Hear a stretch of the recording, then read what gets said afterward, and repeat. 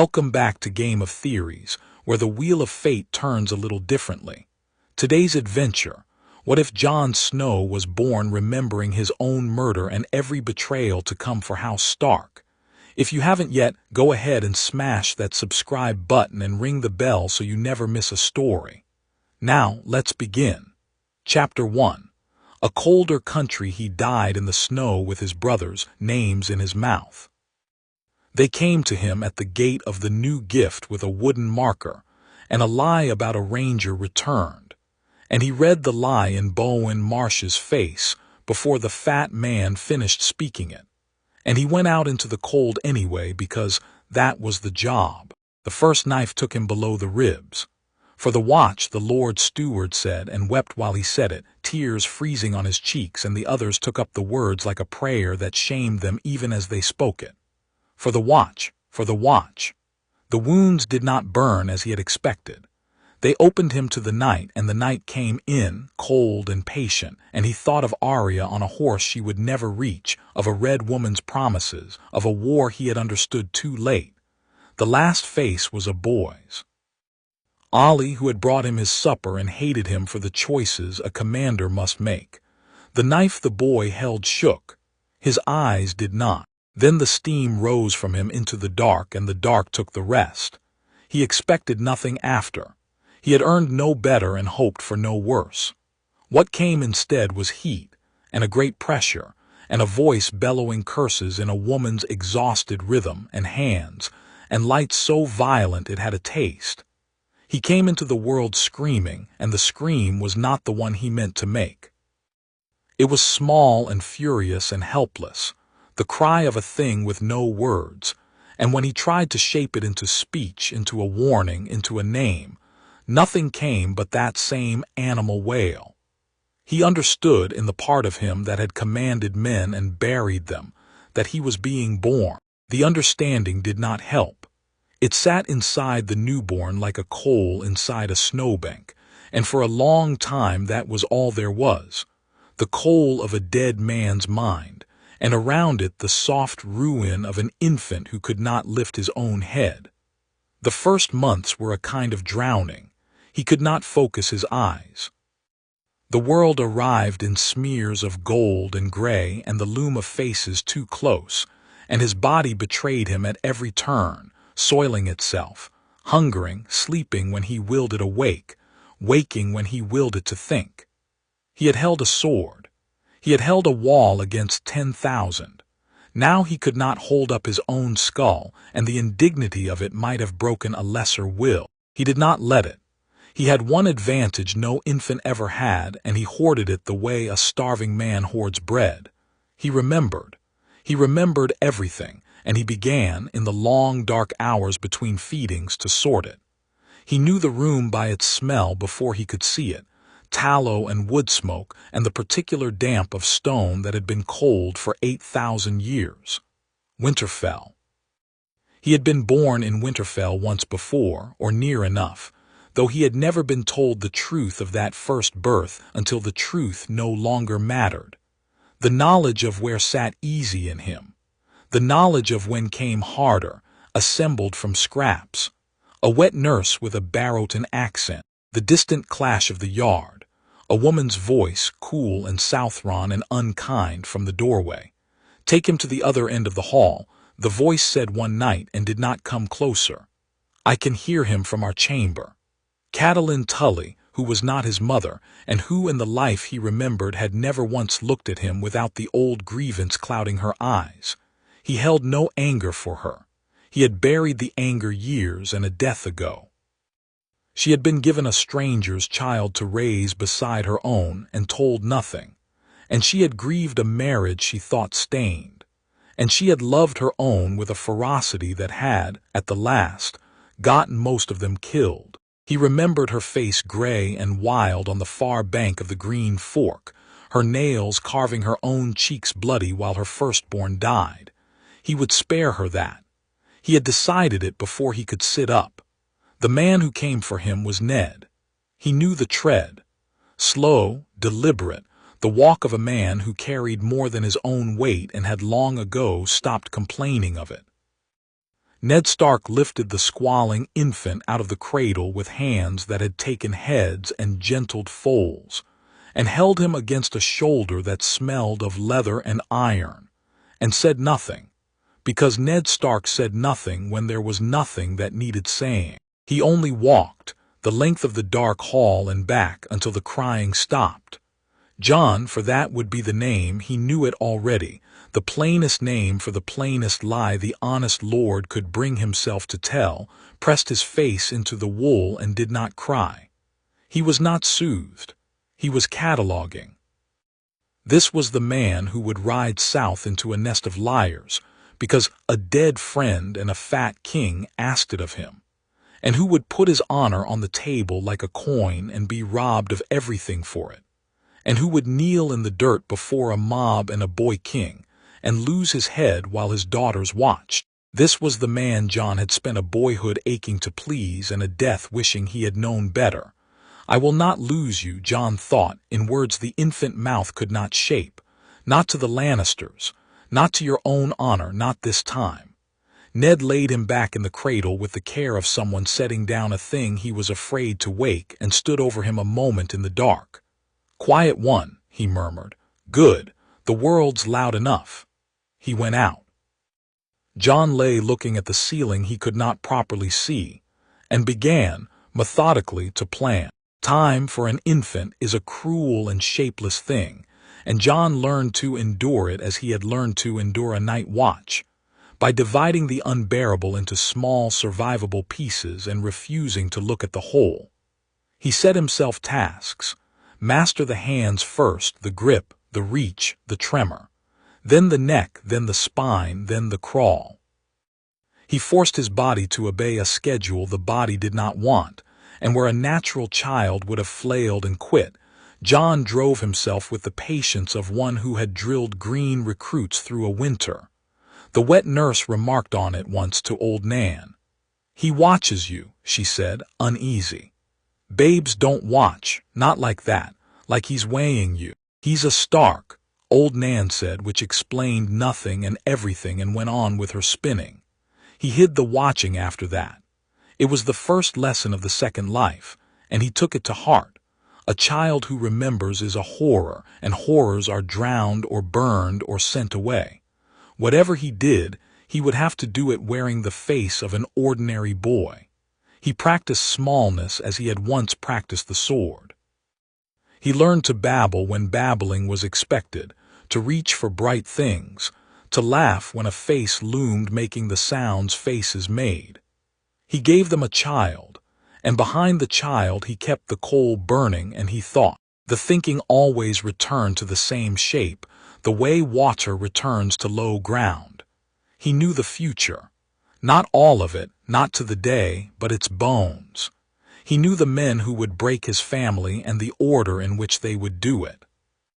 He knew that somewhere south a small man with a mockingbird pinned to his breast was already spinning the first threads of the web, that Petter Baelish had loved a Tully girl and been humiliated by a Stark, and would make the whole of the 7 kingdoms bleed to soothe a wound to his pride, beginning with a vial of poison and a widow's willing hand. He knew that Jon Arryn, Hand of the King, a good man in a bad city, had a certain number of breaths left in him and did not know it.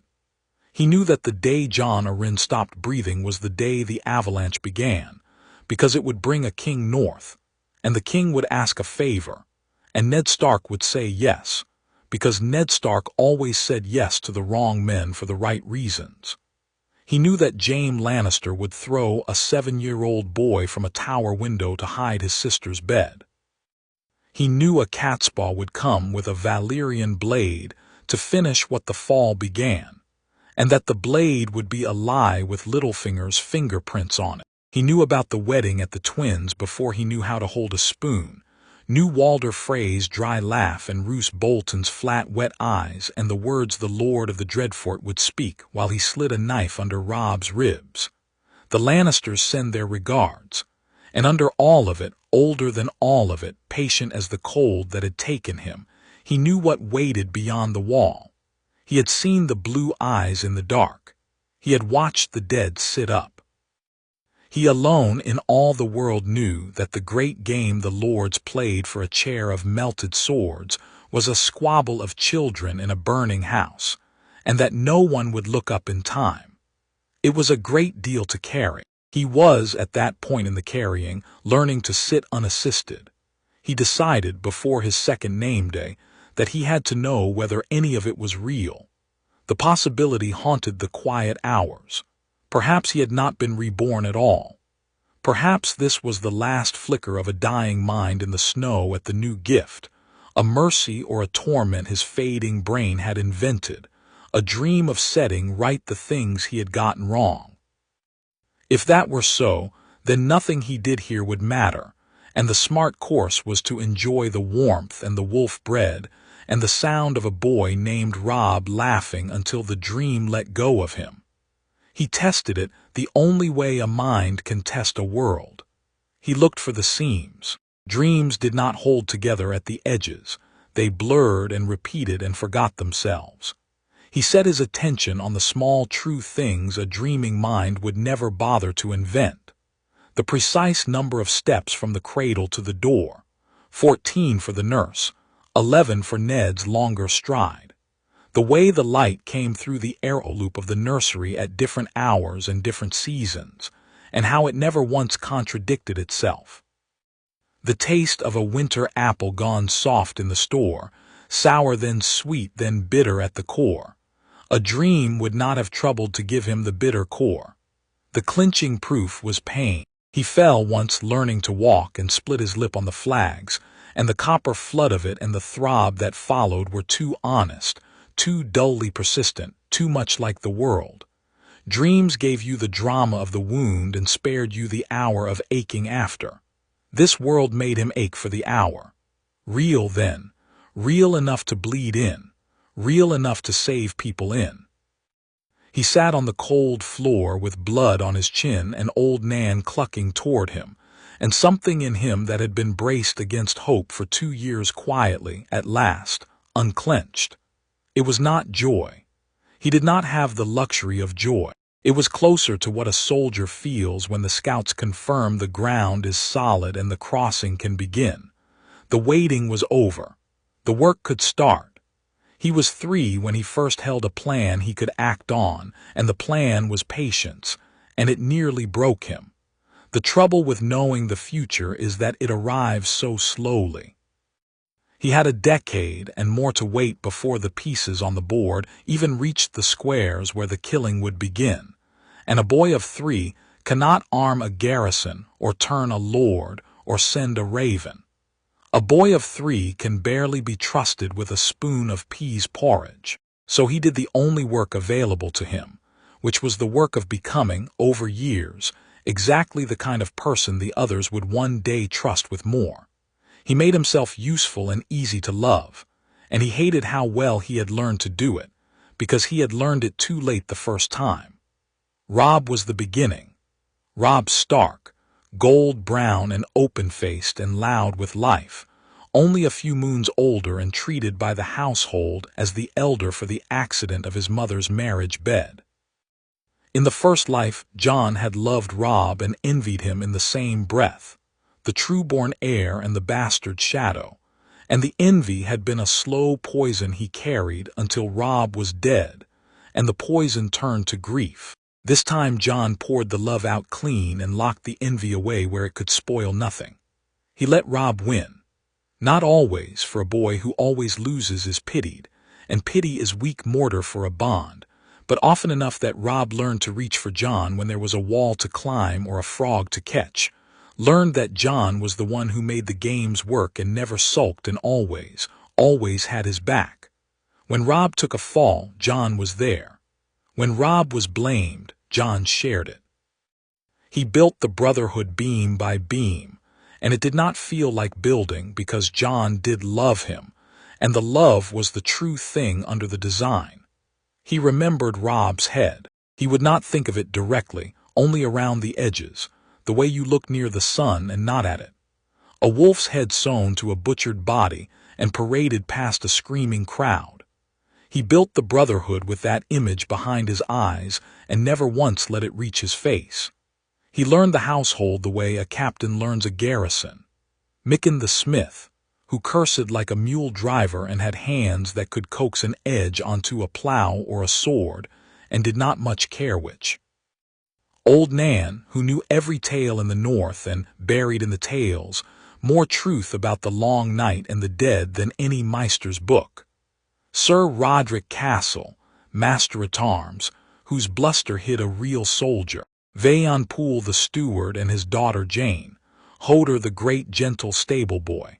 The guardsman on the wall who let a small persistent child sit with them if he was quiet. Jon learned their names and their griefs and their loyalties, and he made himself, patiently, over years, into someone every one of them would trust with a life, because the day was coming when he would need to spend that trust, and there would be no time to earn it. His first move against the future was so small no one saw it as a move at all. Ned took his sons to the granaries each autumn to teach them the accounting of a hard land, how much a castle ate through a winter, how much a bad harvest cost in the spring. Jon, 4 and underfoot, asked why they did not simply buy grain from the south when a winter ran long, the way the Manderleys did in trade. Ned explained, patiently, that the roads froze and the White Harbor ships iced in, that a lord who staked his people's lives on southern grain was a lord who had not read the histories. Jon nodded as though the thought were new to him, then said, because he wanted the words in Ned's own mouth for later, that a man who trusted the South with his winter had already lost it. Ned looked at him. Then he laughed, short and surprised, and told Vaon Poole to double the reserve stores that year. It was nothing. It was a boy repeating a lord's own wisdom back to him. It was also the first grain that would, years on, feed men through a war Jon meant to make survivable, and it cost him one clever sentence at the age of 4. He learned from that the shape of everything to come. He could not shout the future. He could only lean, gently and often, on the men who made the decisions, until the weight of 1,000 small leanings moved a castle. Maester Luwin he cultivated most carefully of all. The gray man had the run of every raven and every book and half the secrets of the north, and beneath the chain he had a mind that liked a clever question. Jon fed him clever questions. He learned his letters faster than any child had a right to and hid the speed by pretending to struggle just behind where he actually stood.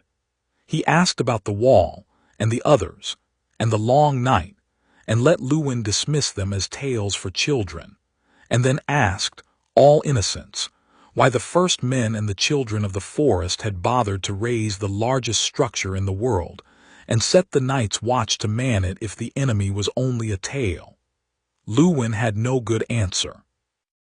Jon watched the question trouble him and said nothing more, and planted the seed, and moved on before it could look like anything but a bright boy's whim. He asked about dragonglass too.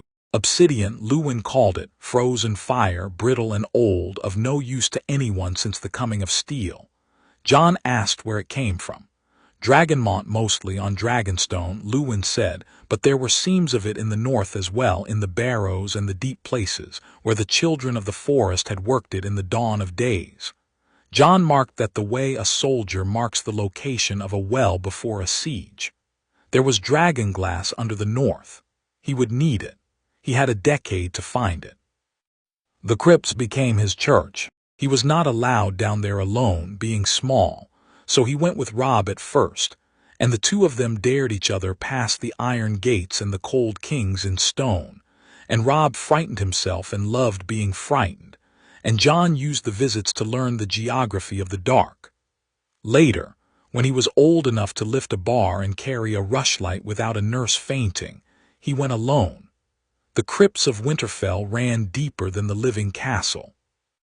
Level upon level, king upon lord upon forgotten name, the direwolves of stone with iron swords laid across their laps to keep the vengeful dead in their graves. That was the tale, and Jon, who had seen the dead walk, did not laugh at it. He went down with a purpose. Somewhere in the oldest dark, where the carvings were more sign than face, The children of the forest had left their marks, and where the children had worked, there would be the black glass. He found it in his 7th year, in a collapsed side gallery no one had opened in centuries. Behind a fall of stone he had cleared a hand's width at a time across a summer of stolen hours. A seam of dragon glass, black and slick and old, running back into the earth farther than his light could follow. He knelt before it, the way another child might kneel before a shrine, and pressed his palm flat to the cold of it. And for once he let himself feel the size of the thing he carried, alone in the dark, under a castle full of people he loved who would think him mad if he told them why he wept. He wept exactly as long as he permitted. Then he broke off a piece the size of his thumb, wrapped it in wool, carried it up into the light, hid it, and began, over years, a splinter at a time, to build a cache no one knew existed of the only thing that could kill the enemy no one believed in. That was the first true move of the war he was fighting alone. It looked, to anyone watching, like a strange boy playing in the dark. Benjen came down from the wall in Jon's 7th year, on the watch's endless begging errand for men and coin and grain, and he brought the smell of the true north in with him, pine and old snow, and the leather of a man who lived in the saddle. The first ranger had time for a bastard when few others did, perhaps because he had chosen a black cloak over a great house and knew something of standing to the side of a family. He found Jon in the yard cleaning tack he had not been asked to clean, sat on the mounting block, and they talked the way you can only talk with someone who wants nothing from you. Jon steered the talk where he needed it. He asked about the rangings. He asked how many men the watch had lost that year, and Benjen, who would have laughed the question off from another child, answered it because Jon asked the way a soldier asks, wanting the number and not the story. Too many, Benjen said. We ride out and some of us don't ride back. The forest keeps them. He turned a bridle over in his scarred hands. Wildlings, the cold, a fall, a fever. There's 100 ways to die past the wall, and we've found most of them. And the ones you don't find, Jon said, the ones who just don't come back, no bodies. Something moved behind Benjen's weathered eyes. He looked at his nephew a beat longer than the question warranted. Now why would a boy your age fix on that? Because a body tells you what killed a man, Jon said. No body and you don't know, and if you don't know what's killing your rangers, you can't stop it. Benjen was quiet. The yard rang with Roderick drilling the older boys. At last he said, You've a cold way of thinking, pup. Your father have that at your age. He answered himself before Jon could. Number Ned's honest cold. Yours is something else. He said it without unkindness, turning the bridle. Come to me when you're grown if you're still made this way. The watch could use a mind that asks where the bodies are. He meant it lightly, the way men speak of a boy, someday. Jon knew what the watch would do with a mind like his when he was grown. Knives in the snow and a weeping fat man and a boy named Ollie. He looked at his uncle, who would ride beyond the wall on a ranging and never return, whose fate hung on the same cold hook as his own, and he made a second private vow to sit beside the first. Not you either. Not to the forest, and not to the thing in the forest that the forest was hiding. Maybe I will, Jon said, which was a lie, and he gave Benjen the boy's smile and asked him to tell of the fist of the first men, because he needed to know the ground. The grief did not go away. He had thought in the early years that keeping busy would starve it, but grief is patient too, and it fed on the very people he was working to save. It ambushed him at the ordinary hours. Sansa, 3 and imperious and already in love with songs, would recite a tale of gallant knights and true ladies, and Jon would smile and encourage her and see, behind his eyes, a girl grown thin and gray beside a monster in a hall, learning the hard way that the songs were lies. Arya, when she came, wild and quick and furious at the loom, a girl who wanted a sword and not a needle, Jon loved most easily and grieved most fiercely, because he remembered a stranger with her eyes, a killer's calm laid over the child, and he wanted for her the one thing he might yet give, a life in which she never had to learn to be that. Little Bran, who climbed everything with the fearless joy of a boy who did not yet know that walls could be taken from you. Rickon, last and smallest, who in the world Jon remembered would grow up half feral and die with an arrow in his back, running toward a brother across an open field, while a monster counted the paces.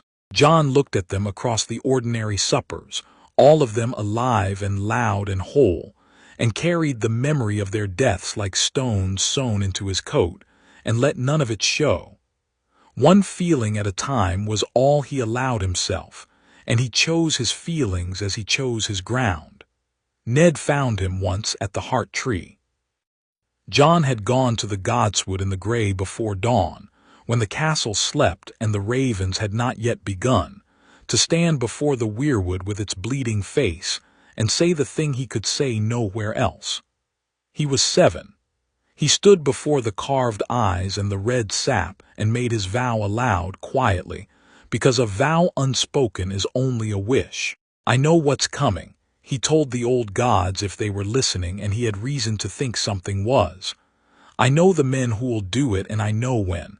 I don't know if I'm strong enough to stop it, but I won't sit in the dark and let it happen twice. I swear it. On the ones I buried, I'll bring them through.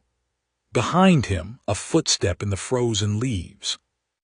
He turned, and it was Ned, cloaked against the cold, his gray eyes unreadable in the half-light, and Jon could not know how much the Lord had heard and would not ask. You talk to the old gods, Ned said. It was not a question. Sometimes, Jon said, it helps to say things out loud, even when no one's listening. Ned came and stood beside him under the red leaves, and for a while neither spoke, and the pool steamed at the roots of the tree. Then Ned said, in the voice he kept for the things that cost him, You carry yourself old, Jon, older than your years. Luwin says it. Roderick says it. I've watched it myself. He paused. A boy your age should be lighter. Jon chose his words for what they would do, not only for whether they were true, the habit that would hold across 2 lives. The world's coming, whether I'm light or not, he said. I'd rather be ready for it than surprised by it. Ned looked down at him a long moment. Whatever he saw, he did not name. He set a hand on Jon's shoulder, heavy and warm, the hand of a man who had few words and meant every one. Then we'll be ready together, he said. You and I come.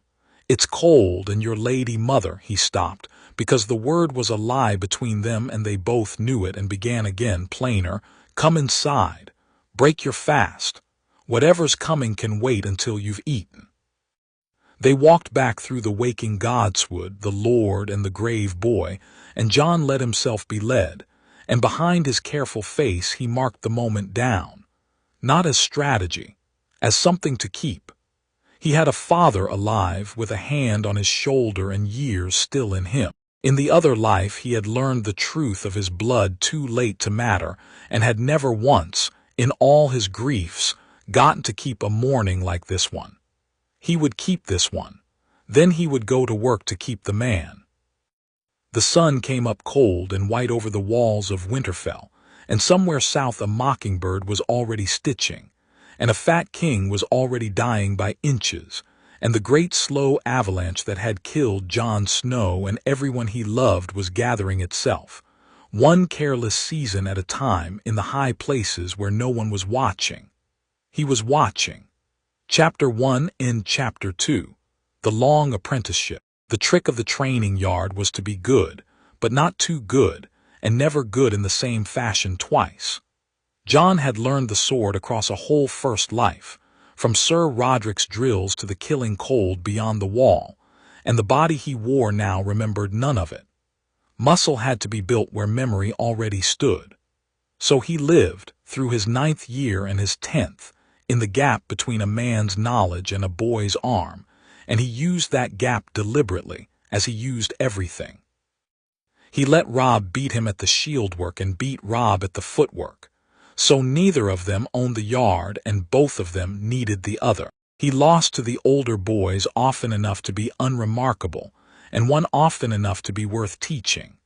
When Sir Roderick corrected his grip, Jon adjusted it slowly over days, though his hands had known the truer grip since before this body drew breath, because a boy who takes a correction all at once is a boy who was only pretending to be wrong. Once, though, he slipped. A squire twice his weight came at him careless and off balance, and the old life answered before the boy could stop it. Jon slid the blow, hooked the ankle, and put the older lad flat on his back in the frost with a practice point at his throat, all of it done in the time it takes to breathe out. The yard went quiet. Sir Roderick lowered his own blade and looked at the small dark boy standing over the winded squire, and something careful came into the master-at-arms' whiskered face. "Where did you learn that?" Roderick said. "Not a drill master's bark, a question." "I watch you," Jon said, which was true and told nothing. "You did it to Jory in the spring. I've been thinking about it since." "You've been thinking about it," Roderick repeated. "I think about most things too long, sir.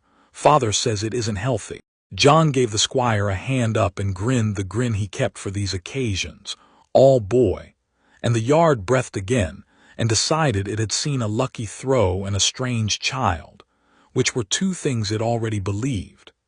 An old soldier who finds a natural under his hand does not question the gift too closely, and by the next morning Roderick had decided he was simply blessed with a promising pupil, and Jon let him keep the comfortable lie. He was more careful after that. A slip like that in the wrong hall before the wrong eyes could unmake 10 years of work. Theon Greyjoy made the discipline harder than any drill. The ward of Winterfell was 4 years older, and wore his captivity like a fine cloak. He pretended not to feel the weight of all swagger and easy cruelty. Quick with a jibe about Jon's mother and quicker with a bow he did not need to prove. In the first life Jon had disliked him and then hated him. And then, later, when Theon came back flayed down to something that wept and whispered, had found the hate would not hold against the ruin of the man. He remembered Theon's hollowed face at the end, a hostage twice over. He remembered that Theon had betrayed Robb and taken this castle, and hung 2 millers' boys from its walls and called them princes, and that all of it began here, in the small daily proof that Theon Greyjoy belonged to no one and nowhere. Jon looked at the arrogant older boy across the yard, and saw the wound the arrogance was dressing. 10 years old, he began the longest and least certain of his campaigns, to give Theon Greyjoy somewhere to belong before the Iron Islands could offer him somewhere to prove himself. The chance came on a hunt. Theon, showing off for the huntsmen, put an arrow badly into a boar and did not kill it clean, and the beast turned and went for him through the brush, and Theon's second shaft missed in his hurry, and for a heartbeat the ward of Winterfell was a dead boy standing very still. Jon was nearest. He had a boar spear he was too young to properly carry, and he set the butt of it in the frozen earth and dropped to a knee and took the animal on the point through no skill worth the name but simple placement, geometry learned in another life, the spear set where the boar had already decided to be. The huntsman killed it a breath later. Theon stood over the carcass with his bow useless in his hand, his color coming and going, and could not look at Jon. That night Jon found him at the edge of the firelight apart from the men, and sat down beside him without being asked, and did not mention the boar. "They'll tell it that you missed twice," Theon said at last, low, bitter. "The Grey boy who couldn't kill a pig. They'll tell it that a boar nearly had you and a bastard got in the way of the tusks," Jon said. "Which is a story about my foolishness, not your aim. Let them. A man who cares what huntsmen say in a hall has given huntsmen the run of his life." He passed the wineskin. "You shot true 100 times this year and no one made a song of it. Miss once and they'll sing for a month. That's not about you. It's about what they decided you are before you opened your mouth. The only answer is to stop letting them decide." Theon drank and studied him across the fire. "You're strange, Snow.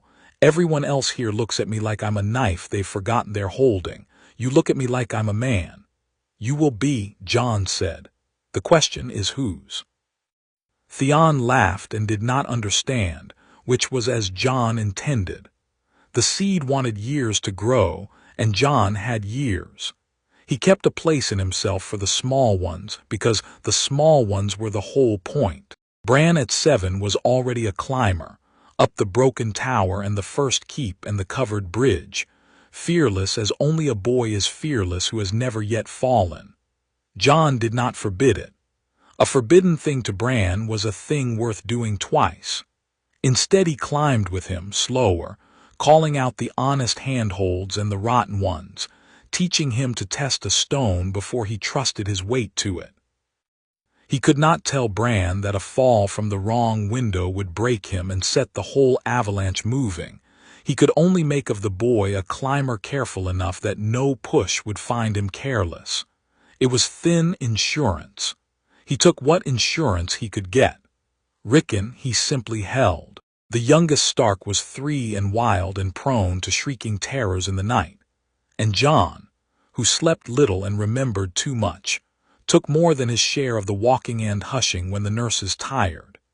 He would carry that warm weight along the dark gallery and feel the child quiet against his shoulder, and he would think of an open field and an arrow and a monster counting paces, and he would hold on a little tighter, and Rickon would sleep, and Jon would not. The great question of Jon's second boyhood was whether to tell Ned. He turned it over for a long time, as a smith turns iron to find where the flaw runs, because getting it wrong would cost him the one advantage that made everything else possible. He had knowledge no living soul possessed, and knowledge like that was only a weapon while it stayed hidden. Spent too soon, it made him a madman or a sorcerer or a threat. Spent too late, it saved no one. If he told Ned the truth of his birth, that he was no bastard but Lyanna's son and Rhaegar's, Ned would believe him, because Ned already carried that truth and would know at once that no one else could. But belief would not help. Ned had kept the secret to keep Jon alive, a Jon who knew it was a Jon who might let it slip, and Ned would guard the world from him rather than arm him with it. Worse, if Jon then spoke of murders not yet done, Ned would not hear a prophet. He would hear a haunted child, and do the kind and ruinous thing, and send for a septon and the quiet that came with pity, and Jon would spend the years he did not have proving he was not mad instead of arming a kingdom.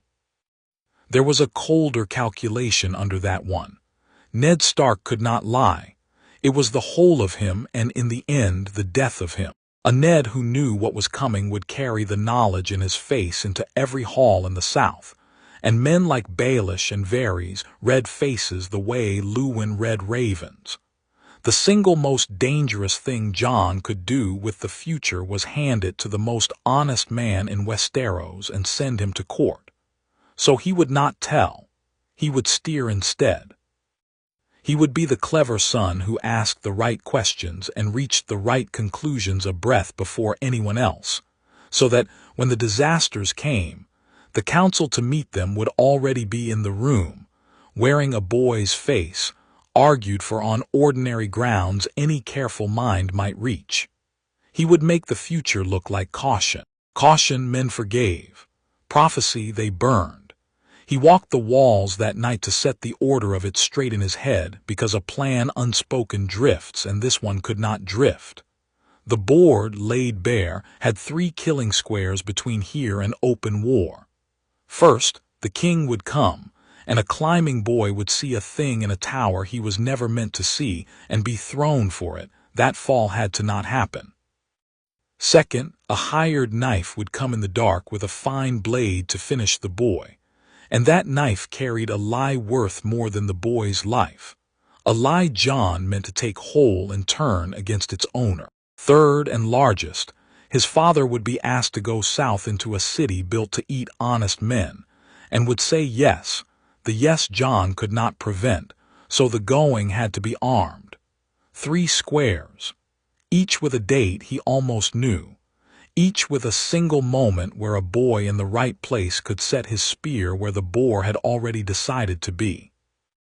He stood on the cold stone above the sleeping castle and ran it through once more, start to finish, and found no flaw he had not already accounted for, and knew that meant only that the flaws were the ones he could not yet see. He went down to his bed. He did not sleep. Sleep was for men with fewer names to keep. Sansa was the one he did not know how to save, because Sansa could not be armed with a stick or a spear. She was 11 and lovely and certain of the world, and the world she was certain of was a song. She embroidered knights and believed in them.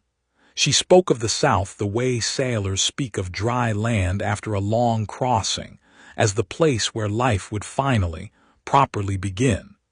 Jon knew where that certainty took her. He remembered a girl grown thin in a red keep, learning courtesy as a hostage learns the moods of a jailer, married to a monster and then to another. Every song she ever loved turned into a knife and handed back to her hilt first. He could not tell her any of it. She would have thought him cruel and jealous, the bastard sneering at the true-born girl's happiness, and she would have been half right, because there had been a life in which he was exactly that. So he tried the only thing left to him, which was to make her cleverer without letting her feel taught. He found her in the glass garden among the winter roses, and instead of mocking her knights, he asked about them. Which was the truest knight in the songs? She said Sir Barristan and Prince Aemon the Dragon Knight. Jon agreed they were fine, and then asked, idle, whether she had noticed that the songs never seemed to mention what a true knight did when keeping his vow cost him his place at court. The songs ended at the brave part, he said. They never showed the year after when the honest man was poor and the flatterer was rich. Sansa considered this with a small frown that was, for once, not performed. That's a sad way to hear a song, she said. It's a safe way, Jon said. Love the songs, Sansa. Just don't walk into a room trusting that everyone in it learned the same ones. Some men learned only the words and none of the meaning, and those are the ones who bow lowest. He touched one of the roses, careful of the thorn. Courtesy is armor. A highborn lady taught me that once. She had not taught him she would, years from now, learn it herself in a hard school and say it to a sister who would not understand. He gave it to her early, wrapped as a compliment. You wear yours better than anyone in this castle. Keep it on in the South, even when they're kind, especially when they're kind. She did not fully understand him, and he had not meant her to, but something of it lodged. He watched her work the thought over like a stitch she meant to keep, and he judged the afternoon a small success, the planting of one grain of suspicion in the most trusting heart in the North. It might do nothing. It might, on some later day in a crueler garden, be the half-second of doubt that kept her from drinking what was offered. He left her among the roses with her knights intact and her armor a little thicker, and walked out into the cold thinking of his father, and of a promise kept in a crypt, and of the harder work waiting there. The girl he could only lean on gently. The Lord he would have to lean on with all his weight, and soon. He chose the crypts for the probing, because the crypts were where Ned went to be honest. Jon waited until a gray afternoon when he knew the Lord would go down to sit with the dead, as Ned did when the letters from the South grew thick, and he arranged to be there first, sweeping a rushlight along the row of the last kings and the newer Starks, stopping at the statue of a woman with a long, solemn face and a garland of stone roses at her feet. That's Lyanna, he said, when Ned's step sounded on the stair. He did not turn. Your sister. She's more beautiful than the singers make her, and they make her very beautiful. Ned came and stood beside him, and for a while the only sound was water dripping somewhere off in the dark. You've been reading the histories again, he said at last. I like the ones that end badly, Jon said. They're the only ones that tell the truth about the world. He let the light rest on the roses. Robert Baratheon still loves her. Old Nan says he'd bring a wreath if he ever came north, though he never does.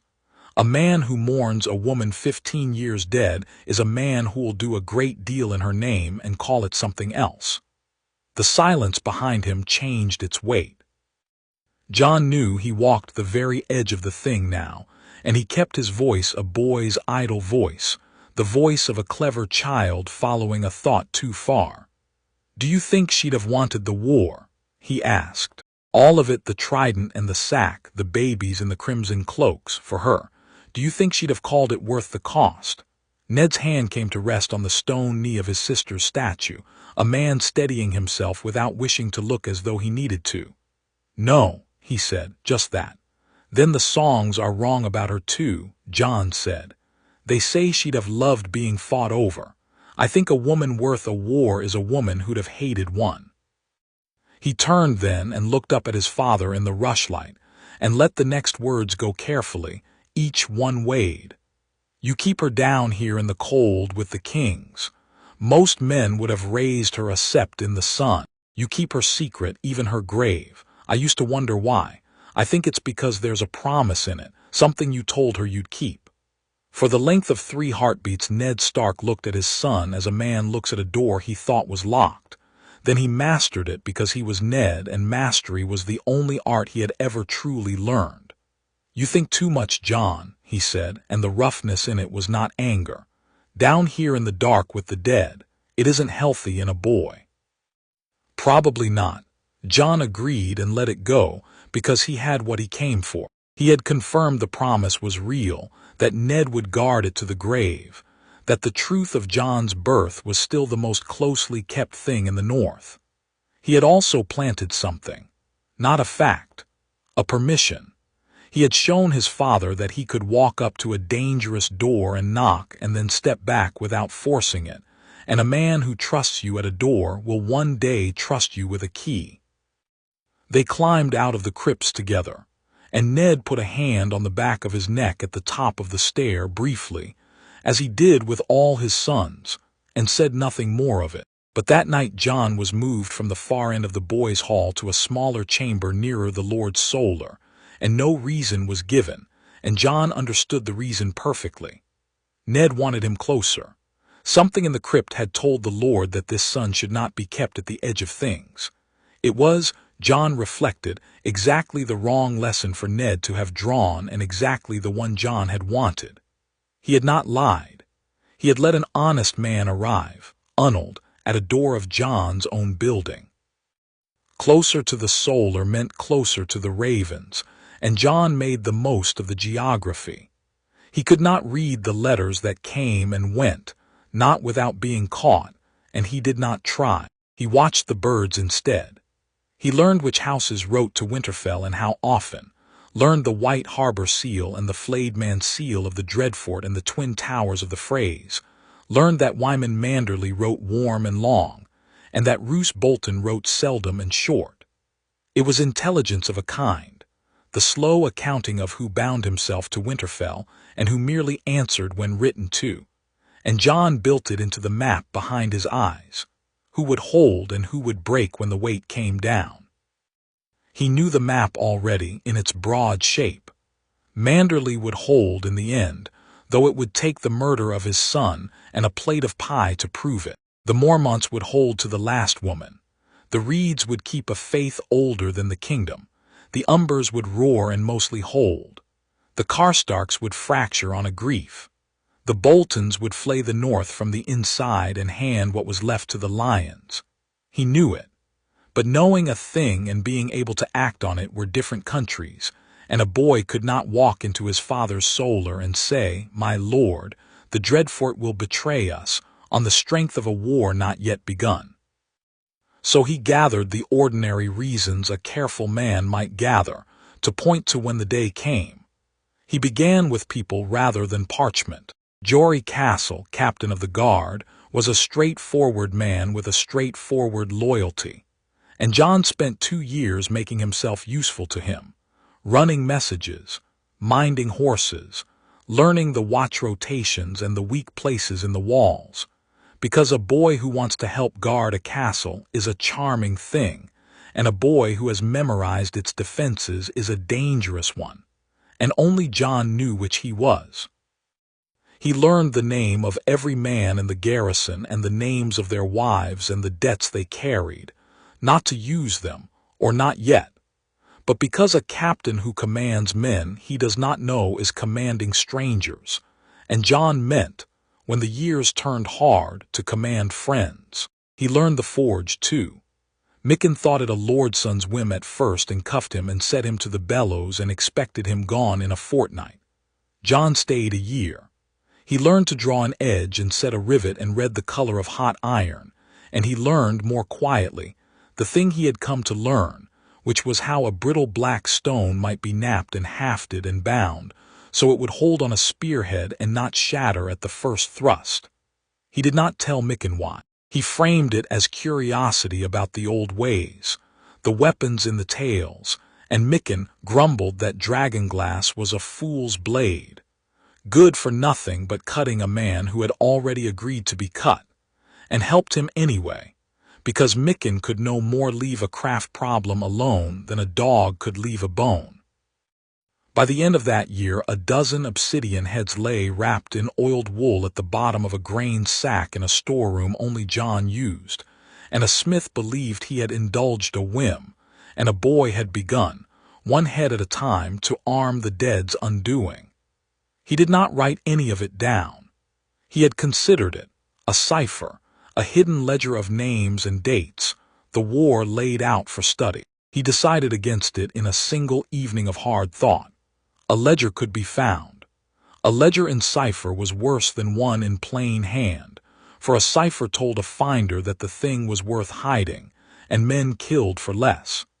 His memory had carried him through death and into a second life. It would carry the names. He kept the whole terrible calendar in his skull and nowhere else, and some nights the keeping of it was the heaviest labor he did. Arya came to him with a wooden sword and a bruise and the whole of her small fury when she was 6 and he was 11, and that was the one afternoon he did not have to plan.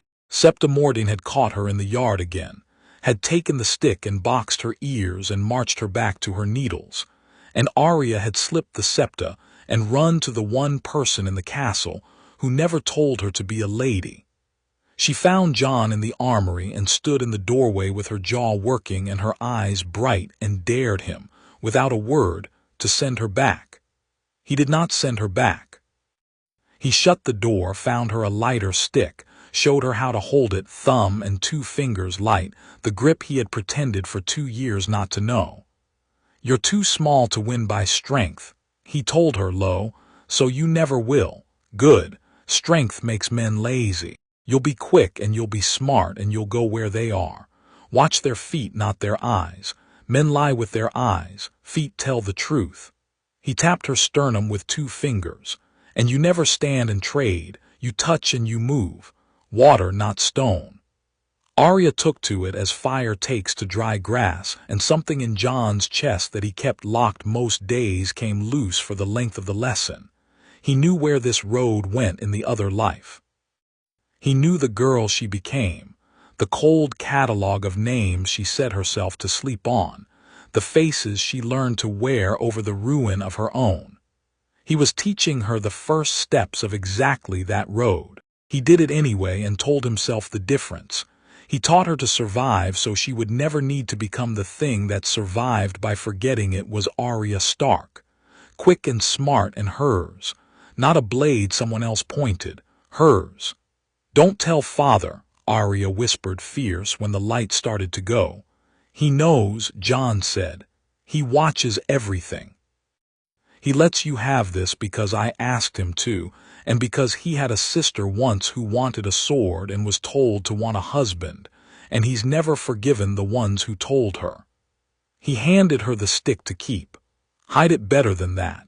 And when the Septa asks where you were, tell her you were praying. It isn't a lie if you were praying to the old gods that she'd choke on her thread." Arya laughed, the ugly delighted snort that was the truest sound in Winterfell, and Jon stored the sound with the morning in the godswood, in the place where he kept the reasons. The years turned. Jon grew tall and grave and quietly formidable, and the household stopped remarking on his oldness because it had become simply how Jon was, and that was the disguise working. Robb was his shadow and his brother and, increasingly, his sounding board. Jon had begun feeding him careful pieces of the tactical mind, framed as things the two of them worked out together. So the future king in the north would already know how to think like the man who meant to keep him breathing. Then, in the autumn of Jon's 14th year, a raven came out of the south with a black-sealed letter, and Jon knew before Luwin unrolled it, knew from the color of the wax and the color of the sky and the whole weight of the calendar in his head, that the first stone had come loose from the mountain. Lord Jon Arryn, Hand of the King, Defender of the Vale, was dead. A fever, the letter said. A sudden fever taken swiftly. Not a fever. A widow's hand and a mockingbird's whisper and a false grief already rehearsed in a keep by the sea. The murder that began everything, the bell that would call the king north. That night Jon brought Robb up onto the covered bridge above the yard, where the wind covered a low voice and no doorway could hide a listener, and he told his brother the first careful portion of the truth. He did not speak of second lives or of dying in the snow. He spoke of a bastard's habit of watching, and of patterns. He laid out the South as a board. A dead hand who had been Hail a Moon before, a queen whose brother never left her side, a master of coin who had grown rich lending the crown money that did not exist, a king drowning in debt and wine who would, when the hand's chair sat empty, remember the one man in the realm he trusted and ride north to fill it. He named the danger plainly. If father is asked to be hand, Robb, he must not go south a trusting man. Everyone who smiles at him in that city will be measuring his throat. Robb listened, and his open face went still and then hard, older by the end of it, and when Jon finished, his brother did not laugh or scoff. "You've thought about this a long time," Robb said quietly. "Longer than you'd believe," said Jon. "Then help me think about it too," Robb said. "Whatever's coming, you and me, I'd rather know the shape of the storm than be surprised by it." He gripped Jon's forearm in the warrior's clasp they had used since they were small, and the grip was a vow, and Jon returned it, and for once let the warmth of it reach all the way in. The work had begun long ago. Now, at last, there were two of them to do it. Chapter 2, End Chapter 3. 6 pups and a plan. The deserter was going to die, and he was going to tell the truth first, and no one but Jon would believe a word of it. Ned took the boys out at dawn to see the king's justice done, because a lord who passes the sentence should swing the sword, and a lord's sons should learn what the swinging costs. They rode north through wet snow, Robb and Jon and Bran, who was 7 and had begged to come, and Theon trailing with his easy grin and a score of Winterfell men. Jon had ridden to more executions than any of them could imagine, most of them his own passing of sentence, and one of them his own death. He kept his face plain and watched Bran, who watched everything, and he waited for the words he knew were coming. They caught the man at a hold-fast, a ranger of the night's watch with the terror still fresh on him. He did not run. He knelt in the snow with the black rags of his cloak stiff around him, and he did not beg for his life. He begged only to be believed. "I know I broke my oath," he said, and his voice cracked on it. "I know I'm a deserter. I should have gone back to the wall and warned them, but I saw the White Walkers, the dead." His eyes rolled toward the tree line. "They're coming. They took my brothers, and they'll come for all of you." The Winterfell men shifted and looked away, the discomfort of practical men hearing a madman rave. Ned's face gave nothing. Bran leaned forward on his pony, half frightened, half fascinated, and Jon, who had put a burning brand through a white's chest and watched a dead man's blue eyes go dark, felt the old cold move through him and let none of it reach the surface. He believed every word. He wanted more than almost anything to kneel beside the doomed man and say, "I know. I have seen them too. You are not mad, and you are the only honest man in this snow." He said nothing. A boy who defended a deserter's tales of the dead was a boy who invited questions he could not survive. Ned drew ice, the great pale Valyrian greatsword, and spoke the words, "In the name of Robert of the House Baratheon, by the right of Eddard of the House Stark." The ranger's head came off clean. Bran did not flinch, and Ned marked that his youngest had held his eyes open and gave the boy a grave nod, and they turned for home. Jon rode beside his father a while in silence before he spoke, and when he spoke he chose the ground carefully. "He wasn't lying," Jon said. Ned looked over. "He was mad, Jon. Fear had eaten his wits. Men see terrible things in the woods in the cold, and their minds make monsters of them." "Maybe," Jon said, "but he didn't beg for his life. He begged to be believed. A liar begs for his life. A madman argues with the trees. That man knew he was going to die and spent his last breath trying to warn strangers about a thing he'd get nothing for. He let it sit. I only mean, father, that when the whole world would call a man a liar and he tells his tale anyway at the cost of his neck, it's worth asking what he thought was true, even if he was wrong." Ned rode a dozen paces without answering. Then, "You'd have made a Meister or a Septon. You worry at a thing like a dog at a root." But there was no scorn in it, and Jon saw the words go in and lodge somewhere against the day when he would need his father to remember that a Night's Watch man had died swearing the dead were walking, and that Ned's grave son had believed him. That was enough for now. He had not asked Ned to believe in the others. He had asked him to remember a doubt. Belief could be built on remembered doubt. It could not be built on nothing. They found the direwolves on the ride back, and this Jon had been waiting 14 years to see done right. It was Bran's sharp eyes that caught the shape in the snow, as it had been in the other life. A dead stag half-eaten, and beyond it the great gray bulk of the mother direwolf, an antler broken off in her throat, dead of the wound and the whelping both.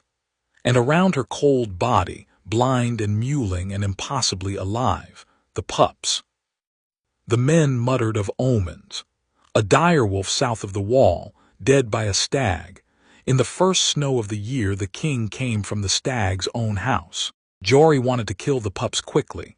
A mercy, they would starve or freeze without the dam.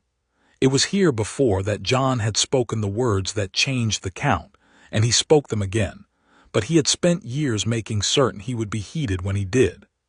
"There are 5, Jon said, having counted before anyone, having known the number since before he could walk. He lifted the first, a gray female, and set her against Bran's chest, and the boy's arms came around her without being told. 3 males, 2 females. Lord Stark has 3 sons and 2 daughters. The direwolf is the sigil of your house." He looked at Ned, and pitched it not as a plea but as a plain reading of the world, the sort of reading Ned respected. The old gods sent 5 wolves for 5 Stark children. It would be a strange thing to drown a gift the gods left lying in the snow in the shape of your own arms. Ned's gray eyes moved from the pup at Bran's chest to Jon's face, and the old caution was in them. And beneath the caution something that had been growing in the Lord for years without his quite naming it.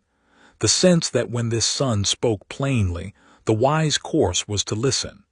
He gave the nod. 5 wolves for 5 children. The men stopped reaching for their knives. The count was 5, and Jon had said 5. But there was a 6th, and Jon walked away from the others to find it because he had walked this exact ground once before. He found the white pup apart from its litter mates, shouldered out from the warmth of the dead dam, silent where the others cried. It did not cry. Its eyes were open already, red as old blood, and it looked up at him without fear, and Jon knelt in the snow and felt, for the space of a breath, the whole distance between his 2 lives narrow to nothing. Ghost. He had died, and this creature had howled over his body. He gathered the runt against his chest and the small heartbeat against his own, and he did not weep, because a boy weeping over a wolf invited the wrong gentleness, but the thing in him that he kept chained rattled its chain. "That one's yours, then," Ned said quietly behind him. He had come without Jon hearing, which almost never happened. The runt, cast out from the rest. A shadow crossed the Lord's face, some old grief of his own. It suits you better than I'd wish. He's not weak, Jon said, standing, the pup tucked warm inside his cloak. He's just quiet. The quiet ones live longest. They watch before they move. He met his father's eyes.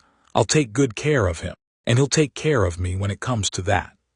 Ned did not ask when it would come to that, but he looked at his motherless son holding a motherless wolf, and whatever he saw there, he did not send the runt back to the snow. They named the wolves within a fortnight, and Winterfell filled with the sounds of them, and for a little while the castle was only what it looked like, a family and its children and its beasts, and no shadow of the future lay on it that anyone but Jon could see.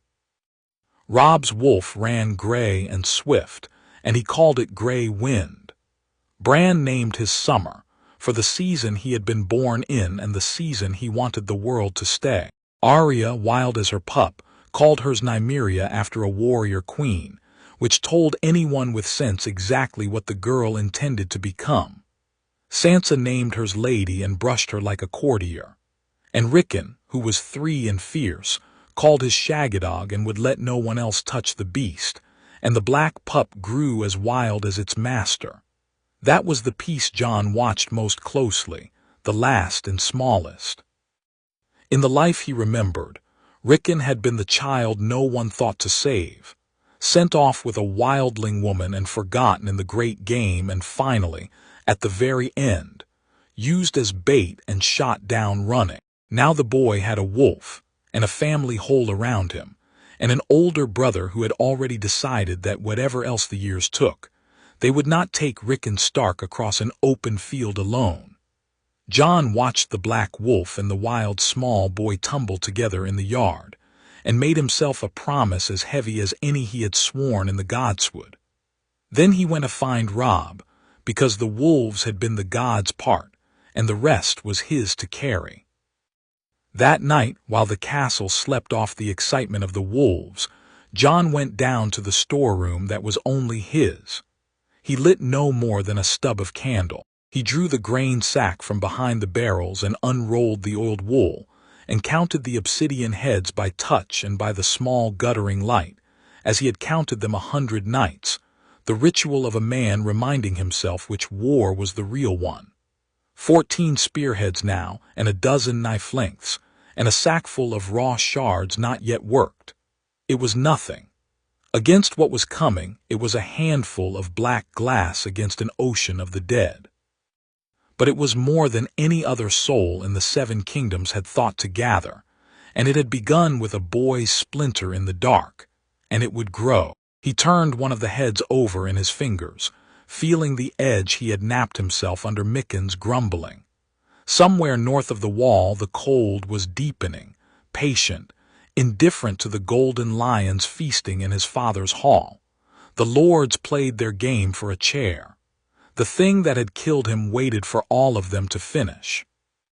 He wrapped the glass and hid it again and put out the candle and stood a moment in the full dark, letting himself hold both wars at once, the small human one that started with his brother and the long cold one that ended everything, and the weight of holding both was the truest thing he carried. Then he went up to his bed. The living came first. They always would. A man saved the people in the room before the storm on the horizon, because a storm could not be fought by a realm already bled white by its own knives. Save the family. Then turn the realm north. In that order, because there was no other order that worked. Tomorrow he would take Robb into the Wolfswood and lay out the killing squares. Tonight he let the black glass keep its own counsel, and slept for once a little. They walked the Wolfswood in the gray afternoon with only the wolves for company, out past where any listener could follow, and Jon laid the next stretch of road bare. "The king will be here within the moon," he said. "He's coming to make father his hand, whether father knows it yet or not. He'll bring the queen and her brothers and half the court, and every one of them will be watching us to learn what kind of people the Starks are. Most of it will pass like any royal visit, but there are 2 or 3 days in it that could kill this family, and I want us ready for all of them." Robb had learned, this past moon, to take Jon at his word when he spoke like this, and did not argue the strange certainty of it. "Tell me," he said, "first, the Queen's twin brother, Sir Jaime. Watch him and watch the Queen and keep Bran away from both. Bran climbs where he shouldn't, and there are things a man might do in a high empty tower that he would kill a child for seeing. If Bran finds a locked door during the visit, I want one of us to have already made climbing somewhere else his favorite game. We keep him low and we keep him watched every day the court is here. Can you do that without frightening him? I can make the broken tower a dare I win and he loses," Robb said slowly. "He'll sulk, he'll live. He'll live, that's the whole of it." Jon crouched and rubbed Ghost behind the ears, ordering the next thing in his head. "Second, if anything does happen to Bran, a fall, a sickness, anything that leaves him abed and helpless, then some night after a man will come to that sickbed with a knife to finish him. Not one of ours. A hired blade with a dagger too rich for a common cutthroat. I don't know his face. I know he'll come if Bran is ever helpless, and I know the dagger matters more than the man who carries it." Robb had gone still. "How can you know that?" "The same way I knew there'd be a war in the South when a hand died of a fever," Jon said. "I watch, and I put things together, and the things I put together keep coming true, and it frightens me too, brother. So let's not stand in the cold marveling at it. Believe me or don't." Robb was quiet a long moment, the wolves' nose through the snow between them. "I believed you about Lord Arryn," he said at last. "You said the king would come and name Father Hand, and here's the king coming to name Father Hand. I'd be a fool to stop believing you now because the next part is worse." He straightened, and something of the Lord he would become settled onto his shoulders. "So, we keep Bran low. We watch the Queen's brother. And if the worst comes, we don't wait for the knife in the dark. We set a watch and take the man alive." "Alive," Jon agreed. "The dagger will tell us who sent it, and who sent it is worth more to this family than 100 swords. Then alive." Robb clasped his forearm. "You've been carrying this alone, all of it, for as long as you've known." Jon did not answer that because the true answer was 2 lifetimes, and there was no shape of words for it that would not sound like madness. He returned the clasp instead, and let Robb read what he liked into the silence, and the 2 of them walked back toward Winterfell with their wolves ranging ahead, 2 brothers and a plan, and the great southern storm rolling up the King's Road to meet them. The outriders came 4 days later, banners of black stag and golden lion snapping over the white hills, and behind them a column half a mile long, wheelhouses and knights and baggage, and the slow, gorgeous weight of a king on progress. Jon stood in the yard with the household drawn up in their best, Robb beside him. The wolves shut away lest they unsettle the royal horses, and he watched the lions come into his father's castle, and he counted the faces he knew as they passed. The fat, ruined king who had loved a dead girl, the golden queen with winter in her smile, the Kingslayer, bright and bored and deadly, a boy prince with a soft mouth and cold eyes who would, given a throne, feed a realm to his own cruelty, and rolling in on his own short legs at the column's tail, a wineskin in hand and a wit sharper than most swords, the youngest lion of all. They think they are riding into a castle of trusting northern fools, Jon thought, giving them his boy's respectful bow along with the rest. Every soul in this yard is a mark to them, and my father is the biggest mark of all. He straightened and let them believe it, because the longer they underestimated Winterfell, the more of his family he would get to keep. The welcome feast was noise and grease and too much wine, and Jon watched it from the bastard's place near the wall, which suited him. From the wall a man saw everything and was seen by no one, and Jon had learned in 2 lives that the wall was the best seat in any hall. He watched Robert bellow and grope a serving girl under his queen's frozen smile. He watched Cersei measure Catelyn with the appraising eye a jeweler gives a rival's stones.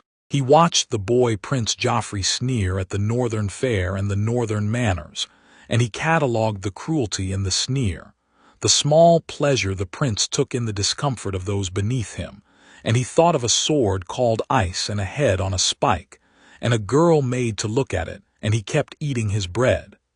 There would be a time for Joffrey. It was not tonight. The dwarf found him before the meat was cleared. Tyrion Lannister came along the wall with a cup in his hand and lowered himself onto the bench beside the bastard, uninvited and unbothered, and considered Jon with eyes that missed very little. "You're the other one," he said, "one who isn't a Stark and lives with Starks, Lord Eddard's natural son." He drank. "I make a study of the pieces on a board that everyone else forgets are pieces. Bastards, dwarfs, the overlooked, we see more being beneath notice." "We do," Jon agreed. "Most boys your age would bristle at bastard or flinch or pretend they hadn't heard." Tyrion tilted his head. "You did none of those. You just agreed with me. That's either very stupid or very interesting, and you don't look stupid." "My Lord Lannister gives good counsel without being asked," Jon said. "Let me give some back. Never forget what you are, because the world won't, and it can't wound you with a thing you've already made your armor. You told yourself that once, I'd wager, and it kept you alive in halls that wanted you dead." He met the dwarf's mismatched eyes. "I wear bastard the same way. It means they underestimate me. I've decided to let them keep doing it."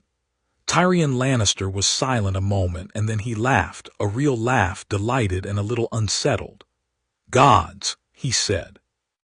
15 and talking like a man who's already buried his enemies. Winterfell breeds them strange. He raised his cup. "I like you, Snow. That's a dangerous thing to be, a Lannister's liking. But I like you. Should you ever want a friend south of the neck who understands the view from beneath the table, remember there was a drunk little lion who offered." "I'll remember," Jon said, and meant it more than the dwarf could know, because he remembered a great deal about Tyrion Lannister, most of it earned in blood and wildfire, and he had already decided that of all the lions, this was the one worth keeping.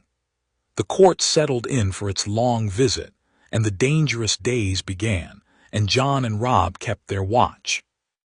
They kept Bran low. Robb dared him up the guardhouse in the great keep and lost to him, loudly, so that the boy had no reason to seek out the empty broken tower where the real danger waited. Jon shadowed the Queen's brother without ever seeming to, learned which stairs Sir Jaime favored and which hours he vanished from the yard, and marked, with the flat attention of a man reading ground before a battle, the times when both golden twins were absent from the hall at once. On the third day it came. He saw Cersei leave the feast hall, and a little after Jaime, he saw the direction they took, toward the disused wing and the tower with the good view and the better privacy, and he knew the hour had arrived that had, in another life, broken his brother and set the whole world sliding toward the dark. Bran was in the yard, watched safe. That was the plan, and the plan was holding. Jon rose from his place by the wall, unhurried, a boy going out to check on a wolf, and went to make certain of it with his own eyes. Some fixed points. A man did not trust to any plan, but the one he was standing inside of. He walked out into the cold toward the old tower, Ghost falling in silent at his heel, and above him the sky hung low and white and waiting. The plan had a hole in it, and the hole was 7 years old and loved to climb.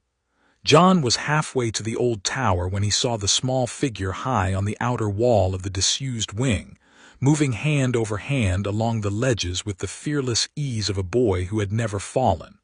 Bran. Not in the yard. Not watched. Robb's dares had held him for 2 days, and then the pull of the one forbidden climb had won, because a boy who is told to stay low will always, in the end, go high, and Jon had known that about his brother, and let a plan lean on the one thing that could not be trusted, which was a child's obedience. He did not shout. A shout would startle Bran off the wall or turn Jaime Lannister's head at the window above, and either was a death.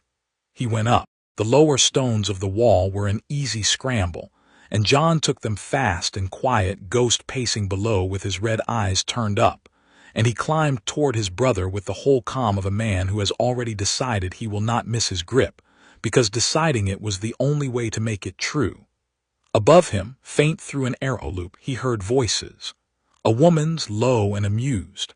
A man's careless. He did not listen to the words. He knew the words. He knew what came a heartbeat after them, and he climbed. He reached Bran on the ledge below the tower window, close enough now to touch a boot, and Bran turned at the small sound of him and grinned, delighted to be caught by the one brother who would not tell. "Jon, look how high." "I see," Jon said, low and even, already moving, already alongside him, one arm hooking the boy's belt and his weight settling to the wall as an anchor. "It's a good climb. Best in the castle. Come down now, quiet with me. There's a thing I want to show you, and it can't wait, and you can't tell Robb or he'll want to come." He kept his voice light and certain, an older brother sharing a secret, and Bran, who could not resist a secret, let himself be turned from the window. Above them the woman's voice sharpened. "Did you hear something?" Jon had one hand on his brother and both their lives on the strength of his other, and he did the only thing left to him, which was to make two climbing boys into an ordinary sound. "Race you to the Godswood wall." He called out, pitched loud and young and foolish, a boy's game and nothing more, and he laughed as he said it, an idiot's carefree laugh, and started them both down the wall in plain, noisy sight. Let the Queen look out and see two of Lord Stark's boys larking on the stones where boys always larked. Let her see nothing worth a second thought. A hidden watcher is a threat.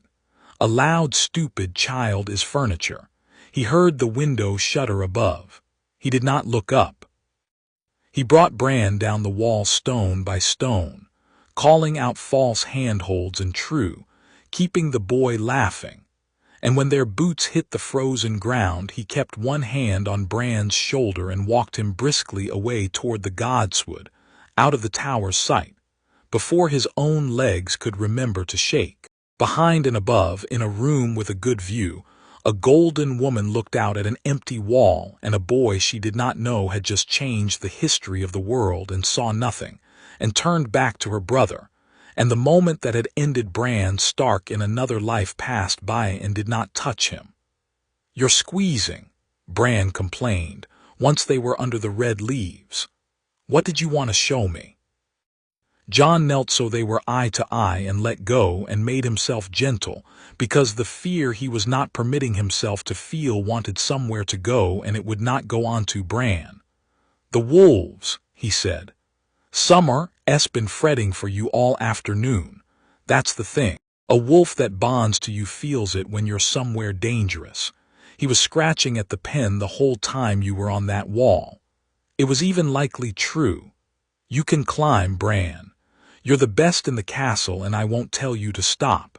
But that wing, the old tower with the guests here, the court, the Queen's men, you stay off it while they're under our roof. Not because you'll fall. Because there are people here who don't like being watched, and a boy on a wall watches everything, and some of the people in that column would hurt a child rather than be seen. Do you understand me?" Bran's eyes had gone wide and serious. "Are they bad people?" "Some of them," Jon said. "Most people are only careless, which is nearly as bad. You keep to our walls, the ones full of our men, and you leave the guests their privacy, and in a moon they'll be gone south and you can climb the whole castle blind. Give me your word." "I give it," Bran said, solemn as a boy of 7 can be, which is very solemn indeed. Then smaller, "Don't tell Mother I was up there."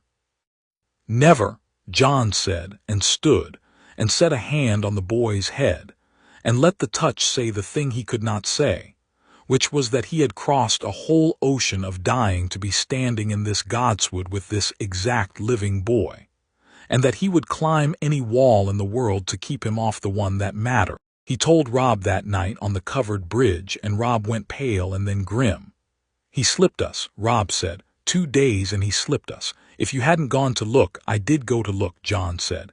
That's the lesson. We don't trust a plan to hold. We go and see with our own eyes every time the whole visit until the lions ride south. A plan is only a guess you've written down. The seeing is the thing. He didn't fall. Rob said it as though testing whether the words were solid. Whatever you were so afraid of, it didn't happen. It didn't happen, Jon agreed, and let his brother have the plain triumph of it, and did not tell him how close a thing it had been, or what it had cost in the other life, or that a queen had looked out of a window at an empty wall and would spend the coming days uneasy without knowing why. Cersei Lannister would feel watched now, in the marrow, the animal sense of a predator that has caught a scent it cannot name. That was its own kind of danger. A frightened lion was a careless lion, and careless lions made the mistakes that hanged them. Jon would be ready for that too. One killing square crossed. The boy was whole. The secret still lay unspilled in a tower, and Jon held it now the way a man holds a knife he has taken off an enemy, hilt first and waiting. There were squares still to come, worse ones, a hired blade and a road south and a city built to swallow honest men. But tonight his brother was alive who should have been broken, and Jon stood on the bridge in the cold and let himself have that, one clean thing, before the work took him again. Below in the yard, Ghost lifted his white head to the moon and did not howl. The quiet ones watched before they moved. Jon watched and moved, and the storm rolled on toward the day the king would ask his father the question that killed him last time. And this time Jon meant to be standing in the room when he did. Chapter 3, End Chapter 4. The king in the yard, a lion that cannot find the thing it fears grows careless, and Cersei Lannister could not find the thing she feared. Jon read it in her across the days that followed the tower, in the extra guards on the royal apartments, in her green eyes moving along the walls at meals, counting windows. She had looked out at an empty wall and heard boys larking and told herself it was nothing, and the telling had not held, because a woman who keeps a secret worth a kingdom learns to trust the animal under her skin, and the animal knew it had been close to seen.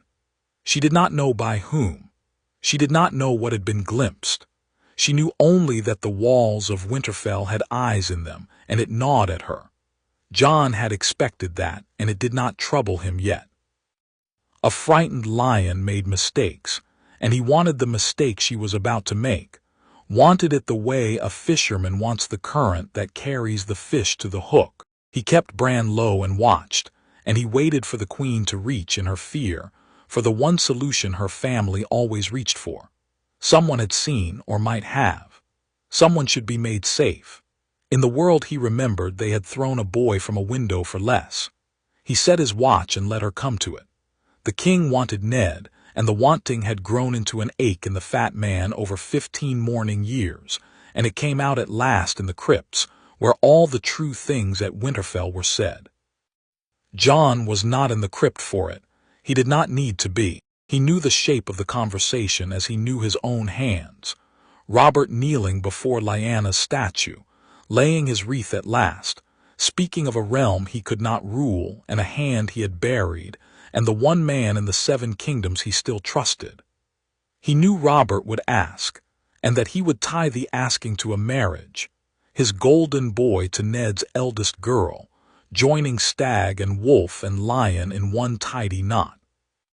He knew Ned's honor would pull him toward yes, and his love of home toward no, and that in the other life honor had won and killed him for it. So Jon had done his work early over years, so that by the time the king asked, Ned Stark was already a slightly different man than the one who had said yes and died. He had a grave son who had warned him, plainly and correctly, that a hand had been murdered and a court lay waiting, a son who had said, in 100 small ways across a decade, that the South ate honest men and called it supper. Ned did not believe in prophecies.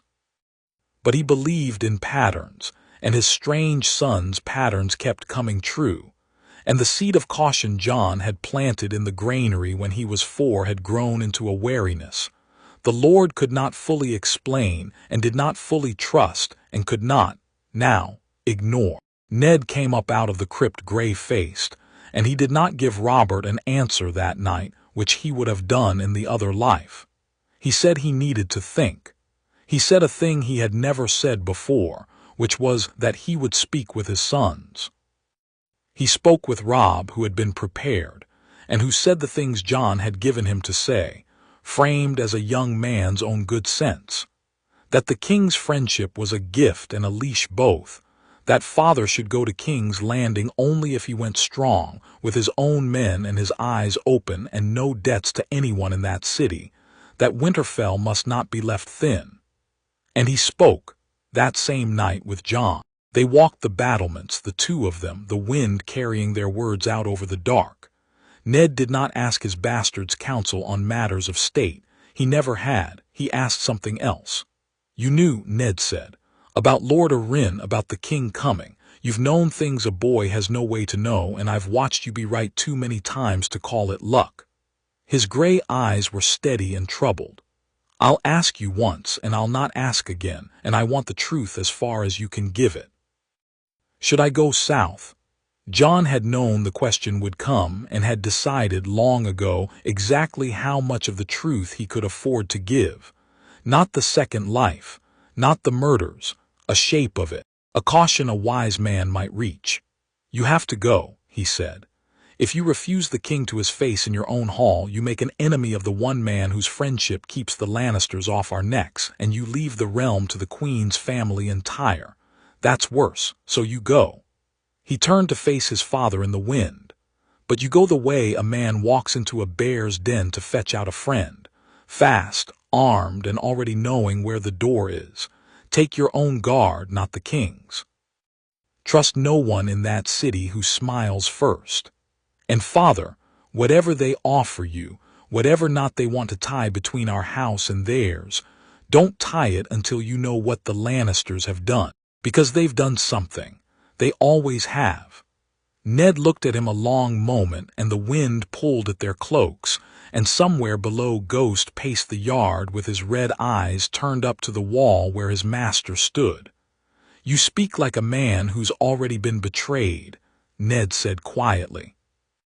"I speak like a man who doesn't want you to be," Jon answered, which was the truest thing he had said aloud in 15 years, and Ned heard the weight in it and did not press, and the two of them stood in the cold a while longer, father and son, before the storm took them both.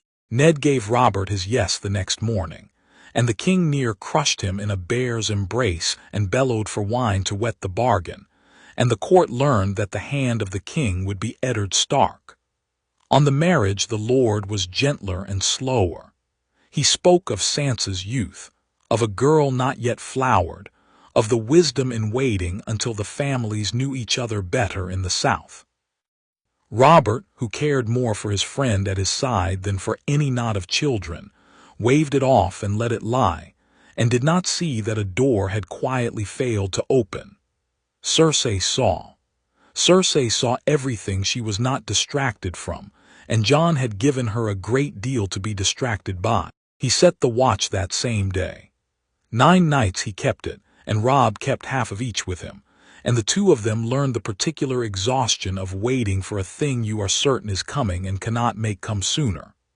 They slept in shifts through the daylight and haunted the gallery outside Bran's door through the dark, and Bran slept on unknowing, warm and whole, summer stretched across the foot of his bed. Jon watched his brother breathe on those long nights and thought of a window and a fall that had not happened, and he did not let himself grow easy, because the danger had only changed its shape, not its appetite.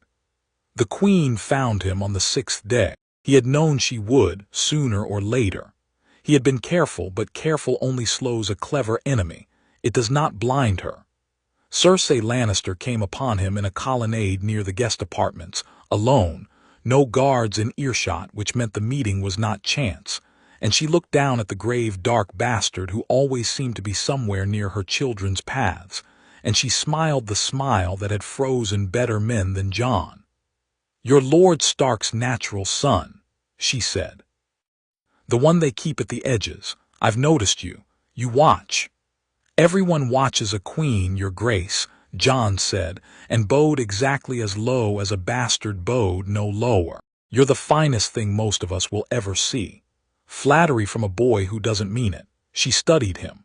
"Most of my flatterers at least try to seem sincere. You don't bother. Why is that?" "Because your grace would see through it, and I'd rather be the one man in the yard who didn't insult you by trying." He kept his eyes down, played the clever nobody, gave her nothing to catch. "I've no use to a queen. I'm a bastard with no lands and no name worth the wax to seal it.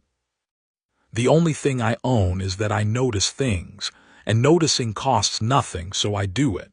It's a poor man's only wealth." She was quiet a moment, and he felt her weighing him, the animal under her skin sniffing for the watcher on the wall, and finding only a sad, clever boy who admitted to noticing and seemed too small to matter.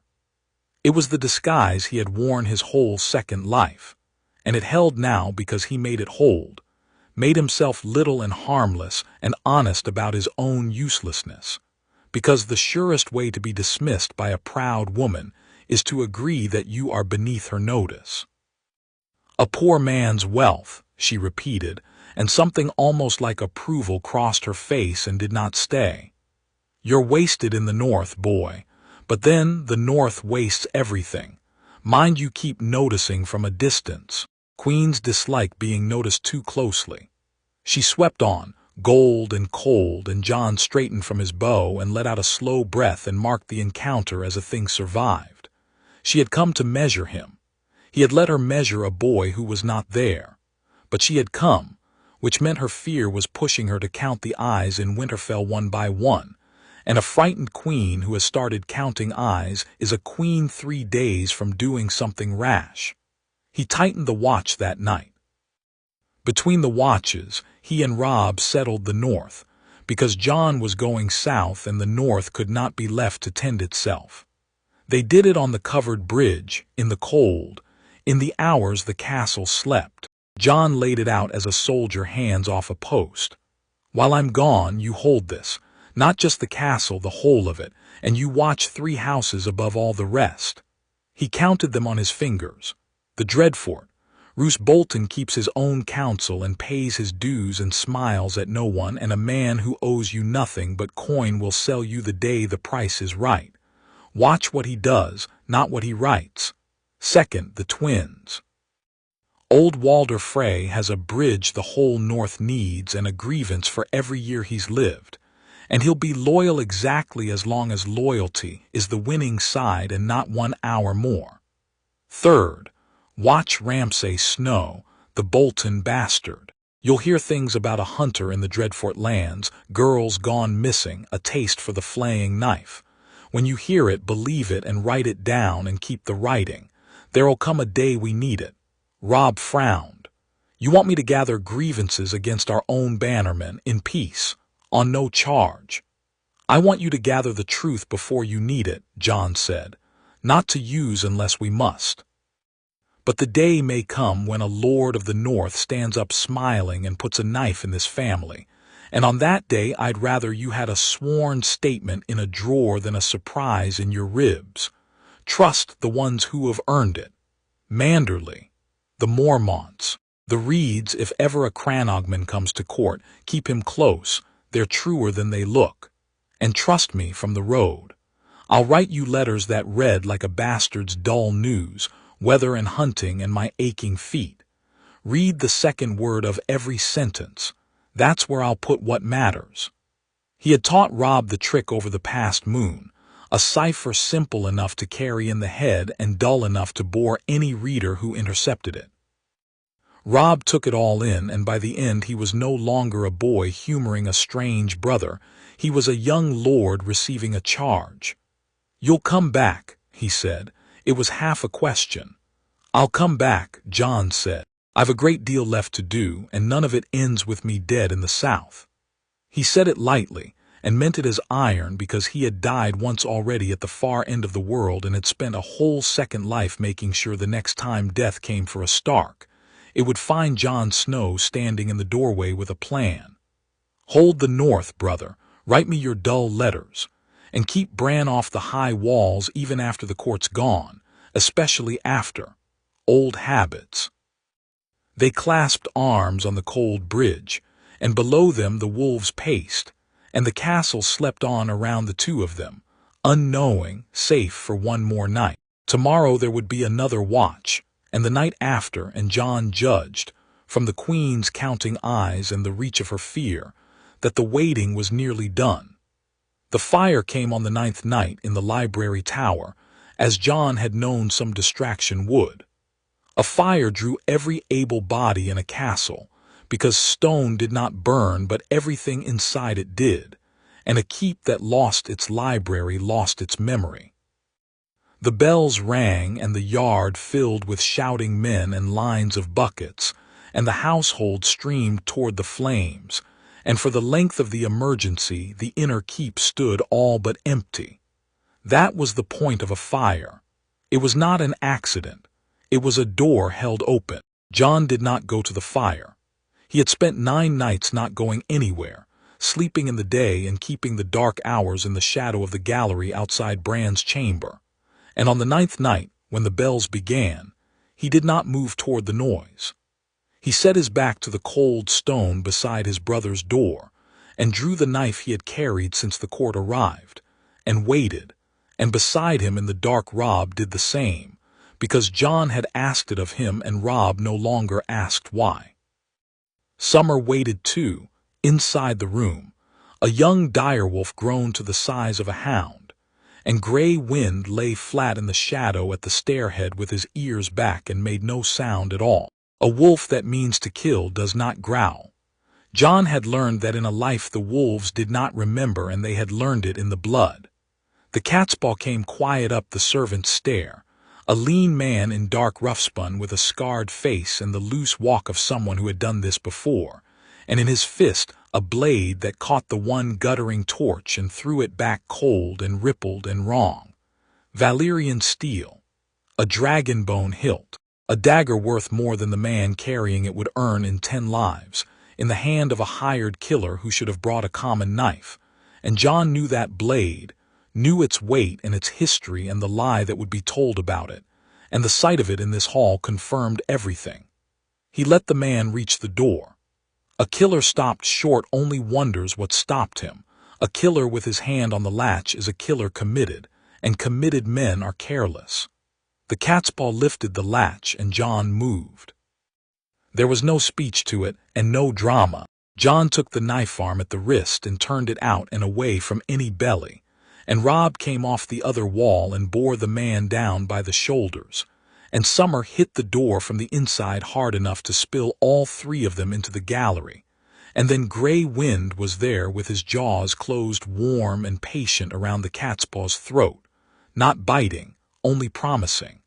The Valyrian dagger rang on the stones. Jon put his boot on it.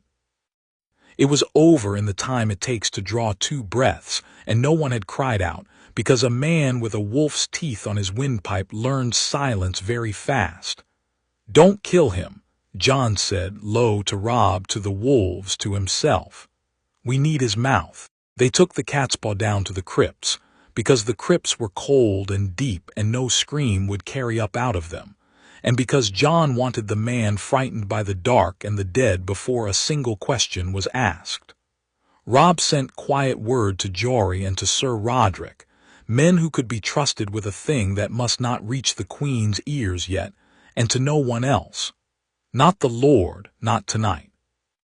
Ned would want to do it the honest way, in the light, with witnesses, and the honest way would tip their hand to Cersei before Jon had wrung the blade dry of its secret. The catspaw was a professional, and professionals do not talk to threats, because threats are only words and a professional has heard every word. So Jon did not threaten. He sat on a fallen stone in the rushlight, turning the Valyrian dagger over in his hands where the bound man could watch, and he spoke to him as one workman to another. "You were paid in gold," Jon said. "Half now, half on the word you done it. You'll never see the second half because the men who hire your sort make certain the doer doesn't outlive the deed. You know that. You've probably done that yourself to someone like you once. He let the blade catch the light. This is what tells me who bought you. A cutthroat brings a cutthroat's knife. You brought a king's ransom in Valyrian steel with a dragonbone hilt, which means it was given to you, which means whoever gave it to you didn't care that it could be traced, which means he expected you to die here and the blade to be found and to point wherever he'd already decided it should point. Jon leaned in. You're not the message. You're the envelope. And they mean to burn the envelope. So, you can die down here in the dark for men who spent your life like a copper, or you can tell me who put this fine blade in your common hand, and I'll put you on a ship at White Harbor with enough silver to be someone else in some other country before your paymaster ever learns you drew breath past tonight. The scarred man studied him with the flat eyes of someone weighing survival, and what he saw was not a boy. Boys threatened and wept and postured. This one had offered him the only thing worth having, which was a door out, and had offered it like a man who could actually open it. Wasn't given a name, the catspaw said at last, hoarse. That's the truth, and you can cut me if you don't like it. Coin came through a wine cellar in Wintertown, and the wine cellar had it off a man rode down from the king's own party. Southron, soft hands, fine boots, smelled of the court. He wet his lips. But the blade I know. I asked before I took the work whose steel I was carrying in case I needed to sell it after. The wine seller laughed, said it come off a lord's own belt in the royal train. Said its owner lost it on a wager years back at a tourney and never got it back, and I'd best not be caught with it or I'd hang for a lord's crime. He shrugged in his bonds. That's all I got. A soft-handed Southron in fine boots and a lord's lost dagger. It was enough. It was everything. Jon had a face he could not yet name and a blade he could name entirely, and a thread that ran out of this crypt and south down the King's Road to a man with a mockingbird who lost daggers on wagers and never lost anything by accident at all. Jon brought it to his father at dawn, in the solar with the door barred and Robb at his shoulder, and the Valyrian dagger laid on the table between them like an accusation. He told it plain. A fire set as a lure. A hired killer come up the servants' stair for Bran while the household fought the flames. Taken alive, questioned, sent quietly south to be someone else. And the blade, this blade, too rich for the hand that carried it, given to a cutthroat by a soft-handed man of the court who expected the killer to die and the steel to be found, and to point wherever its owner wished. Ned Stark did not shout. Jon had half feared he would, that the honor in him would demand he storm to the king and lay it all bare in the light. But the lord who looked down at the dagger on his table was a man who had just learned that guests under his roof, guests eating his bread and salt, had reached into his own keep to murder his 7-year-old son in his bed, and something went cold and still in Ned's gray face that was worse than any shouting. Under my roof, he said at last very quietly, bread and salt on my table, and they sent a man for Bran. He touched the rippled steel with one finger, not lifting it. Whose blade is this? I don't know his name, Jon said, which was almost true, because he could not say Petter Baelish without explaining a knowledge he could not own. I know what the man told us. A lord in the royal train who lost this dagger on a wager years ago at a tourney. Fine steel, fine boots, soft hands, smells of the court. That's a small list, father. You'll know the men who ride south with the king who fit it. Only a handful lose Valyrian daggers on wagers and shrug. He held his father's eyes, and here is the thing that matters more than the name. Whoever he is, he armed a man to kill a child, and he made sure the blade would be found pointing at someone else. That's not a hot temper or an old grudge.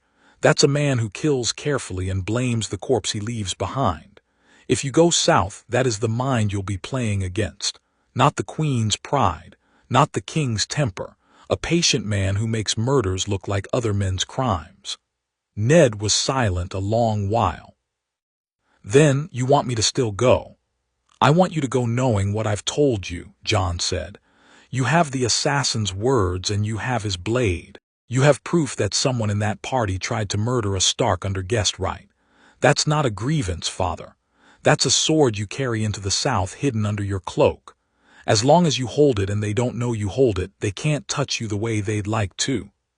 The moment you shout it in a hall, it's just one man's word and a knife with no name, and they'll turn it back on you.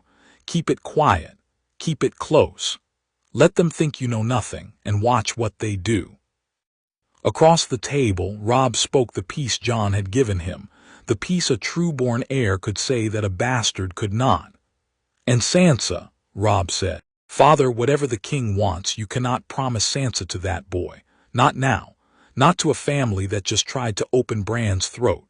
Bind her to them and you hand them a hostage in a golden dress and call it a wedding. That reached Ned where the rest had only settled. He had a daughter who dreamed of a prince, and he had very nearly, out of love for a fat, grieving king, sold her into the lion's den with her own consent and a song in her heart. The knowledge moved through him. No, he said. There will be no betrothal. I'll find words the king can swallow. Robert wants my counsel, not my grandchildren. He'll keep his temper if I keep my head. He looked up from one son to the other. You've both been carrying this castle while I feasted. I see it.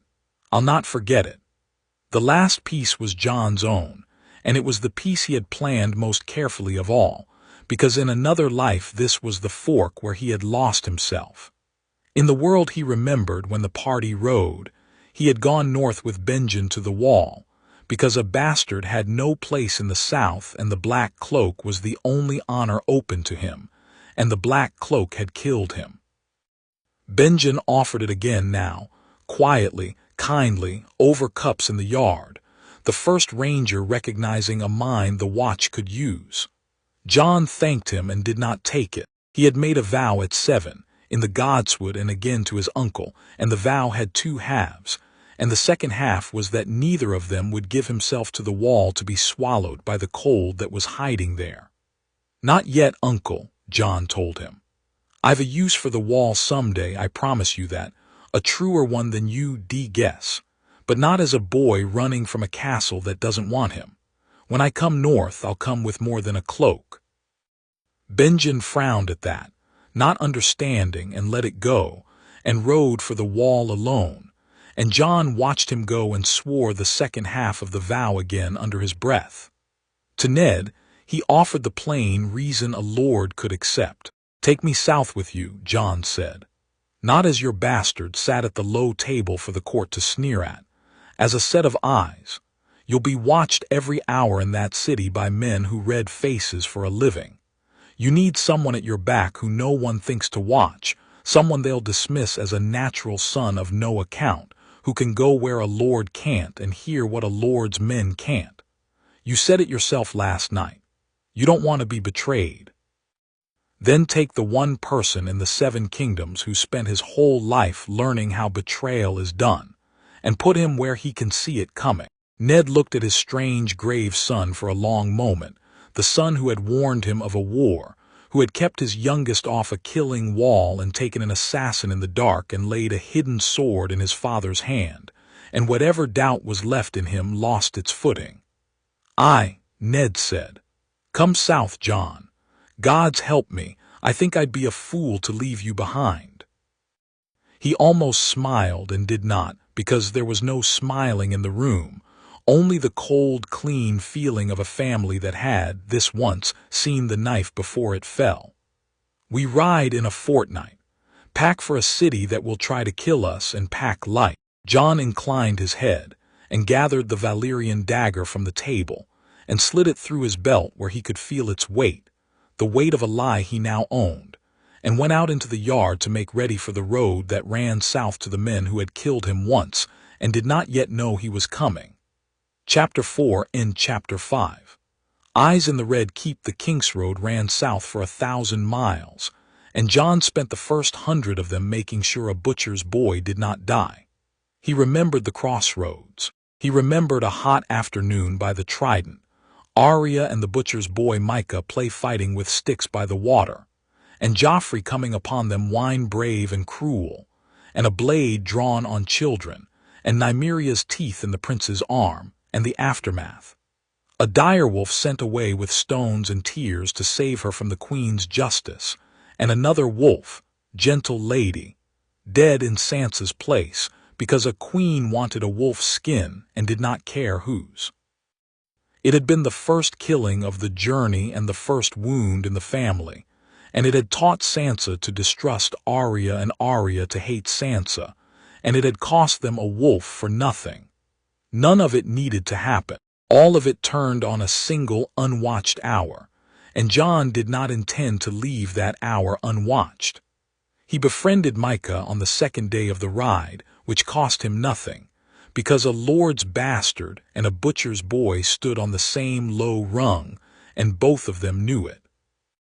He taught Mycah to keep the horses and let him ride at the tail of the column where Jon could see him, and he made a rule between them, framed as a game. Mycah went nowhere near the royal party, ever, and if the Golden Prince was on the road, the butcher's boy was in the trees. Mycah, who had already felt the difference between how the North and the South looked at a common boy, took the rule to heart. Arya was harder, because Arya could not be told to stay away from anything without wanting it twice as much, and because Jon would not clip her wings even to keep her safe. So he did not forbid. He recruited. He told her, that the prince was exactly the kind of man she'd learned to read in the yard, all eyes and no feet, a coward who was dangerous only to the weak, and that the cleverest thing a quick, smart girl could do with such a man was never give him a target. "You want to fight him," Jon said. "I know, but you don't fight a snake by putting your hand in its hole. You keep Mycah out of his sight, and you keep Nymeria on a lead when the wine's flowing, and you win by giving him nothing to be cruel to. That's a harder win than a bloody nose. It's the kind that lasts." Arya scowled and understood, because under the wildness she was the sharpest of all of them, and she kept Nymeria close. So when the hot afternoon came, and Joffrey came upon the riverbank wine-brave and looking for someone smaller than himself, he found the bank empty. Arya was upstream with Jon and the horses, Nymeria leashed and wolf quiet at her knee. Mycah was gone into the willows the moment the royal laughter carried down the water. The prince prowled and found no one to torment, and grew bored, and rode back to boast of nothing, and the trident passed behind them with no blood in it and no wolf's grave beside the road. Sansa kept her lady. Arya kept her Nymeria. The sisters kept, for now, the ordinary irritation of sisters, and not the poison that had grown between them in another life over a dead boy and a dead wolf. It was, Jon thought, watching Lady drink at the water's edge with her plume of a tail, one of the cleanest saves he had ever made, and no one but him would ever know a save had been made at all. That was the shape of most of his victories. They looked like nothing. They looked like an afternoon where nothing happened. He had learned to love the afternoons where nothing happened, because he knew the exact shape of the somethings they had replaced. They came to King's Landing in the heat of it, the city sprawling and stinking and enormous under a brown haze.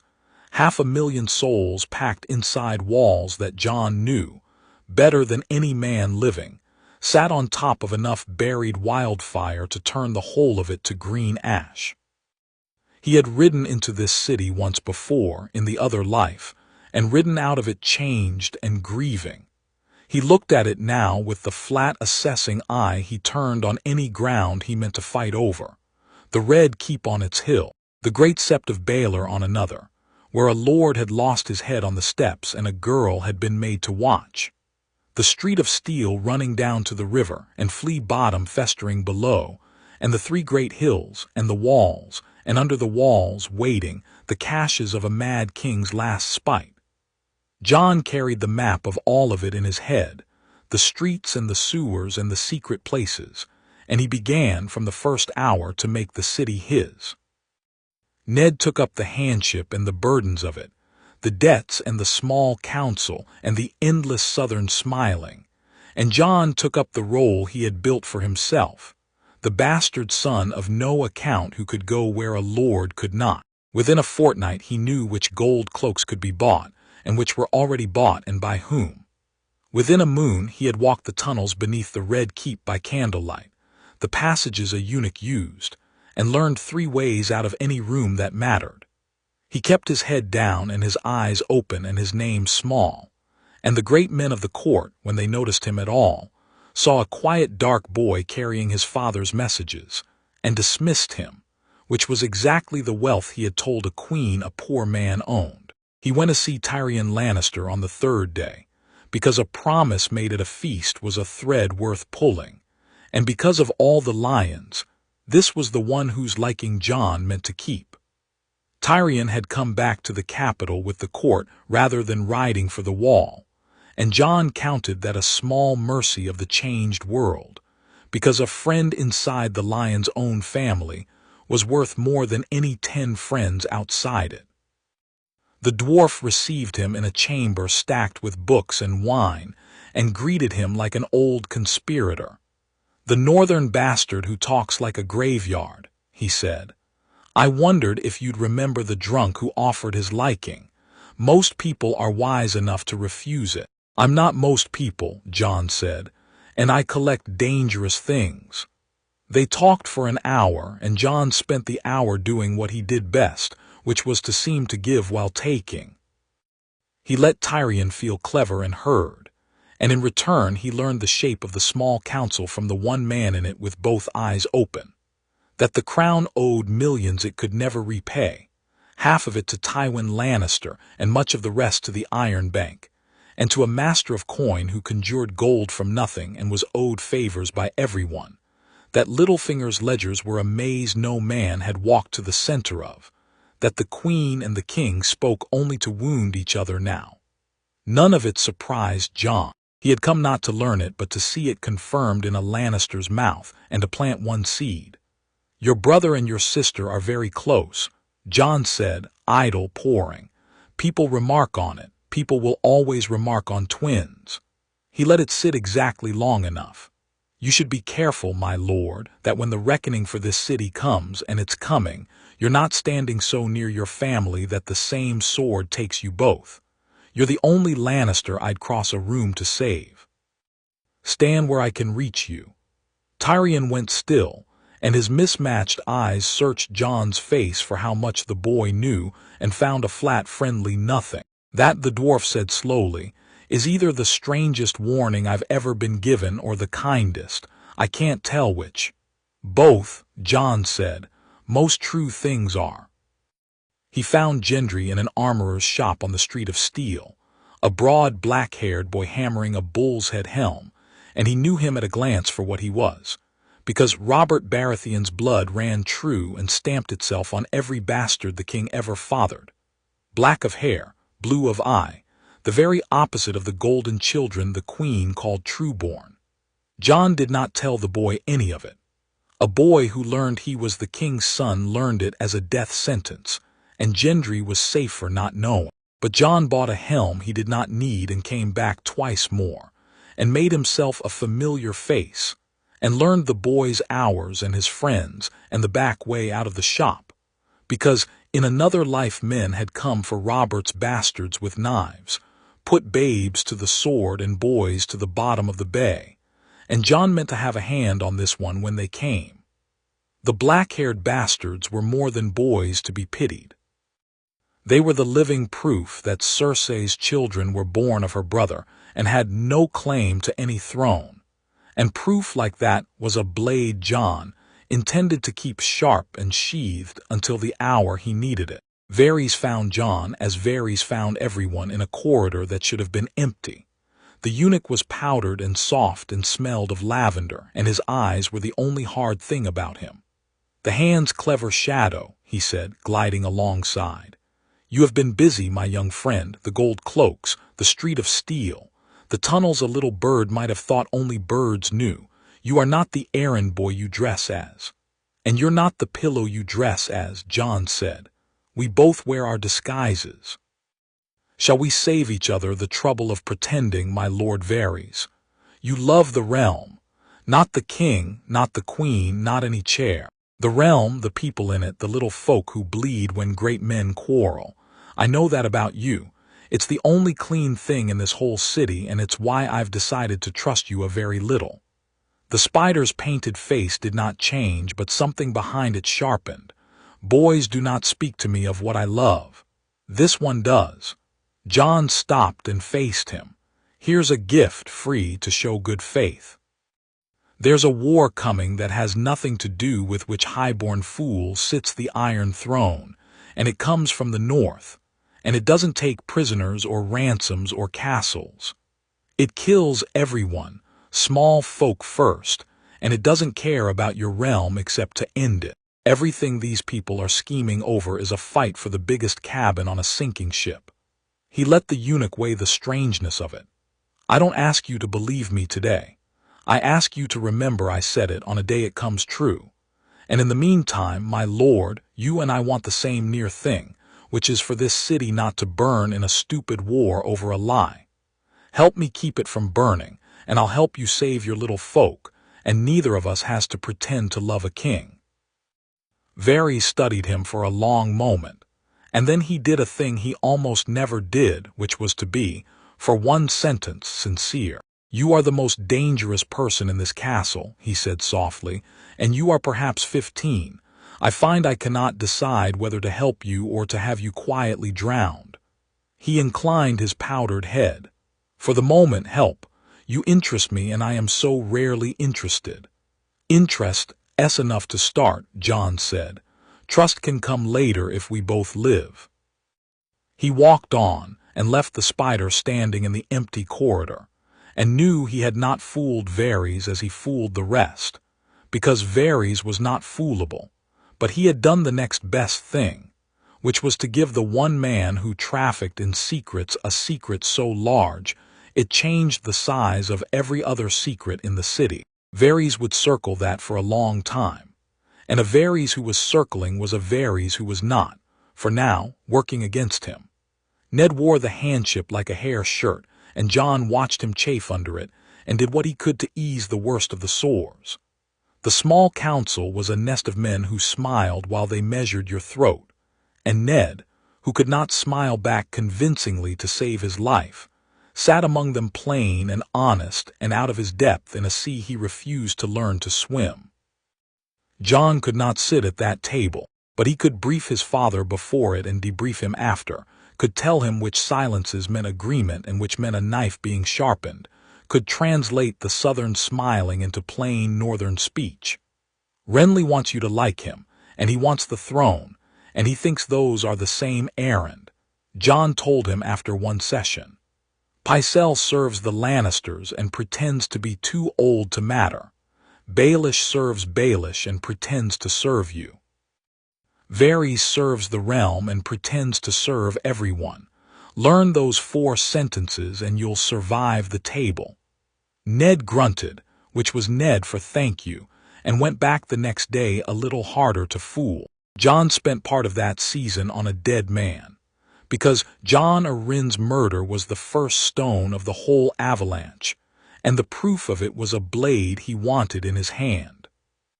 He knew the truth already, that the old hand had been poisoned, that the poison was the tears of lies, that the hand that gave it was Lysa Arryn's, and that the whisper that guided the hand belonged to the man Lysa loved past sense, Petyr Baelish, who had set the widow to murder her own husband and then blame the Lannisters, to break the peace and send the realm to war.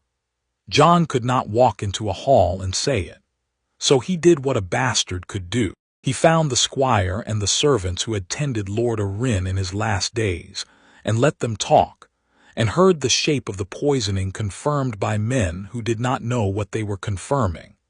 He learned that Lord Arryn's last words had been about seed and a book, that he had grown strange in his final weeks and asked odd questions about the king's children. It was enough. It was one more sworn account for the drawer, one more truth kept in more than one place, one more blade sharpened and sheathed against the day.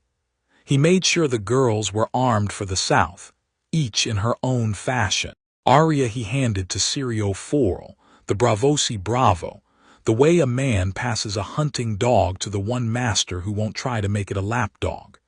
It was Ned who paid the dancing master's fee, but it was Jon who put the notion in his father's head, framed as a kindness to a wild girl who would only fight her septa harder if she were denied. "Let her have one thing in this city that's hers," Jon said, "and she'll bear all the rest of it." So Arya took her lessons with the little sword she called Needle, and came back from them lighter than Jon had seen her since the north, chattering of water dancing and the first lesson, which was not death today. And Jon, who knew exactly where the road of the sword had taken her in another life, watched her learn to fence in the sunlight instead of learning to kill in the dark, and counted it among the things worth the whole cost of coming south. Sansa was harder, because Sansa was in love with the court, and the court was a beautiful trap. He could not follow her into the queen's circles. He could only remind her, in the moments he had her ear, of the lesson from the glass garden. Courtesy is armor, wear it even when they're kind. Especially when they're kind. Sansa finished for him, half mocking, and he let her mock because she had remembered, and a remembered warning was a seed that might, on the wrong day, keep her from drinking what a queen offered. The Northern Guard came down the King's Road in the third moon. 100 quiet men in gray and white with no banners flying, filtering into the city in small bands so as not to alarm the gold cloaks, and Jon housed them in the Hand's own quarter of the Red Keep, and in a warehouse near the river, he had leased under another name. He drilled with them himself in the mornings, and made sure their captains knew his face and his voice, because when the hour came he might have to move them fast and without Ned's leave, and men do not follow a stranger into a throne room. Jory Castle had come down with them, and Jon spent an evening walking Jory through the ground, the throne room, the doors, the gallery, the ways in and out, the places 100 men could hold and the places they could not. "If the king dies," Jon told him, "and I come to you and say now, you don't wait for the Hand, you don't wait for a herald, you bring our swords into that throne room and you put them between Lord Stark and every other blade in the room. Can you do that?" "On whose authority?" Jory asked reasonably. "On the authority of a man who's about to be proven right," Jon said. "And if I'm proven wrong, you can tell Lord Stark his bastard lost his wits, and I'll take the whipping. But I won't be wrong." Jory, who had known Jon since he was small and grave and uncanny, looked at him a moment and then nodded, because a lifetime of watching Jon be right about things a boy had no way to know had taught the captain the same lesson it had taught the Lord. When Jon spoke like this, you moved.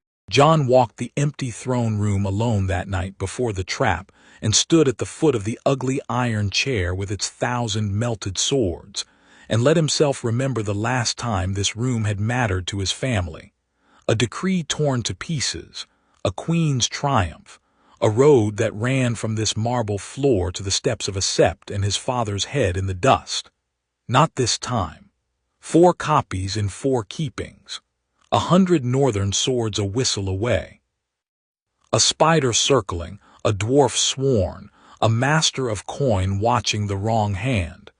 He had built it beam by beam as he built everything, and now he only had to be standing in the right place when it was tested. He would be. He had crossed a whole death to be standing in the right place. He wrote to Robb by candlelight the night before he went to Baelish, a bastard's dull letter, weather and aching feet and the strangeness of southern food. Read the second word of every sentence, and the letter said something else. The queen frightened, counting eyes. A boar hunt coming and the king, a dead man walking. Watch the Dreadfort still. A Bolton visits the twins too often for a man who owes the phrase nothing. Keep the guard at Winterfell, keep Bran off the walls, keep the grain stores full. I am well, I am watched, I am winning slowly. He sealed it with plain wax and no sigil, because a bastard sealed with nothing, and he held the letter a moment before he gave it to the Ravenkeeper. thinking of his brother 1,000 miles north reading weather and feet, and finding the war hidden in the small words.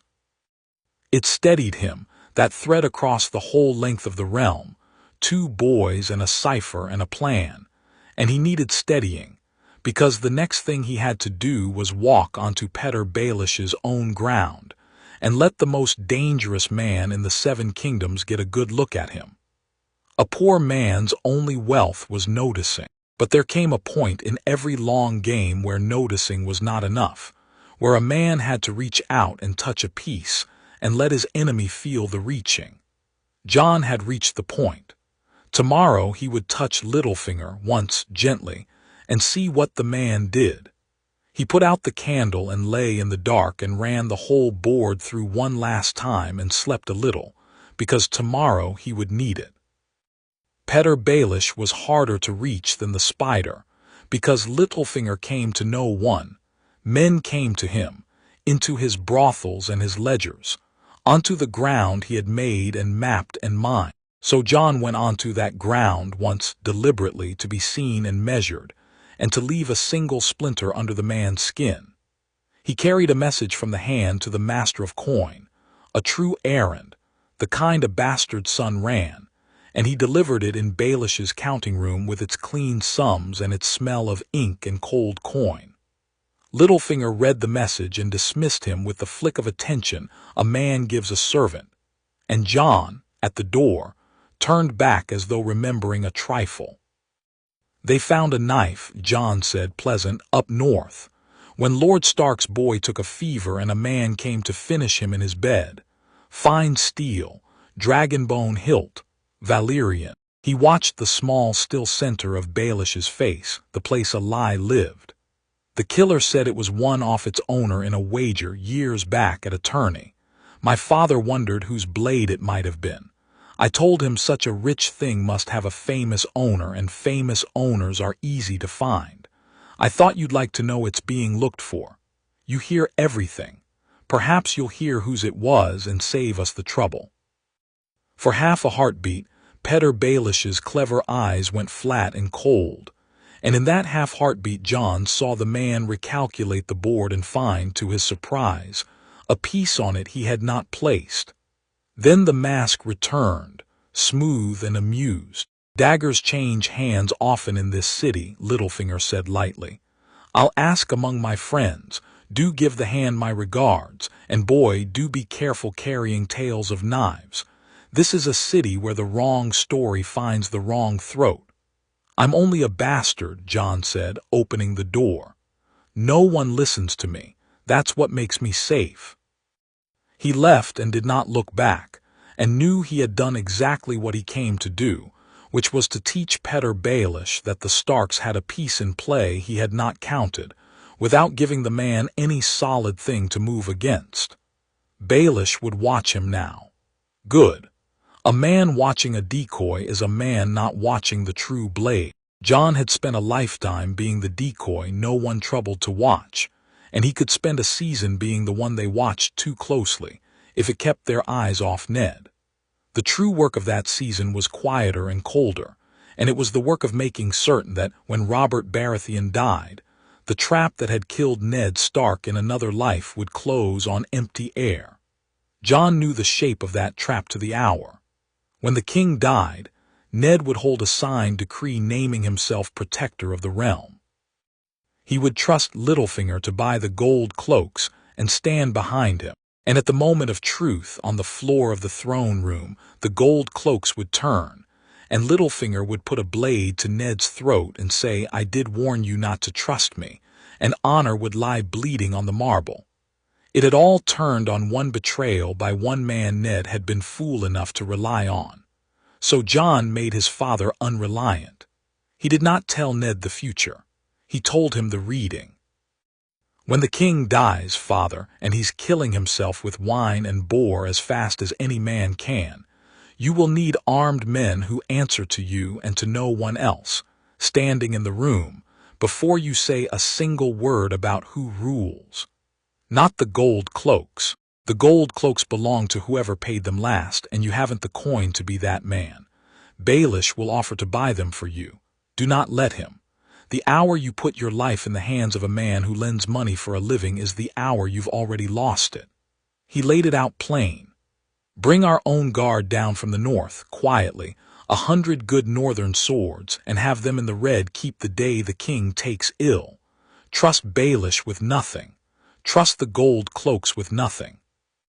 When Robert dies, you hold the room with our own men, or you don't hold it at all. Ned, who had a hidden dagger and a catspaw's confession and a strange son who kept being right, listened, and sent north for the guard. And Jon did one thing more, the thing that turned the whole board. He got the king to make his will airtight while the king still breathed. It was Ned who put the parchment before Robert, but it was Jon who had shaped what it said and more, how it was kept. In another life, Robert's dying decree had named Ned Protector and left the succession vague, and Cersei had torn the single copy to pieces, and no one could gainsay her. This time the decree was specific, and it was witnessed by Grand Maester and Septon and 3 lords, and it did not exist as one parchment to be torn. Varys held a copy, for his own reasons, which aligned for once with Jon S. Tyrion held a copy, because a Lannister witness against the Queen was worth a castle. A third went north by fast Raven the very hour it was signed, to sit in the vaults of Winterfell beyond any southern hand. A torn parchment proves nothing. 4 parchments in 4 keepings, one of them 1,000 miles away, prove everything. Why 4? Ned had asked, watching his son seal the copies. Because paper burns and men lie, Jon said, and a truth kept in one place isn't kept at all. You taught me that, father, in the granary when I was small. Never stake your winter on a single store. He did not add the rest, which was that he had watched a queen tear 1 copy of exactly this decree and use the tearing to murder his father on the steps of a sept, and that he had spent years making certain there would be, this time, no single copy to tear. The king went hunting on a bright, cruel morning, drunk before the horns blew, roaring for boar, and Jon watched him ride out and did not try to stop him. He had waited 100 times. He could have poured out the wine, warned of the boar, played the mad boy babbling of a death he could not have foreseen. It would have saved a ruined man a few more years of ruin and changed nothing for the better, and it would have burned the disguise that kept Jon useful. Robert Baratheon had been dying since before Jon was born, dying of grief and wine and a crown that never fit, and no boy's warning would turn him from the boar he was truly hunting, which was his own end. Some deaths a man could prevent. Some he could only be ready for. Jon had made his peace with the difference long ago, in a life where he had learned it the hard way. So he let the king ride to his death, and he made ready to win the hours after it, because those hours were the ones that had killed his father. And this time Jon meant to be standing in the throne room when the trap sprang shut on nothing at all. 3 days later they carried Robert Baratheon back through the gates with his belly opened by a boar's tusk and the reek of wine and rot on him, and the whole poisoned court drew its breath to strike, and Jon Snow, quiet and unwatched at the edge of the hall, began to move. Chapter 5 and Chapter 6, the hour after the king.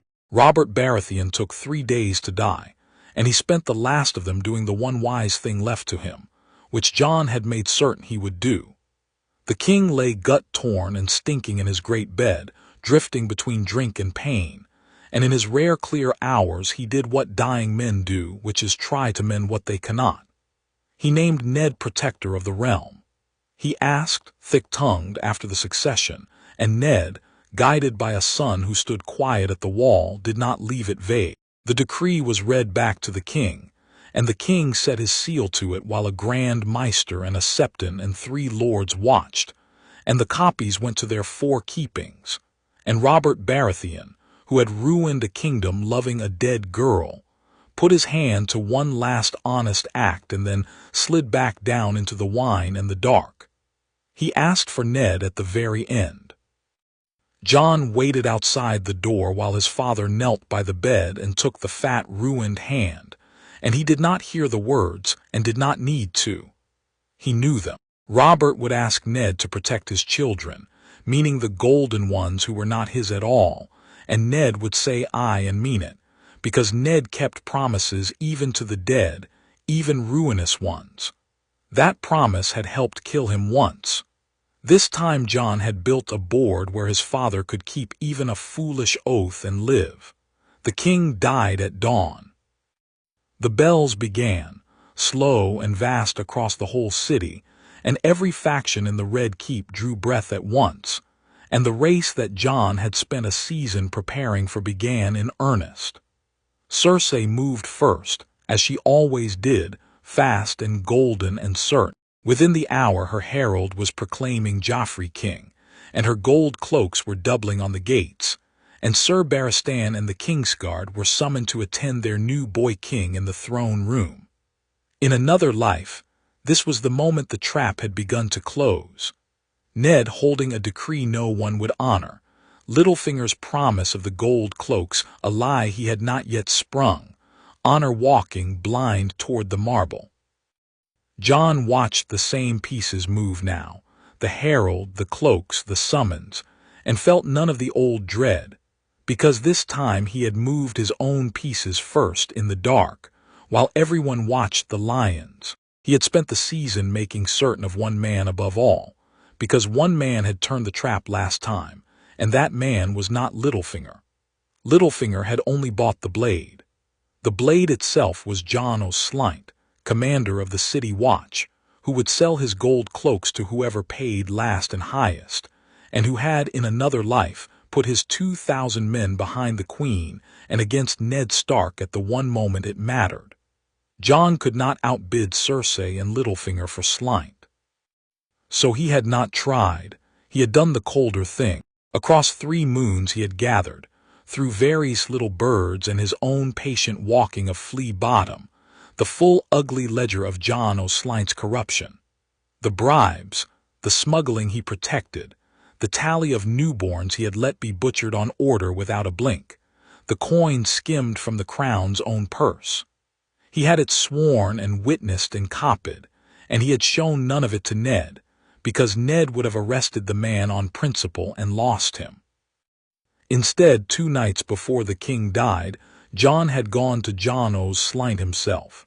Not to buy him, to frighten him past the reach of any purchase. You'll be offered a great deal of gold very soon, Jon had told the fat commander, in a back room that smelled of tallow and old fear, laying the ledger on the table between them page by page. To put your cloaks behind the queen against the hand. I'm here to tell you what happens after you take it. The hand holds the king's own sealed decree naming him protector, witnessed, copied 4 times, one copy already 1,000 miles north where no lion can reach it. When the dust settles, and it will settle with the hand standing, every man who raised a blade against the king's protector hangs for treason. And you, Lord Slynt, you hang twice, because I will also lay this on the table. He had tapped the ledger. So here is my offer, which is not gold. Keep your cloaks in their barracks on the day the king dies. Do nothing. Take no side. Sell to no one. Stay home, and this ledger stays in a drawer, and you keep your head and your gold both. Move, and you die a traitor and a thief. You've spent your whole life reading which way the wind blows, Commander. I'm the wind. Read me. Jon Snow was a coward, and cowards, correctly frightened, are the most reliable men in the world. He had gone gray over the ledger and taken the offer, and on the morning the bells rang for Robert Baratheon. The gold cloaks stayed in their barracks and did nothing at all, and neither the queen nor Littlefinger knew yet that the 2,000 swords they had both been counting on had quietly been removed from the board by a bastard boy with a drawer full of another man's sins. Jon went to find Jory and the 100 northern swords, and gave them the single word he had promised. Now, he said. The throne room filled the way, a court fills for a coronation and a killing both, and no one in it but Jon knew which it was going to be. Joffrey sat the Iron Throne already, small and golden and pleased, his mother standing at his shoulder in mourning silk that fit her like armor. The Kingsguard ranged along the dais in their white. The lords crowded the floor, Pycelle and Varys and Renly and the rest, and behind them, where Cersei's eyes went first and found nothing, the gold cloaks should have lined the walls 2,000 strong. They were not there. The walls held only guardsmen in stark gray, 100 of them, come in quiet through doors Jon had shown Jari, standing easy with their hands near their hilts, and Cersei Lannister looked at the gray where the gold should have been, and Jon watched the first true fear cross her face. Ned came in with the decree in his hand and did not kneel. "The king is dead," he said, and his plain northern voice carried the length of the marble. "Before he died, Robert of House Baratheon named me protector of the realm and set his hand and seal to it, witnessed by the Grand Maester, by a septon of the faith, and by 3 lords of this court." He held up the parchment. "Joffrey does not sit that throne by right, and I will tell this hall why." "Seize him," Cersei said. "He speaks treason over my son's father's corpse, Sir Meryn, Commander Slynt." Her eyes went to the walls again for the gold cloaks. Slynt. No one moved. The gold cloaks were in their barracks with a coward's wisdom, and the man who was to have turned the room, the smooth man with the mockingbird pin standing near the master of coin's accustomed place, opened his mouth and found he had nothing to spend. Littlefinger had sold Ned the promise of the City Watch. The City Watch was not here to be sold. Jon watched Petyr Baelish understand, in the space of 2 heartbeats, that the piece he had counted on had been taken off the board by a hand he had not seen move, and that he was standing, exposed, in a room that was about to go the wrong way for him. Ned did not waste the moment. "Joffrey Waters," he said, and the bastard name struck the golden boy like a slap, "is no true-born son of Robert Baratheon. He is the son of the Queen, and her own brother, Sir Jaime Lannister, got in incest, with no drop of stag's blood in him. Robert's true blood runs black-haired and blue-eyed in every bastard he ever fathered, and there are a dozen in this city to prove it, and I have their accounting sworn and sealed." He turned to the hall, to the lords, to the Kingsguard. "By law, with Robert dead and his children no children of his, the throne passes to his brother. Stannis of House Baratheon is your rightful king. I hold Robert's own decree that says so, and I do not hold the only copy. Tear this one and 3 more stand, one of them beyond the neck. There is no burning your way out of this truth." The hall erupted, and into the noise Cersei played her last card, the one that had worked before. "He plots to steal the throne for himself," she cried. "Kill the traitor and his." "There is one more thing," Jon said. He had come forward from the wall, quiet, unhurried, a dark boy no one had been watching, and the strangeness of a nobody speaking in the king's own hall bought him the half-second of silence he needed. He did not look at Cersei. He looked at Littlefinger. "When Lord Stark's son lay abed in the north," Jon said, "a hired man came in the night to murder him. We took the man alive. He carried a Valyrian dagger with a dragon-bone hilt, too rich for a cutthroat, given to him by a soft-handed man of the court who meant the blade to be found and to point at an enemy. The killer's confession is sworn and copied, and the dagger my lord's. He drew it from his belt and laid it ringing on the marble at the foot of the throne. The dagger was lost, years ago, on a wager at a tourney, by Lord Petyr Baelish. He has spent this whole season pretending he could not recall whose it was. I think his memory is better than he lets on."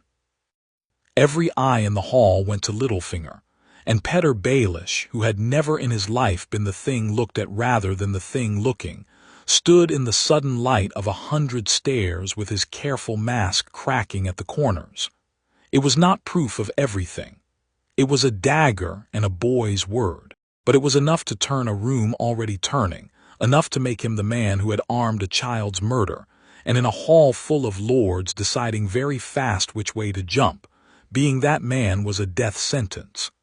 "Take the queen," Ned said into the chaos, "and her children into the protector's keeping, gently, they'll not be harmed. And take Lord Baelish, he has questions to answer about a dagger." The northern swords came off the walls. The northern swords took the throne room without a killing, which was its own kind of victory, because a coup that spills no blood on the marble leaves no martyrs and no debts of vengeance. The queen went into keeping cursing, her golden children with her.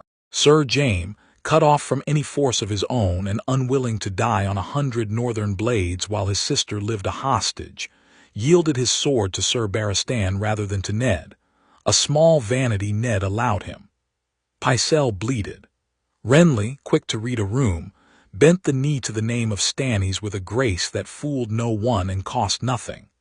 The court, which had come to crown a bastard, found itself instead the audience to a rightful succession, and the court, being a court, adjusted. Petyr Baelish adjusted faster than anyone. By the time the guardsmen reached the place where he had stood, he was not in it. Jon had half expected it and still hated it. A man who spends his life planning for every room to turn against him keeps a bolt hole out of every room, and Littlefinger had slipped his in the first heartbeat of the chaos, gone through some servant's door with the ease of a man who had walked it against exactly this day. By the hour's end the reports came. A fast horse from a stable he partoned, a boat waiting too conveniently at a river stair, a trail pointing north and east, toward the Vale, toward Lysa Arryn who loved him past sense, toward the one great castle no army could take. Jon read the reports and set them down and did not curse aloud, because cursing was noise and he had no time for it. He had won the throne room and lost the spider. He had saved his father and let the man who would build the next betrayal walk free out of a servant's door. Clean victories were a story told to children. The real ones came bleeding and half-finished, with the worst enemy always slipping the net to be fought again on worse ground. He marked the failure honestly, without flinching, because a man who lied to himself about his losses lost worse the next time. Littlefinger loose in the Vale was a knife he had not managed to take. He would take it later. He had a whole list of knives to take later, and he had learned the patience for the list in a grave. He went to see Cersei Lannister in her keeping once, because a man should look at his enemies with his own eyes, and because there were things he needed her to understand. They had her in comfortable rooms with a good guard, a queen dispossessed rather than a prisoner in chains, because Ned would not brutalize a woman and Jon did not need her broken, only contained. She stood at the window when he entered, gold and cold and unbowed, and when she saw who it was, the sad clever bastard from the yard at Winterfell, understanding moved across her face and then a slow contempt. "You," she said, "the noticing boy, it was you, the gold cloaks, the dagger, all of it a servant's son." Her mouth twisted. "My whole life I've watched for the great men, the lords and the knights and the kings, and it was a bastard at the edge of the room who took everything from me. There's a lesson in that I'm too angry to learn. The lesson is that you should have thrown me from a tower when you had the chance," Jon said plainly, and watched that land, watched her wonder how much he knew. "You looked out a window in Winterfell at an empty wall and told yourself it was nothing. It wasn't nothing. It was the beginning of this. You've spent your life being the cleverest lion in every room, my lady, and it made you certain no one could be cleverer, and certainty is the softest place on any strong thing. I aimed for it." "You mean to kill me," she said. "It was not fear. Cersei Lannister did not do fear where anyone could see it. It was calculation." "No," Jon said. "Dead, you're a martyr, and your father burns the Riverlands to ash for you, and I've a use for your father's fear of losing you. Alive, you're a leash on Tywin Lannister's throat. So you'll live, and you'll be comfortable, and you'll be useful, which I think you'll find is the cruelest thing I could do to a woman who wanted to be a king." He turned to go and paused at the door and gave her one true thing because she had, in her way, earned it. "Your children won't be harmed. Not by me, not by my father. Whatever you were willing to do to mine, we won't do to yours. That's the difference between us, and it's the only one that matters, and you'll never understand it, and that's why you lost." He left her at the window, gold and cold, and for once in her life, without a move to make. And he did not look back, because there was nothing behind him worth the turning, only a defeated queen and the long shadow of the father whose army was already burning its way toward them all. The capital settled the way a body settles after a fever breaks, weak and grateful and not yet whole. Ned governed as protector with a plainness the city had never seen, and men who had spent their lives in the smiling southern game found they did not quite know how to cheat a man who simply told the truth and expected it back. Ravens flew to Dragonstone. "Stannis Baratheon, your throne is proven yours and held for you. Come and take it." Ravens flew to Winterfell to Robb in the cipher. "Hold the north, the war comes to the Riverlands, watch the twins, we ride to you." And Jon, in the days before they rode, did one last piece of work in the capital that no one had asked for, and no one would ever thank him for, because it was work against a doom only he remembered. There was enough wildfire buried under King's Landing to turn 500,000 people into green ash, and Jon Snow was the only man alive who knew it was there before anyone lit it. Ares the Mad had planted the caches in his last poisoned year, pots of the alchemists, substance stored in cellars beneath the Sept of Baelor, beneath the Guildhall, beneath the stables and the streets and the hovels of Flea Bottom, a whole buried city of fire that a dying king had meant to use to burn his own capital rather than yield it. Robert's rebellion had ended before the torches came.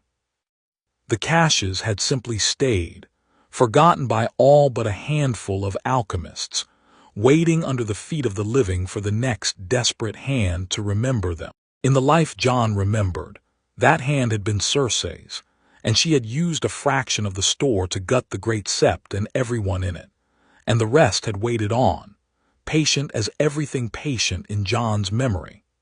He went to the Guild of the Alchemists with the authority of the hand's own son, and a squad of northern guards, and the flat certainty of a man who already knew the answers to the questions he was asking. The wisdom-howling the pyromancer, plump and unctuous, tried at first to pretend there were no such stores, and Jon named the cellars to him one by one, the Sept, the Guildhall, the Dragon Pits, the count of the pots as near as he could recall it, and watched the pretense fall off the man's face like a mask off a wall. "How?" Halling whispered. "No one living knows the full tally. No one." "I know a great many things no one living knows," Jon said. "It's my particular curse. Now you're going to help me, Wisdom, because if that fire is ever lit, you and your whole guild burn with the rest of the city, and I am offering you the one thing you've secretly wanted since you inherited this poison legacy, which is to be rid of it without being blamed for having kept it." They did it slowly and carefully across a fortnight, because wildfire grew more eager and more treacherous with age, and old pots could crack at a hard breath. Jon would not let it be moved by torchlight or in haste. Teams of alchemists in the small hours, cradling the substance out of its cellars pot by pot, floating it out on barges into the deep water of Blackwater Bay under the eyes of northern guards, and they're drowning it, pot and all, in the black cold beyond any spark. Not all of it. Some was too old and too fragile to move, and that Jon had sealed and marked and mapped and left under heavy guard, a doom made known instead of a doom made secret, which was the most that could be done with it. But the great stores under the Sept and the Guildhall went to the bottom of the bay, and the single deadliest weapon in the Seven Kingdoms, the one that had burned a Sept full of people in another life, was quietly gone before anyone but Jon had known it was a weapon at all. Ned found out only after it was done, and stared at his son across the map table for a long moment. "You emptied cellars I didn't know existed of a fire that could have burned the city, and you did it in a fortnight without asking, and you never told me the danger until it was past. If I'd told you the danger, you'd have had to act on it in the light with panic and proclamations," Jon said. 500,000 frightened people learning they've been sitting on a lake of fire. There have been riots. Someone would have lit it in the chaos. Some things you fix in the dark and let the city keep sleeping. He met his father's eyes. You once told me a good lord shields his people from fears he can spare them. I spared them this one. Ned did not have an answer for that and gave the only one he had, which was the look of a man who had long since stopped measuring his son against ordinary men. Then he rolled up the map, because whatever doom Jon had drowned in the bay, another was marching out of the west with 60,000 swords, and that one could not be drowned. It could only be met. He saw Tyrion once more before the ride, because a debt was a debt and a friend was rarer than either. The dwarf had witnessed the decree against his own blood, and it had cost him. His father would call it treason. His sister already had. He sat among his books with more wine than usual and looked up at Jon with a crooked, tired humor. "Well, Snow, you've unmade my family in a single season. My sister caged, my nephew a bastard, my father marching to burn the Riverlands over it. I helped you do it. I'm not certain whether to thank you or throw myself in the bay after your green fire." "Neither," Jon said. "You did the right thing when it was expensive, which almost no one ever does, and it's going to make your life very dangerous, so I'm going to make you an offer. When Stannis comes, you'll have no place in a court of Baratheons and Starks, and no safety in a West that thinks you a traitor. Come north instead. To me. There's a war coming that will need the cleverest mind in the 7 kingdoms, and it isn't the war your father's fighting. I'd rather have you at a map table than any lord I could name." Tyrion studied him a long moment over the rim of his cup. "You keep speaking of another war, a colder one." "I do," Jon said. "One day I'll show it to you, and you'll wish I hadn't, and then you'll help me win it, because you're the sort who can't leave a puzzle alone even when the puzzle is the end of the world." He put out his hand. "The one lion worth keeping. I meant it the day I said it." Tyrion looked at the offered hand, and at the strange grave boy who had walked into King's Landing and quietly rearranged it, and took the hand, because a Lannister always paid his debts, and this one, for once, wished to. "The end of the world," he said. "Gods, you do know how to court a man." He found Ned alone in the small hours in the Tower of the Hand, and the sight of his father standing whole and gray and weary by the window very nearly undid the discipline of a lifetime.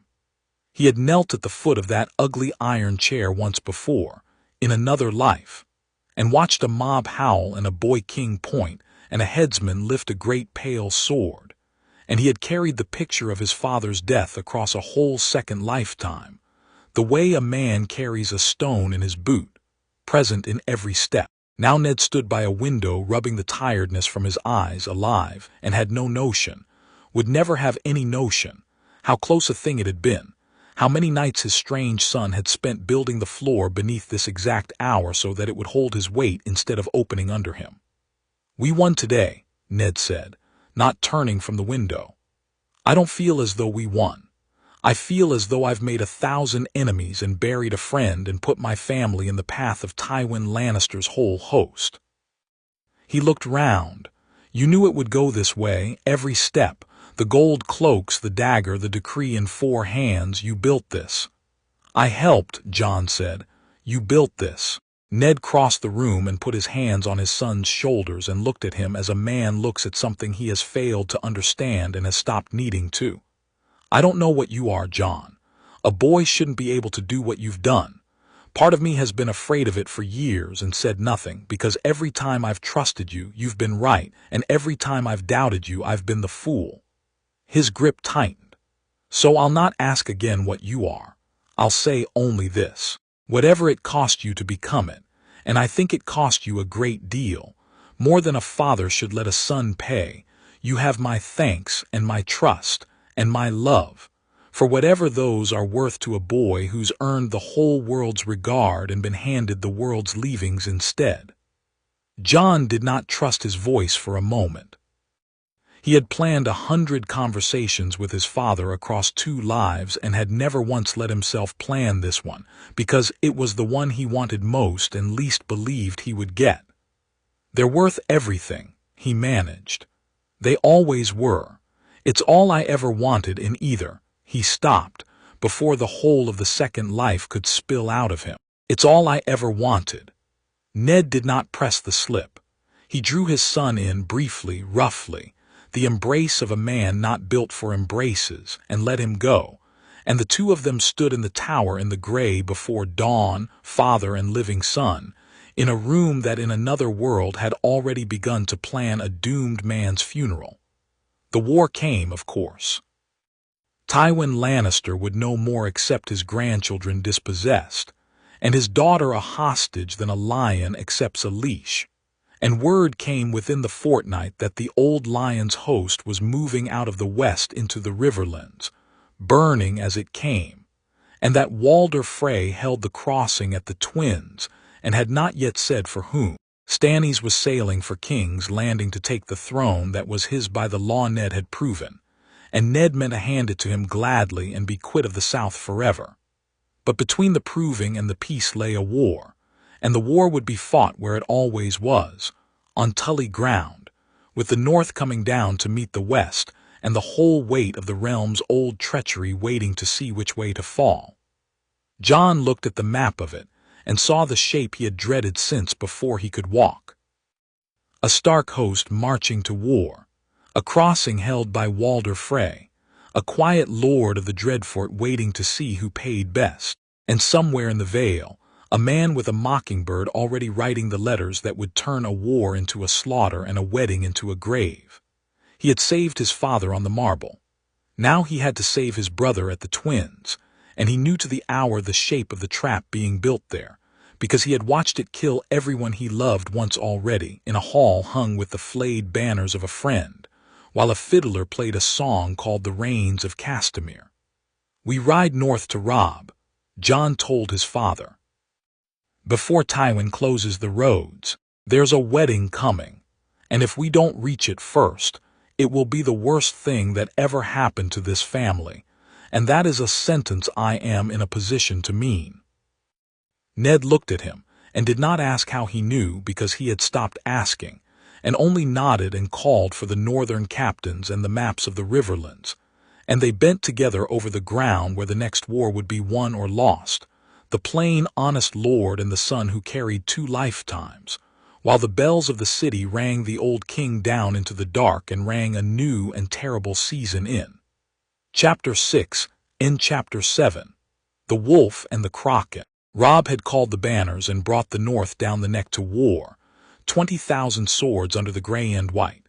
And when Jon rode into the Stark camp in the Riverlands beside their father, his brother came out to meet them bareheaded and grinning and looking, at last, like a lord.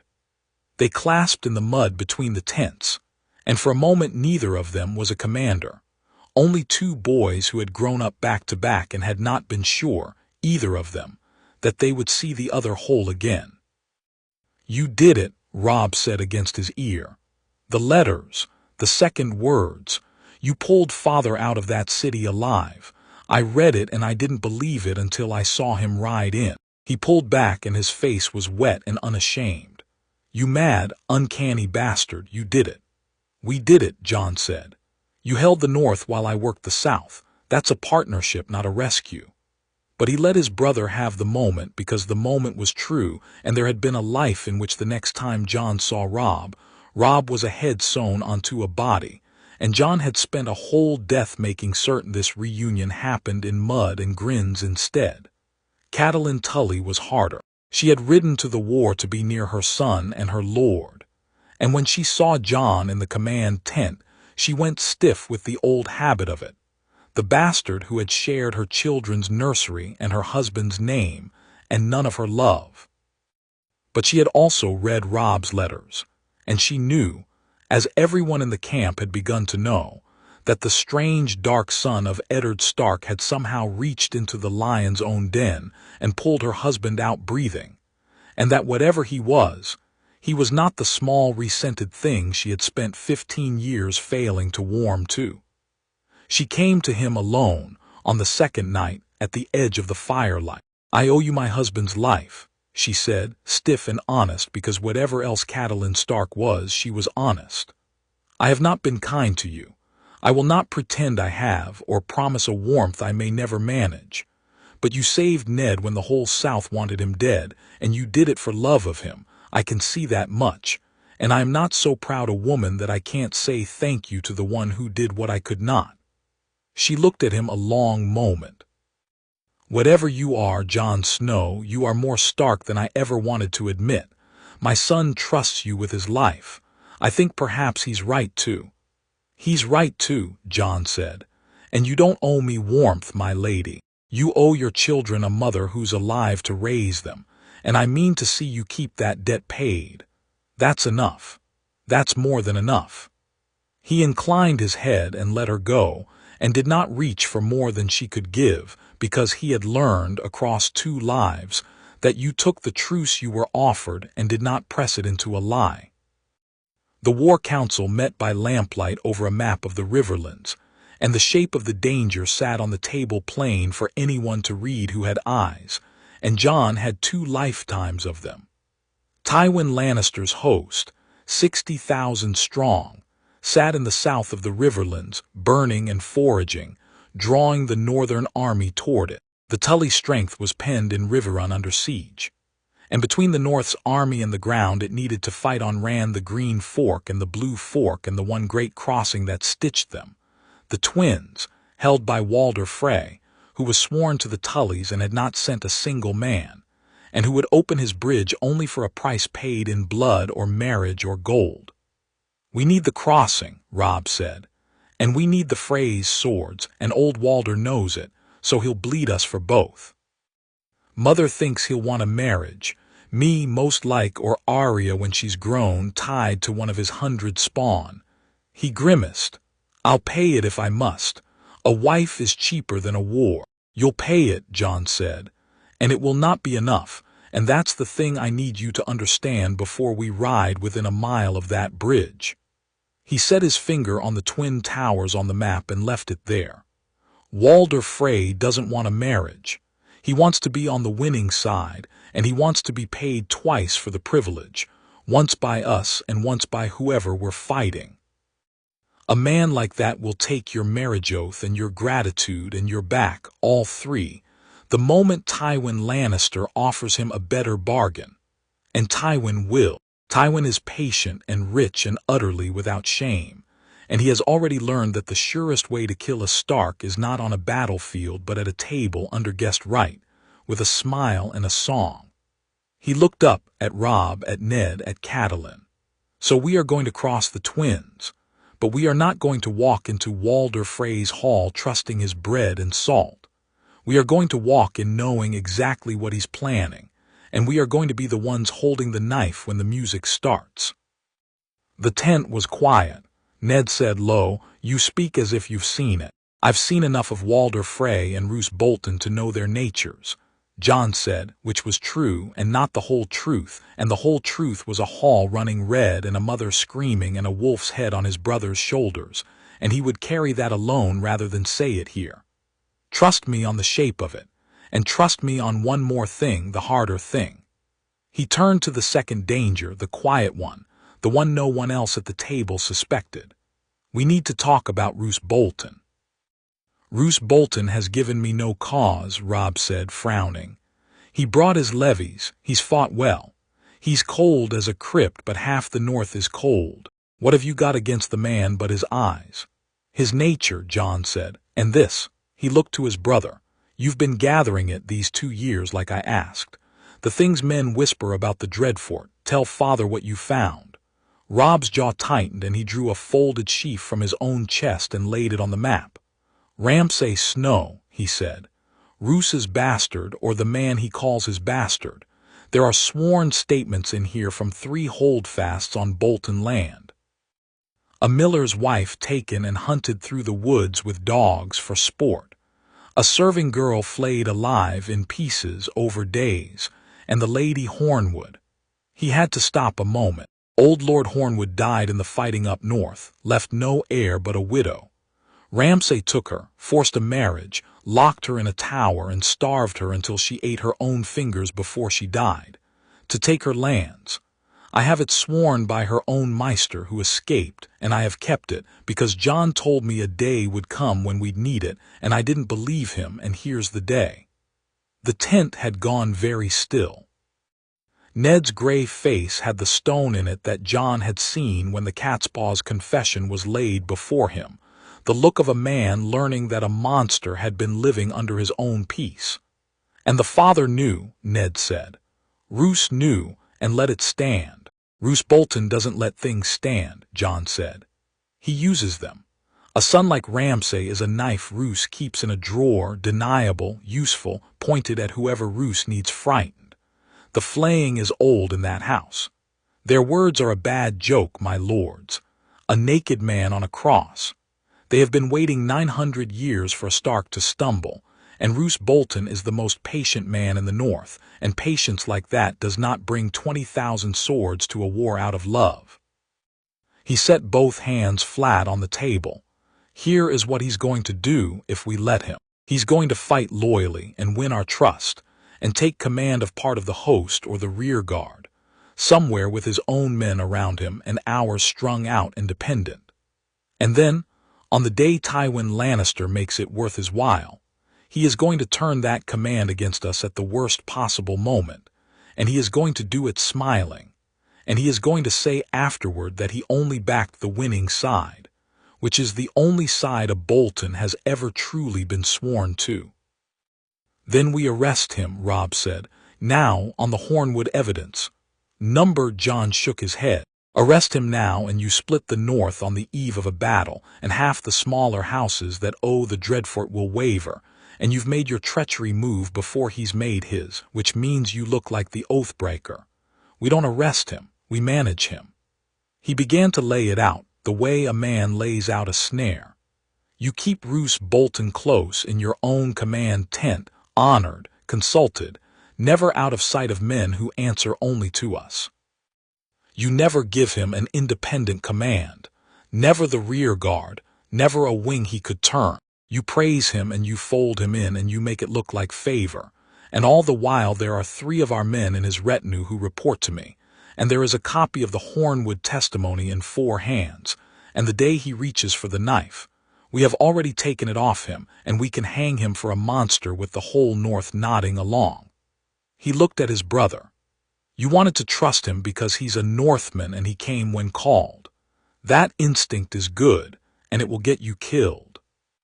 Trust the ones who have earned it. Watch the ones who haven't. Roose Bolton has not earned it. He has only shown up, and murderers show up too." Robb was quiet a long moment, and then he nodded, and the last of the boy went out of his face, and the Lord settled fully in. "Manage him," he said, "not arrest. Watch and gather and let him hang himself when he moves." He almost smiled grimly.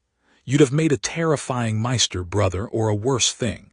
What do you call a man who plans other men's downfalls before they've done anything?" "Careful," Jon said. "I call it careful. And I'd rather be called cold, and have you alive than be called warm and bury you." He held Robb's eyes, and something passed between them, the whole weight of a thing Jon could never say, and Robb, who did not know about the other life, felt the size of it anyway and did not look away. The first battle of the war was fought at the fords below Riverrun, and Robb won it, and Jon made sure the winning cost the North as little as a war ever lets a man pay.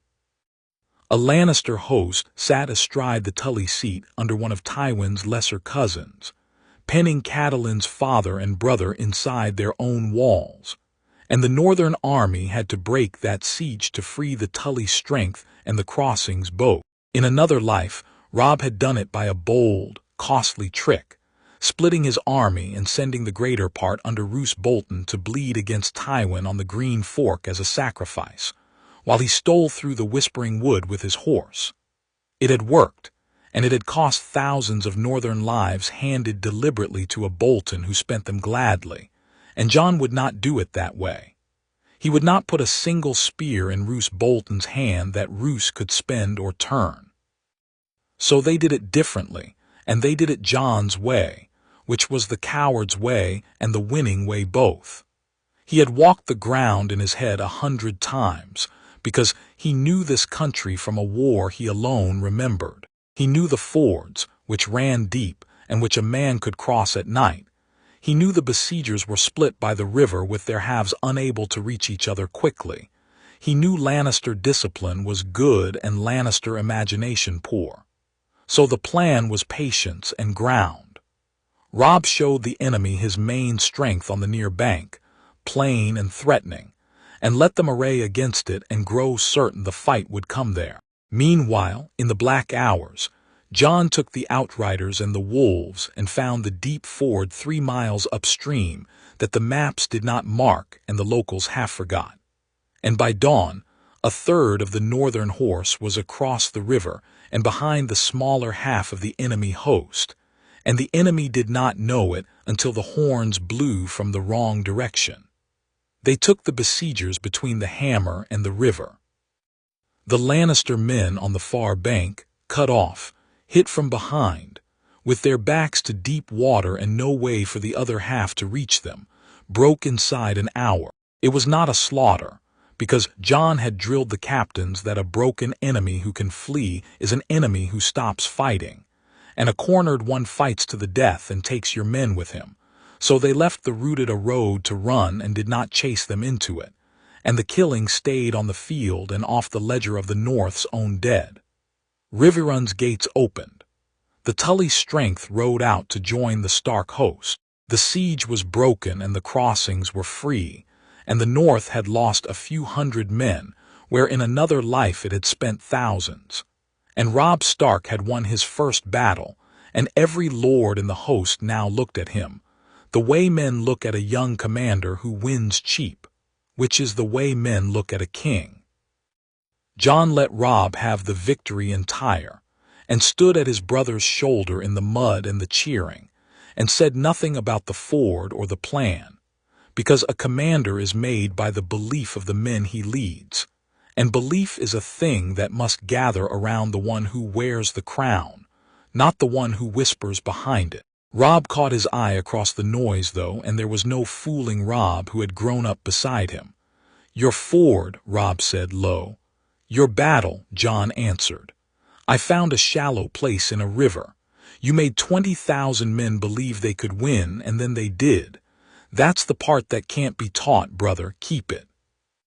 Roose Bolton fought that day in the main body, under Robb's eye, honored and useless, given no wing to turn and no rearguard to spend, and he acquitted himself well and coldly and betrayed nothing, because there was nothing yet worth betraying, and Roose Bolton never wasted a treachery on a losing hour. Jon watched him through the whole of it and saw a patient man taking the measure of a young king's luck, waiting to see whether it would hold, and he knew that the day it looked like faltering, the knife would come out.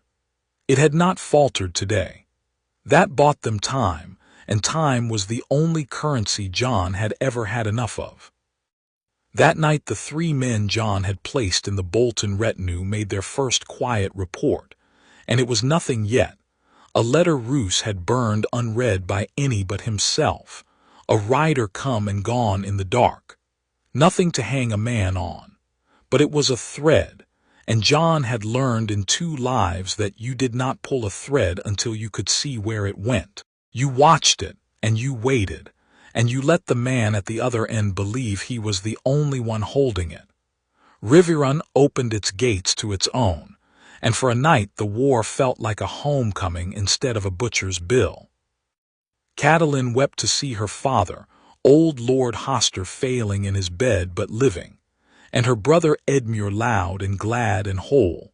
And Jon watched her stand among her Tully blood and thought of a woman on a riverbank with her nails in her own cheeks, and was glad, plainly and without complication, that this Catelyn would keep her family and her wits both. She caught him watching once across the hall and inclined her head to him, a small grave courtesy from a proud woman, and it was more than she had given him in a whole first lifetime, and he took it and did not ask for more. His father found him on the battlements after, where Jon always went, high up with the wind and the wolves below. "The girls are safe," Ned said, because he knew the question sat always under his son's calm. I had them sent to Winterfell the day we rode from King's Landing, with a strong guard and Stannis' own writ of protection over them. Sansa wept to leave the court. Arya wept to be sent from the fighting. But they're behind Winterfell's walls with your brothers, with Bran and Rickon, and no lion or kraken will reach them there while a Stark draws breath. He put his hands on the cold stone. You've kept us whole, Jon, all of us. Do you understand what you've done? In another lord's tale, half my children would be dead by now, and I'd be feeding worms, and the North would be a Bolton's plaything. Jon nearly told him then. The words rose in him, the whole of it.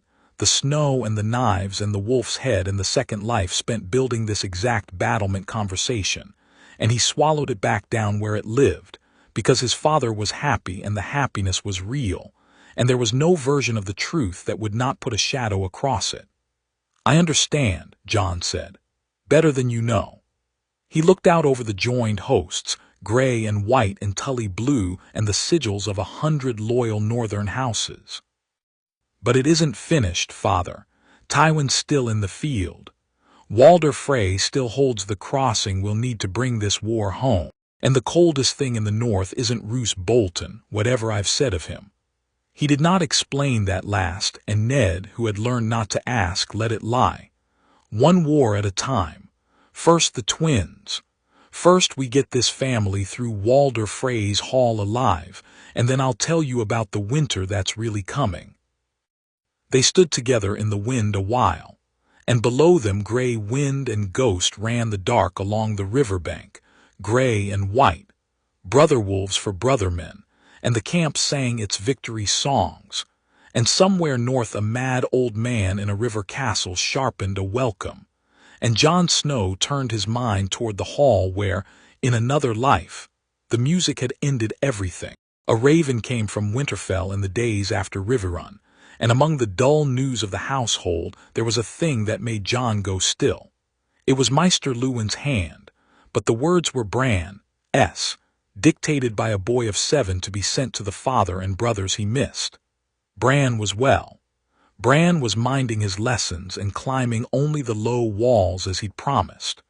Rickon was wild, and Shagadog had bitten a stable boy, and old Nan told the same stories. And Bran had been having dreams, the letter said, and had wanted them written down and sent, because they frightened him and he did not know why. Dreams of a 3-eyed crow that flew down into the crypts, dreams of the world ending in cold, dreams of the dead with blue stars for eyes walking south out of a white forest, and always the crow saying the same thing, that Bran must fly, that the long night was coming and someone had to open their eyes. Robb read it and frowned, and called it a child's nightmare stirred by a war and a father gone to it. Ned read it and grew quiet in the way of a northern man who has heard his whole life that the Starks were closer to the old gods than most, and has never quite decided whether to believe it.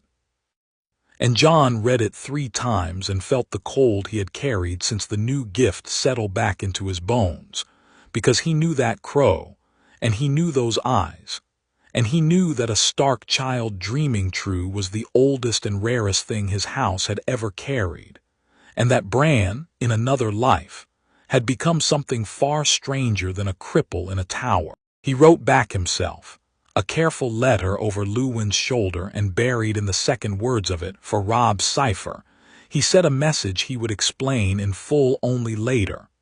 The boy's dreams are true. Keep them secret, keep him safe. Tell no Septon and no Maester but Luwin, and when I come home I will tell you what the crow means. To Bran he wrote plainly, brother to brother. The dreams are real, and they are a gift, not a sickness, and you are not going mad, and I will come home and help you understand them, and until I do, you write down everyone and you tell no one but Luwin, and you are braver than any knight in any song for facing them at all. He sealed it and sent it, and stood a while in the cold with the letter gone north, turning over the size of what it meant. The true war was not a thing of some far winter he could keep at the edge of his planning while he fought the human ones. It was already reaching into his family, into the youngest and the gentlest of them, calling a 7-year-old boy toward a destiny Jon only half understood. It changed the reckoning. He had come south to save his father and his brother from the knives of men. He would have to turn north again, and sooner than he'd hoped, to save all of them from the thing the men were too busy killing each other to see. One war at a time, he told himself, the old discipline. First the twins. First the family through Walder Frey's hall alive. But he let the letter's shadow stay with him as he walked back to the fires, because a man who forgot the larger war while winning the smaller one was a man who won a castle and lost the world. And Jon Snow had lost the world once already and did not mean to do it twice.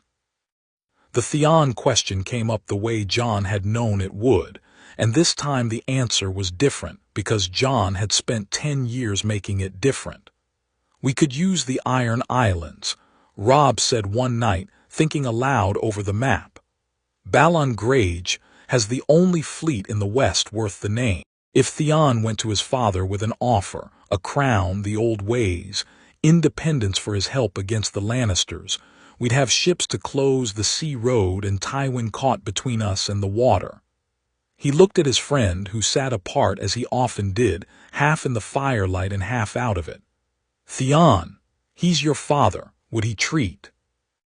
In another life Theon had gone, and Balon had spat on the offer, and the going had broken something in Theon that a lifetime at Winterfell had only barely held together, and he had come back not as an envoy but as a conqueror, and taken this family's home, and hung children from its walls. Jon watched Theon's face across the fire and said nothing, because this was the one save he had built and could not force.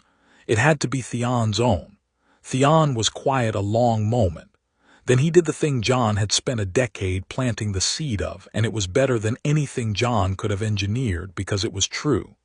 He wouldn't treat, Theon said. You want the truth, Robb, here it is, and it costs me to say it. My father doesn't want a crown you gave him. He wants one he took. If I ride to Pike with your offer, he'll hear only that Winterfell is empty and the north is stripped of its swords and gone south to war, and he'll do what the Greyjoys always do. He'll put his longships up every river in the north and burn the coast and take the castles while your backs are turned, and he'll call it paying the iron price, and he'll keep me too, as a hostage or a disappointment, because to him I've been a Stark's dog since I was 10 years old. His voice was raw. I know how he thinks because I spent my whole life wanting him to think well of me and learning he never would. Don't send me to him. Send me nowhere near him. Let me help you close the coast against him instead. The tent was silent. Robb looked at his friend, and Jon watched his brother weigh it, and watched him choose to trust the man he'd grown up beside over the fleet he wanted, which was exactly the right choice, and one Robb had failed to make in another life.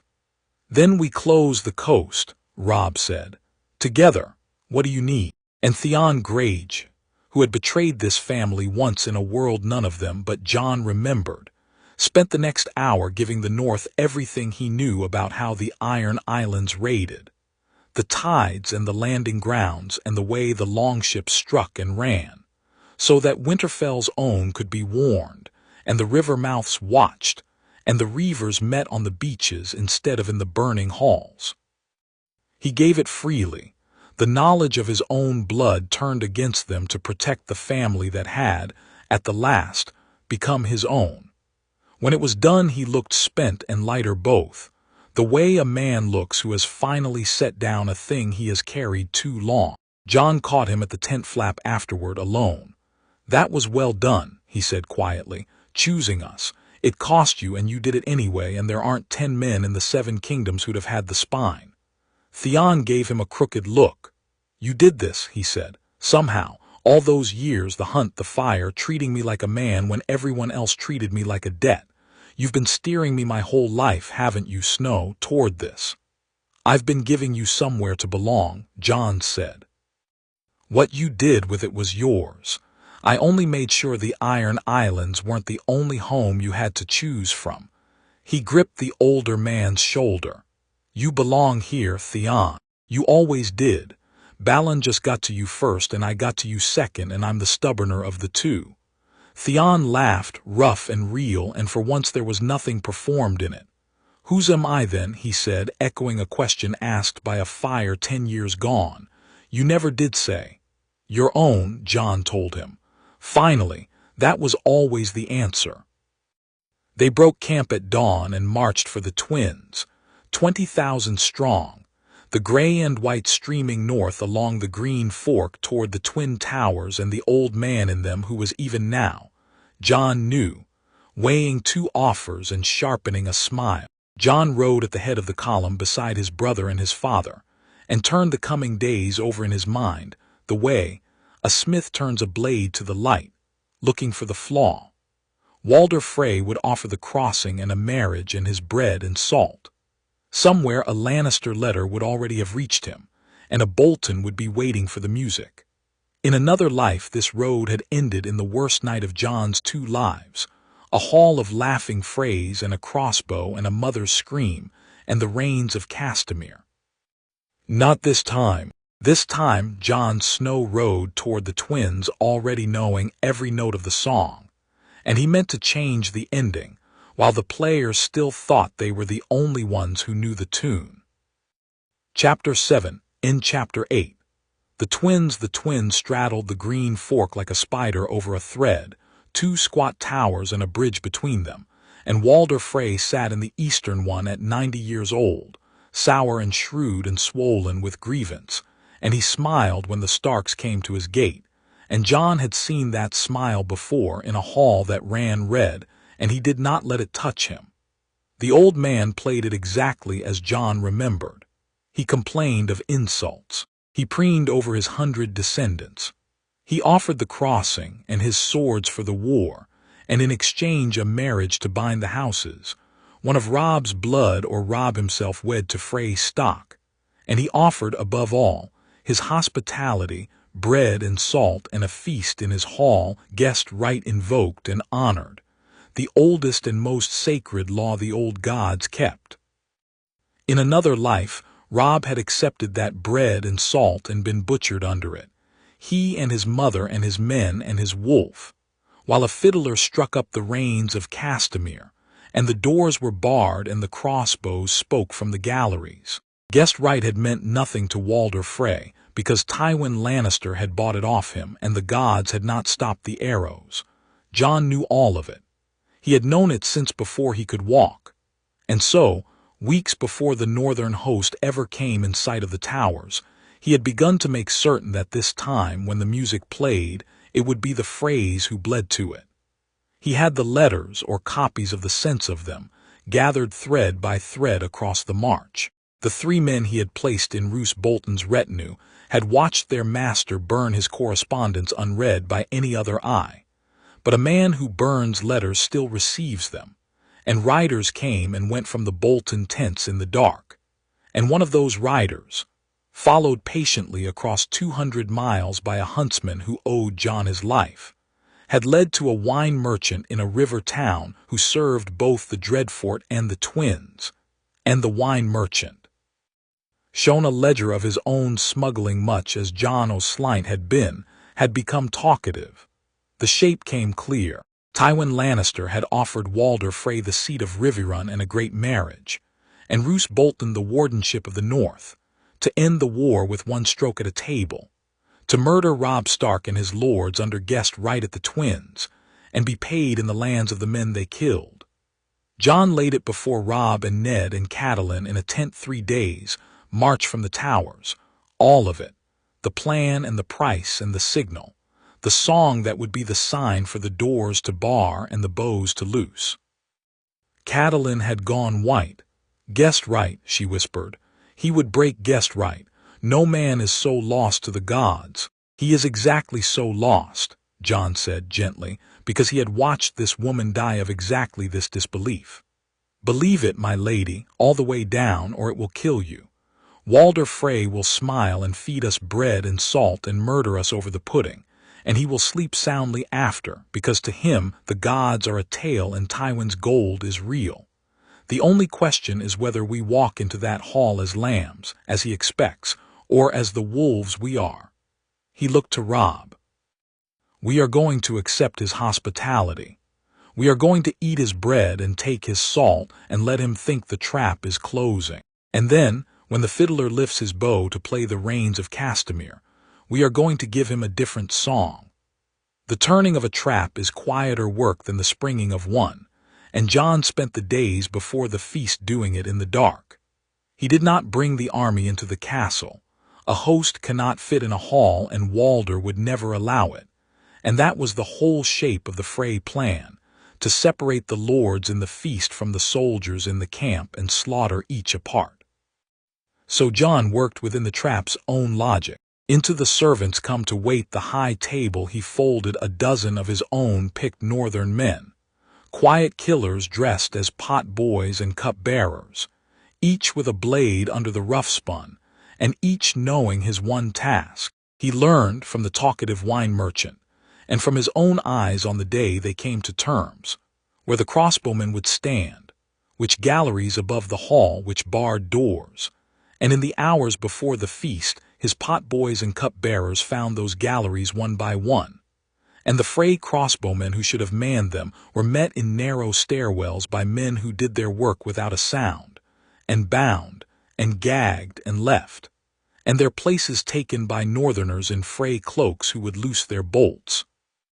When the song came at the men who thought they were the ambush, he saw to the doors, so the great bars could not drop. He saw to the wolves, Grey Wind and Ghost, who in another life had been penned away from their masters and killed with crossbows. This time they would be loose in the yard among Jon's own men, and a Frey who reached for a wolf would lose the arm to it. And he set the countersignal.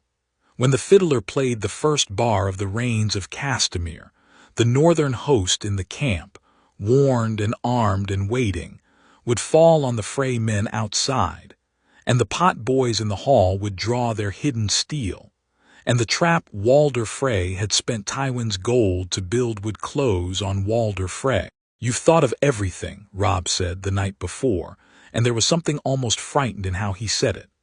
"I've had a long time to think about this exact hall," Jon said, and did not say how long or in what grief or at what cost. "Eat lightly tomorrow, brother, and keep your sword where your hand can find it under the table. When the music starts, don't wait for me, don't wait for a herald. Kill the men nearest mother and get her to the wall and let me and the wolves do the rest." "Can you do that?" "For her," Robb said, looking at his mother across the tent, "and for you I can do anything. Gods, Jon, what would this family be without you?" "Whole," Jon said quietly. "You'd be whole without me, and none the wiser, and that would have been the worse world, though you'd never have known to grieve it." Robb did not understand him, and Jon did not explain, and the two of them sat a while in the lamplight sharpening blades for a wedding, while 3 days east old Walder Frey smiled in his tower, and thought himself the only man at the Twins who knew how the feast would end. The hall was hot and loud and hung with garlands, and Walder Frey sat his high seat like a spider in the center of its web, and the bread and salt went round, and Robb ate the bread and took the salt, and the guest right the old man meant to break settled over the hall like a blessing no one in it, but the Starks intended to keep. Jon did not sit at the high table. He stood among the servers along the wall in a cup-bearer's plain coat, a jug in his hands and a knife against his spine, and Ghost a whistle away in the yard. And he watched the galleries, and he counted his own men in Frey cloaks where the crossbowmen should have been, and he waited for the music with the flat patience of a man who had waited 15 years to be standing exactly here. Roose Bolton sat below the salt with his flat, pale eyes, and drank little and watched the doors, and Jon watched him watch, and knew the man was counting the same beats he was. Old Walder let the feast run long, savoring it, because a cruel man draws out the thing he means to do. He toasted the king in the north with a dry mouth full of malice. He made his jests, and at last he lifted one spotted hand, and across the hall the musicians in the gallery set their bows to their strings, and the first slow notes of the Rains of Castamere came down into the smoke and the laughter. "And who are you," the proud lord said, "that I must bow so low?" That was the signal in the hall that had murdered Jon's family, and it was the signal now, and the difference was whose hand moved first. Jon's did. He had the fiddler's own gallery under his eye, and at the first bar he brought his jug down and drew his blade in the same motion, and the dozen pot boys and cup-bearers along the walls of Walder Frey's hall drew with him, and the men in the Frey cloaks in the galleries above swung their crossbows not down at the stark table, but along the galleries, at the true ambushers, at the handful of Frey bowmen the sweep had missed. Bolts sang. But they sang the wrong direction for Walder Frey, and the men who fell in the first breath of the Rains of Castamere were his. At the high table Robb was already moving, sword out from under the board, and he did not lunge for a fray or a crown or glory. He lunged sideways and dragged his mother down and back against the stone wall behind the dais where no bolt could reach, exactly as Jon had drilled him, and stood over her with his blade up while the hall came apart.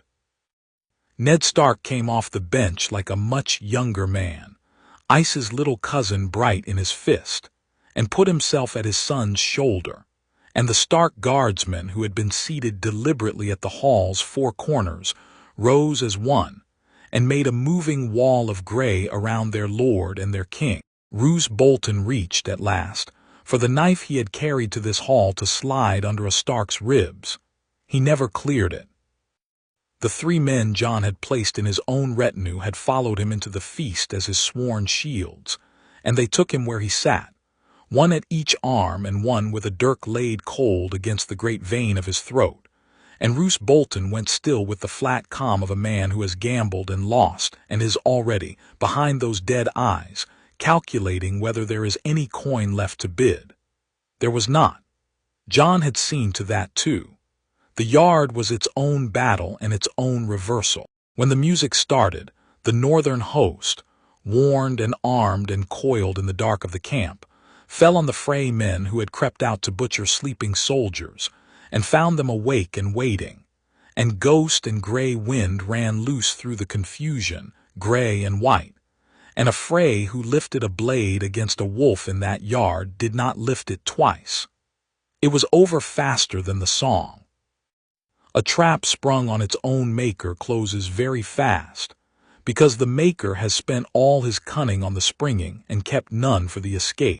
Walder Frey sat his high seat through all of it, too old to run, his malice curdling to something smaller as he watched his hall fill with gray instead of red, as he watched the wolves he had meant to butcher standing over his own dying kin, as he understood, 90 years into a life spent being cleverer than better men, that he had at last met someone who had known his mind before he made it up. The last note of the Rains of Castamere died unfinished, because the fiddler had a northern knife at his belly and had wisely stopped playing, and in the ringing, quiet Robb Stark stood over his living mother in a hall that should have been their grave, and looked across the smoke at the old man on the high seat. "You broke guessed right," Robb said, and his voice shook with the enormity of it. "You put bread and salt in our mouths, and you called for a song to murder us under it. There is no law of gods or men you have not broken in this hall tonight, Lord Frey." He was breathing hard. "By every one of them your life is forfeit." Walder Frey wet his lips and reached, even now, for the only weapon he had ever truly trusted, which was words. "You've no proof I meant any. We have your letters," Jon said, stepping out from the wall in his cup-bearer's coat, and the old man's rheumy eyes swung to him, to the servant who was not a servant, the last face at this feast he had ever thought to fear. "We have the wine merchant and the price Tywin paid and the signal you gave with your own hand and a hall full of your own bowmen shot down aiming at us. We have everything, Lord Frey. We have had it for a month."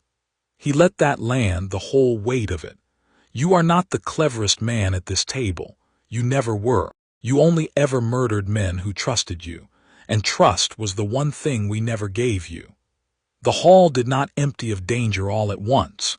A trap turned is still a room full of armed and frightened men, and the next hour was the careful, unglamorous work of making a victory safe.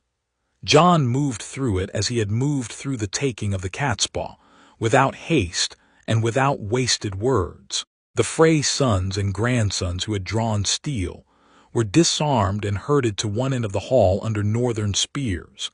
The ones who had not drawn, who had sat frozen and horrified as their father's plan came apart, were separated out, because a house is not a single guilty man, and Jon had no wish to butcher a hall of cousins for the sins of the old spider on the high seat. He had watched exactly that kind of indiscriminate slaughter once, from the wrong end of it, and he would not author its mirror. The guilty would answer. The rest would kneel to Robb and be spared, and remember for the rest of their lives who had spared them and who had tried to murder them, and the North would gain, out of the ruin of House Frey, a crossing held by men who owed their necks to a Stark. Roose Bolton he had taken to a cold room apart, still bound, still flat-eyed, and there Jon asked him the questions that needed asking while the answers were fresh and the man was off balance. Roose gave them up with the strange indifference of a gambler settling accounts, because a man like Roose kept no loyalty to spend on silence once the game was lost. Tywin's full offer. The other lords Tywin had sounded out and found unwilling. The letters where they were, who else had touched them. Jon took it all, calm and exact, and added it to the drawer, because the war in the South was not quite over and a beaten lion still had claws, and every truth Roose Bolton spoke in that cold room was a claw Jon drew before it could rake. You planned all of this, Roose said at the end, not quite a question, studying the young man who had unmade him. Before I ever moved. You had my own men in my tent and my own letters in your hand, and you waited, and you let me walk into it. That is not how a boy fights.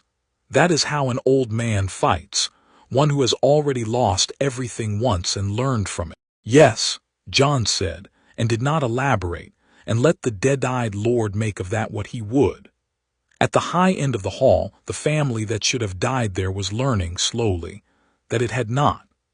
Catelyn had not let go of Robb, and Robb had not let go of his sword, and Ned stood over both of them with Ice's little cousin still red in his hand, and the three of them breathed the smoke and the strangeness of being alive in a room built for their deaths.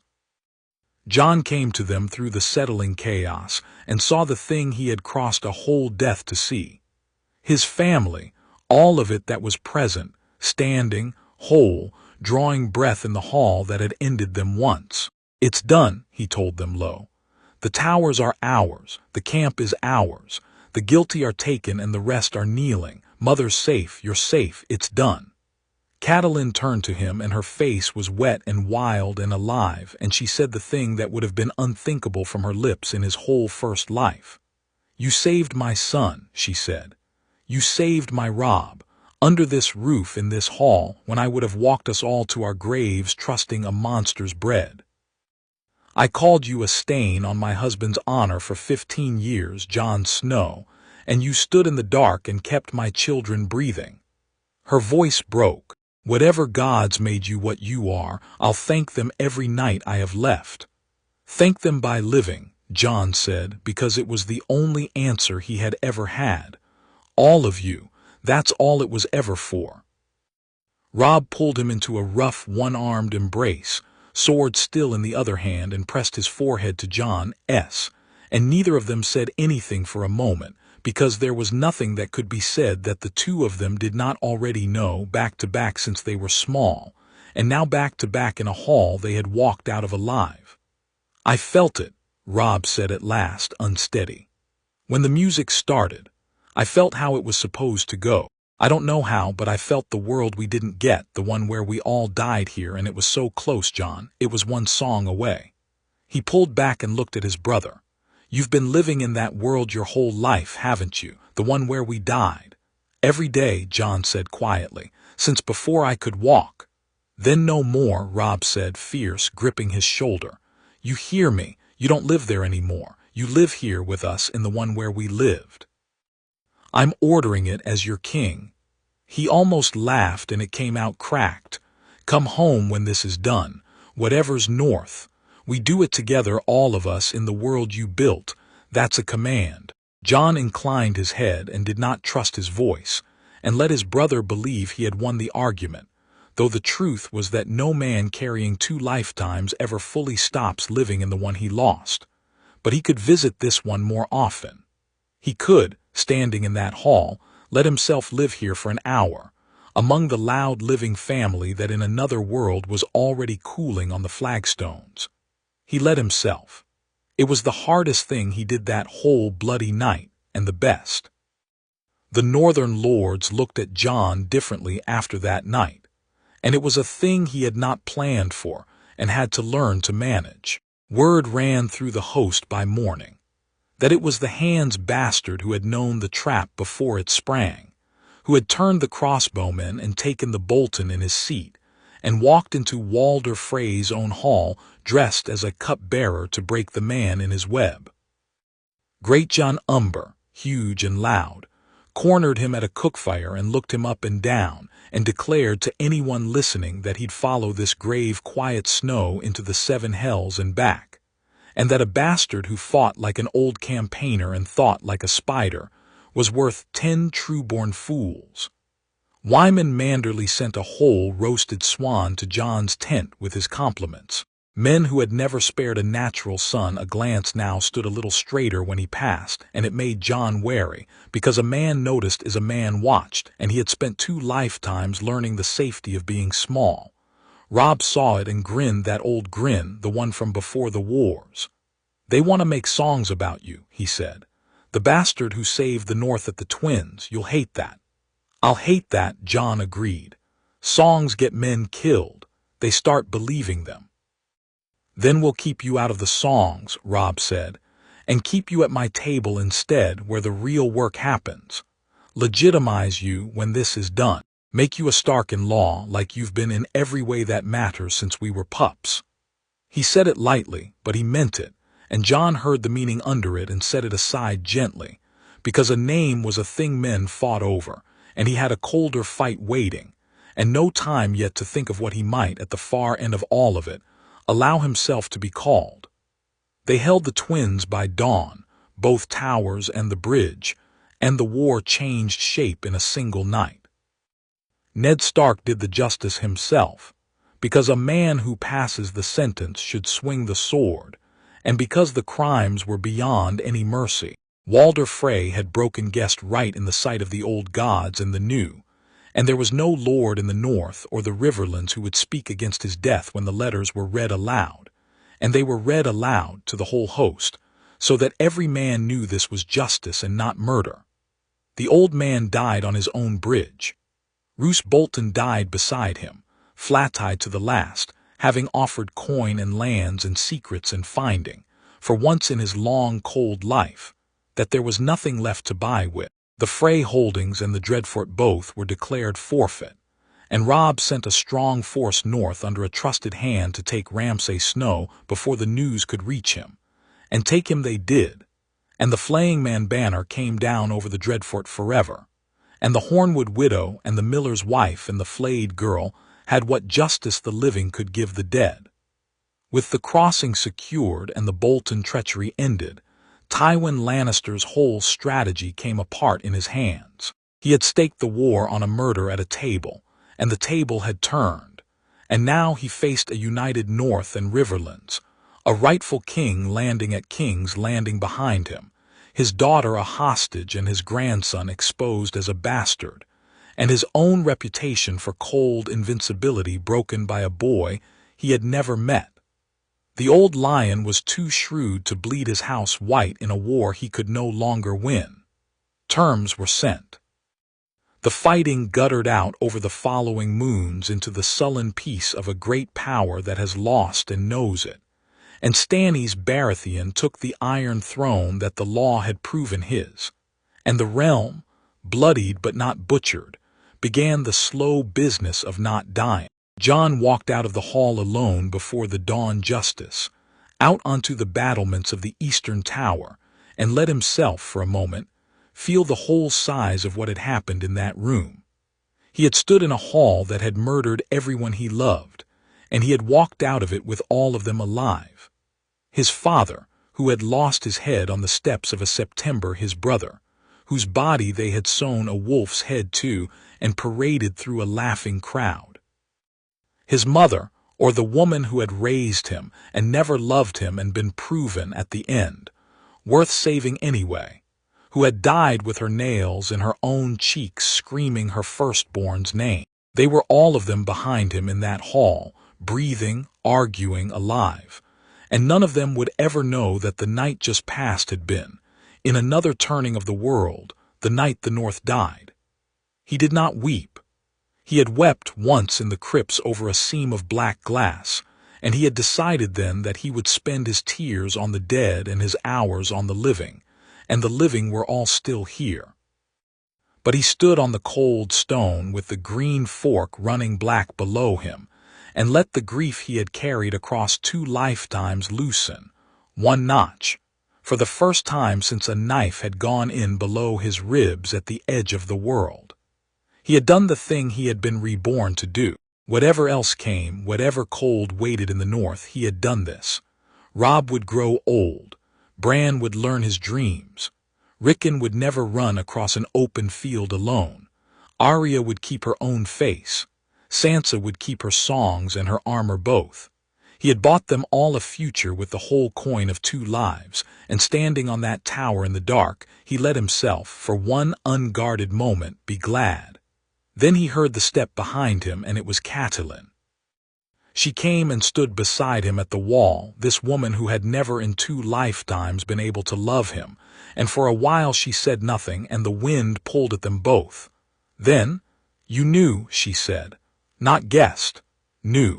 The song, the signal, the letters a month before they were written. My son calls it your cleverness. My husband calls it a gift from the old gods and asks no more. But I have raised 7 children and buried none, thanks to you, and I have watched you my whole life, hating you, and I know what I am looking at." She turned to him. "You are grieving people who are still alive. I have seen that look on my own face in a glass, grieving my father before he was dead.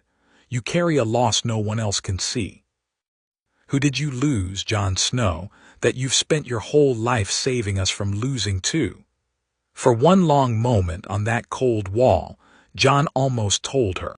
Of all of them, she was the one who had guessed nearest the truth, and there would have been a mercy in setting it down even once into another living mind. He did not. "Everyone," he said at last, which was the truth wrapped in a shape she could carry. "In a bad dream that felt like a life, my lady, I lost every one of you one at a time, and I could do nothing but watch. I woke up small and swore I'd never watch it happen again." He looked at her. "You don't have to love me. You never did, and I stopped needing it a long time ago. Just live, all of you. That's the only thanks I've ever wanted." Catelyn Stark looked at him a moment longer, and then she did a thing she had never once done in his whole remembered life. She reached out and put her hand against his cheek briefly, the way a mother does, and said, "Then you have more than my thanks and more than you'll take, I think. Come in from the cold, Jon. You've been out in it long enough." But he could not come in from the cold, not truly, not yet, because the cold was where the last war waited, and it was coming. The human architects lay broken behind him. Walder Frey dead on his bridge. Roose Bolton and his monster son ended. Cersei caged, Tywin beaten, the realm settling under a lawful king. Only one of the old betrayers was still loose.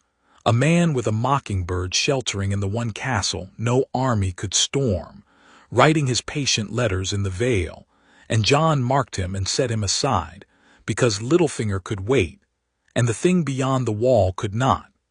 Bran was dreaming of blue-eyed dead walking south out of a white forest. A crow with 3 eyes was calling a Stark child toward a destiny. and in a storeroom in Winterfell there was a sack of black glass. A boy had spent years gathering against the day when the men finally stopped killing each other long enough to look north and see what had been coming for them all along. Jon turned his face to the north, where the true enemy was, and where his second vow waited unkept, and he began, in his head, to plan the last and coldest war. Chapter 8 and Chapter 9. The cold that comes Winterfell took them back in the autumn, and for a few days it was only a family come home from a war, and Jon let himself have those days before he spoke of the thing that would end them. Arya near knocked him from his horse in the yard, flinging herself at him with Needle at her hip and Nymeria a gray shadow at her heel. And Sansa embraced him with a grave new poise that had a real girl inside it now instead of only a song, and Rickon shrieked and clung. And Bran watched Jon from the Godswood gate with an expression far too old for a boy of 8, and did not run to him, and only looked, and Jon knew, seeing that look, that the reckoning he had been putting off had already begun without him. He went to Bran that first night, in the boy's chamber under a window full of stars. "You've been dreaming," Jon said. "I've been seeing," Bran corrected, in the flat certain voice the greensight had given him, and his eyes in the candlelight were the eyes of the three-eyed crow that had claimed him. "Not just forward, back. The crow took me back, Jon, along the roots of the weirwoods all the way back, and I saw things I wasn't looking for." He drew his blanket tighter. "I saw you, not this you, the other one, the one in the snow." Jon went very still. "I saw you die," Bran said softly. "At the wall, in the cold. Men you led with knives, and one of them was a boy, and they were crying while they did it. And you said their names. And then you were in the snow, and the steam came off you, and you stopped. I saw it. And then I saw you here small in the cradle, remembering it, 2 lives. I've been trying to understand it since the crow showed me, and I think I finally do." He looked at his brother, and there was no fear in him, only a vast, strange tenderness. "You came back. You died at the end of everything, and you came back to the beginning, and you've spent your whole life since making sure none of it happens to us. The war, Father's head, Robb at the twins, me falling from the tower, all of it. You knew because you'd already lived it, and you fixed it, one thing at a time, and you never told anyone because who would believe a baby who remembered dying?" For the first time in 2 lifetimes, Jon Snow was known. He sat down slowly on the edge of the bed, and something he had held clenched since before he could speak came loose in his chest, and he did not fight it. "No one would have believed me," he said low. "I couldn't risk it. If they'd thought me mad or a sorcerer, they'd have taken away the one thing I had, which was that no one was watching me closely enough to stop me." He looked at his little brother, the Greenseer, the only soul in the world who could see the truth and know it for truth. "I've been alone with it my whole life, Bran, both of them. I buried every one of you in the other world one at a time, and then I woke up small and had to watch you all be alive again and could never say why I couldn't stop looking at you." Bran reached out and took his hand, a boy comforting a man twice his age and 100 times his sorrow. "You're not alone with it now," he said. "I saw it too. I'll carry it with you. That's what the crow is for, I think. Someone has to remember the world that didn't happen, so the people in the one that did can be free of it." He squeezed Jon's fingers. "Thank you, for all of us, for me. I'd have been broken under that tower, and you caught me on the wall, and I never even knew to be grateful, and now I know, and I am." Jon wept then, for the second time in 2 lives, quietly in the dark, holding his little brother's hand, and Bran let him. And the weirwood outside the window stirred its red leaves though there was no wind, as if something very old were listening and was, for once, content. But the green sight cut both ways, and what Bran saw looking back he also saw looking forward, and what he saw coming was the reason Jon had come home. "It's real," Bran said, when the worst of the night had passed. "The thing beyond the wall. I've seen it more clearly than any dream. Blue eyes without number, the dead getting up, a cold that walks. It's coming south, Jon, and it doesn't care which of us won the throne, and almost no one will believe it until it's at the gates." His face was grave. "The crow says the same thing every time.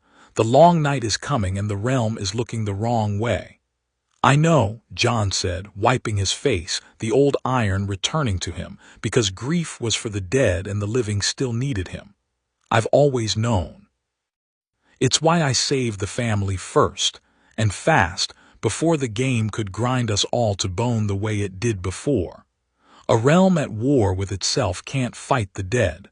So I ended the wars early. And now, brother, we have the one thing no one had in the world that died. We have time, and we have proof, and we have a Stark who can see the enemy with his own eyes and make the doubters believe."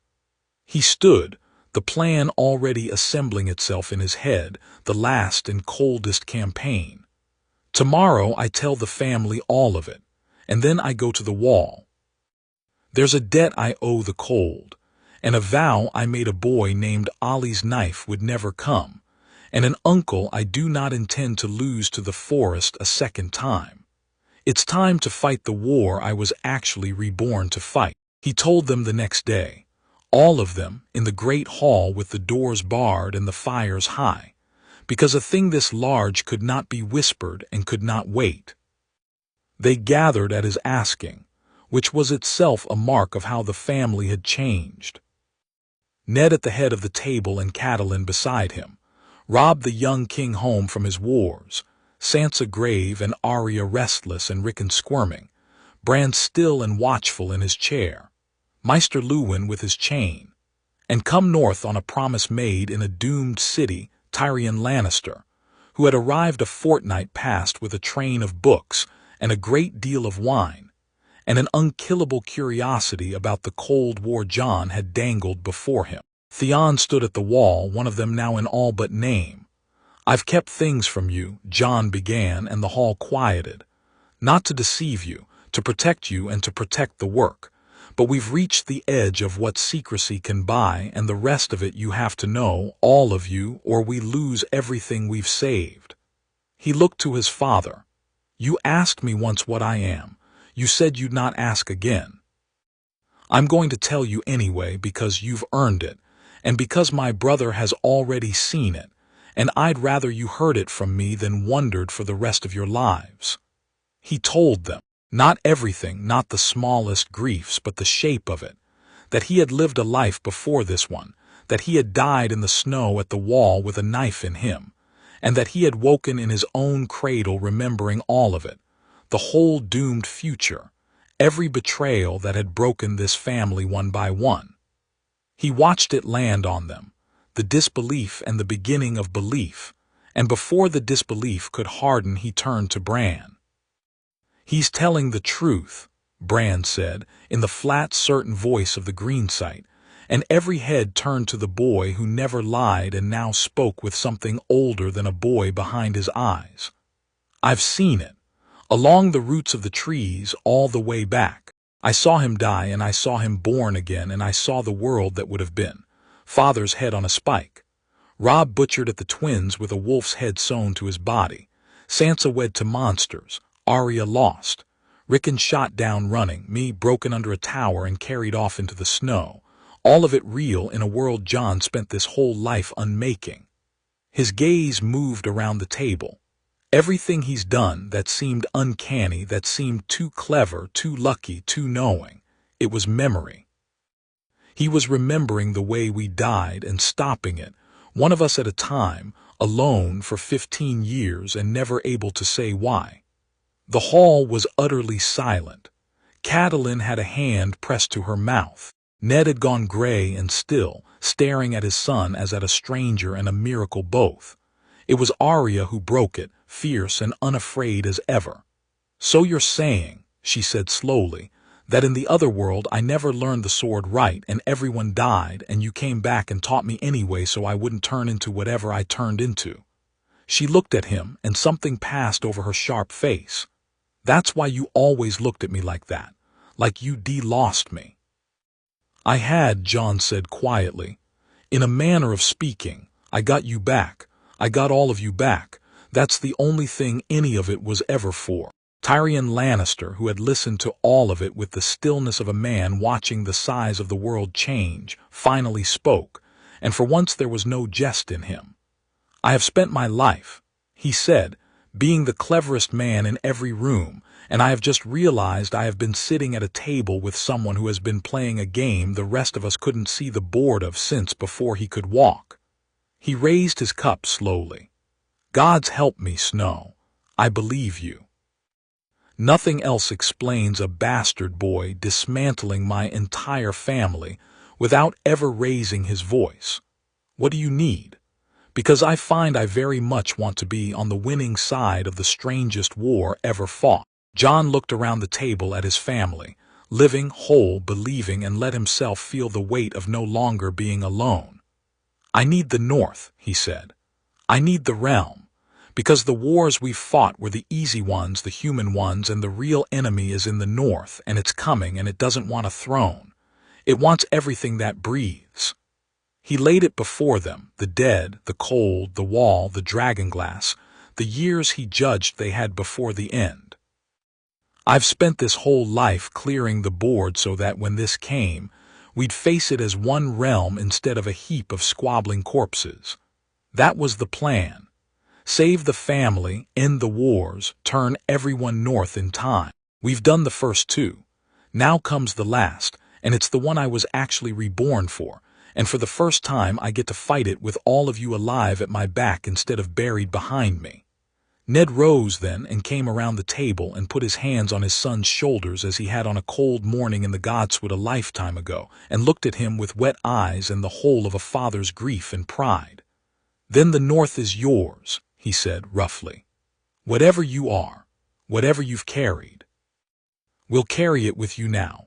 You'll not be alone in the cold again, my son, not while any of us draw breath." And Jon, who had crossed a whole death to hear exactly those words in exactly that voice, bowed his head, and let his family gather round him, and did not, for once, hold any of it back. Jon rode to the wall as no bastard ever had, at the head of a column of wagons and men, with dragonglass in crates and grain in sacks, and a writ from King Stannis and the whole weight of a grateful North behind him. And the Black brothers who came out to meet him did not know what to make of a Snow who arrived like a lord bringing salvation. He had not taken the Black. That was the first breaking of the old pattern, and the most important. In the world that died, Jon Snow had come to the wall a friendless bastard and risen and been murdered by the very men he led. Knives in the snow and a weeping fat man and a boy named Ollie, because he had asked the Watch to do a thing it feared more than death, which was to make peace with the wildlings and let them through the wall. This time he came not as one of them, to be bound by their fear and killed by their votes, but as an ally from the south with the resources they had begged for across 100 years and never received. A man you elect can be unelected with a knife. A man who arrives with 1,000 wagons of grain and the ear of a king is a different kind of power, and Jon had chosen, deliberately, to be the second kind. He found the fat man first, because he wanted to look at him. Bowen Marsh, Lord Steward, the man whose knife had gone in first below Jon's ribs in another life, weeping for the Watch as he did it. Here he was only a careful, worried quartermaster fretting over stores and numbers, a man who loved the Watch and feared anything that threatened its order. And Jon looked at him and found he could not hate him, because the Bowen Marsh before him had murdered no one and would murder no one, because Jon had removed the thing that would have driven him to it. There would be no vote to make peace with the wildlings that split the Watch to its heart. Jon would not put that killing choice on these frightened men at all. He would make the peace himself from outside, with the North swords and the king's writ behind it, and the Watch would only have to obey an order given from above, not survive a decision that tore it apart. He had studied his own murder for 15 years, and the lesson of it was simple. Do not ask frightened men to choose between their fear and their duty. Take the choice away and give them an order they can follow, and no one reaches for a knife in the dark. Benjen he saved by the plainest means, which was to arrive before the ranging that would have swallowed him. The first ranger was preparing to lead men beyond the wall to find out why the rangers were not coming back, the same doomed errand that had lost him in the world that died. Jon stopped it with a word and a wagon of dragonglass and the flat authority of a man who knew exactly what waited in the haunted forest. "You don't ride out to find the bodies, uncle," Jon told him, in the Lord Commander's own solar before the assembled officers. "I already know where the bodies are. They're standing up. That's what's been taking your rangers. Not wildlings, not cold, not a fall. The dead. And you do not send living men in ranging parties of 10 to walk up to them one patrol at a time and be turned. That is how you feed the enemy your own garrison." He set a dragonglass dagger on the table with a click. "This kills them, the White Walkers and the things they raise, obsidian and fire and Valyrian steel. I have brought you 1,000 blades, Worth and I will bring more, and no man of the watch rides beyond that wall again except in force, armed with this and knowing what he faces. Your ranging stopped today. Your war starts today." Benjen stared at the black glass, and then at the nephew who had told him, years ago in a Winterfell yard, that the important question was where the bodies were. "You knew," he said. "Even then. You were 7 and you asked me where the bodies went and you already knew." "I've always known," Jon said. "It's the only thing I've ever really known under all the rest. Everything else I did, the wars, the traps, the saving of the family, was clearing the board so we could fight this. This is the war, uncle. The only one that was ever going to matter." He looked around at the hard, frightened faces of the officers of the Night's Watch, men who had given their lives to a joke of a duty that had just turned deadly serious. "And you are the men who have held the door against it for 8,000 years, mostly without knowing what you were holding it against. That ends now too. Now you'll know. And now, for the first time in 8,000 years, you won't hold it alone." He proved it to them because men do not fight what they will not believe, and the Watch had disbelieved its own purpose for centuries. He led a strong company beyond the wall, 100 men in dragonglass and steel with Benjen and Ghost and torches, to a place Bran had seen in the Green Dreams, and there they found what Jon knew they would find. A ranging party that had not come back, standing in the snow, waiting, with the blue stars burning in their dead eyes. The Black brothers saw their own murdered friends rise and come for them, and some of them broke, and some of them prayed, and then the dragonglass did its work and the fire did the rest, and the dead went down and stayed down, and the thing that had been a rumor and a madman's raving on an execution ground became, in one bloody hour in the snow, a fact that every man there would swear to for the rest of his life.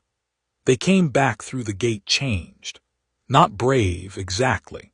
Convinced. And a convinced man is worth 10 brave ones, because bravery fails in the dark and conviction does not. Word of what they had seen ran down the wall and south along the King's Road faster than any raven, the Night's Watch swearing to a man that the dead were walking, and the black glass could stop them, and the hand's uncanny sun had led them into the haunted forest and brought most of them home. It was the beginning of belief, and belief was the weapon Jon had needed most and possessed least in the world that died. And now, at last, he had it, bought with 100 men's own eyes. He stood on the wall that night, 700 feet above the haunted forest, Ghost beside him and Benjen living at his shoulder, and looked north into the dark where the true enemy gathered, and did not feel the old dread. He felt something he had not let himself feel in 2 lifetimes, standing on the very ice where he had once been betrayed and murdered. He felt ready. The forges of Castle Black burned through that winter as they had not burned in an age, and Jon spent an evening watching the black glass become weapons, and thought of a boy alone in a crypt with a rushlight. He had begun this with a splinter, in the dark under Winterfell, breaking off a piece of dragonglass the size of his thumb and hiding it in wool, a child weeping over a seam of frozen fire because he alone knew what it was for. That first hidden cache had grown, sack by sack, across a whole boyhood, a dozen spearheads no one understood the purpose of. And now here it was, multiplied 1,000-fold, the seams of the north and the mountain of Dragonstone giving up their black glass by the wagon load, and the smiths of the watch and the free folk both hammering it into blades that would put down the dead. The splinter had become an armory. The lonely certainty of a boy who remembered dying had become a realm's defense. Mikken had come up from Winterfell to oversee it, gray now and slower, and he stood beside Jon watching the sparks fly and shook his head. "You asked me about this glass when you were a pup," the smith said. "Made me help you nap the fool stuff. I thought you'd lost your wits. A fool's blade, I called it. Good for nothing but cutting a man who'd already agreed to be cut." He spat into the fire. "I owe you an apology, lad. Turns out you knew exactly what it was for. You always did, didn't you?" "I always did," Jon said, and watched the black blades cool, and felt the long circle of it close, the boy in the crypt and the man on the wall, the splinter and the armory, and turned his mind to the last piece he had to make before the dead came. The wildlings were the hardest piece and the most necessary, because every free man who died north of the wall rose again as a soldier in the enemy's army, and Jon meant to leave the Night King as few soldiers as he could. He went beyond the wall under a peace banner to treat with Mance Rayder, the king beyond the wall, and he did it with the authority the world that died had never given him. Not a black brother begging his officers leave, but the hand son with the North's strength and the king's writ, able to promise land and safety and mean it. Mance was clever and proud and tired of watching his people freeze and die, and Tormund was loud and shrewd behind the bluster, and they had both seen the dead, and a man who has seen the dead will make a great many pieces he would once have died before considering. "You want us south of your wall," Mance said. "Behind your castles. Your lords have spent 100 generations killing my people for coming a mile past that ice, and now you want to open the gate. I want 100,000 living free folk fighting the dead at my side," Jon said, "instead of 100,000 dead free folk fighting me for it. That's the whole of it, Mance. Every one of your people who dies out here stands back up wearing blue eyes and comes for the rest of us. I can't afford your dead. So I'm going to keep your living behind the wall in the gift on good land, as free folk sworn to no lord but bound to one war. Not kneelers, allies. It's a better bargain than either of us deserves, and it's the only one that ends with any of us breathing." He held out his hand bare the old way. "I've buried enough of everyone. I don't want to bury you too. Come south. Live, fight. That's the offer, and it's the only one I'll ever make, and it's real." Mance Rayder looked at the young man who spoke of burying people he had not yet met, and took the hand, because desperate men know a true thing when they hear it, and the gates of the wall opened for the free folk not to a raid but to a rescue, and the Night King's army of the fallen was, at a stroke, 100,000 souls poorer. Among the smaller things that peace bought was a boy named Ollie, and Jon saw to that one himself, because that one was his.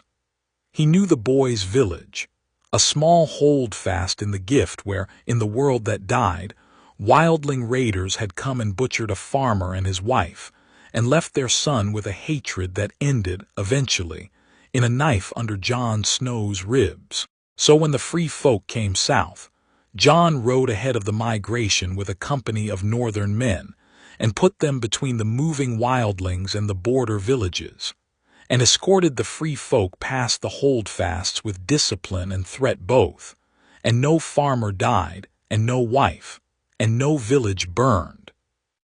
And a brown-haired boy who would have grown up an orphan with a murder in his heart, instead grew up with a mother and a father, and a reason to believe that the strange, grim lord who had ridden through his village keeping the wildlings in line was a man worth trusting. The boy came to the wall a year later, as boys of the gift did, to take service with the watch, and Jon met him by chance in the yard at Castle Black, a nervous lad with a bow too big for him, and did not tell him any of it.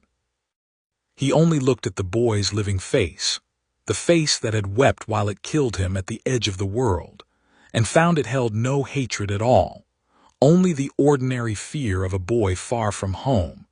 And Jon put a hand on his shoulder and told him he had the look of a good bowman and that the watch was lucky to have him, and watched the boy stand a little taller and walked away, and let out a breath he felt as though he had been holding for 2 lifetimes. He had closed the loop. The last knife that killed him would never be forged because the boy who would have held it had a mother to go home to.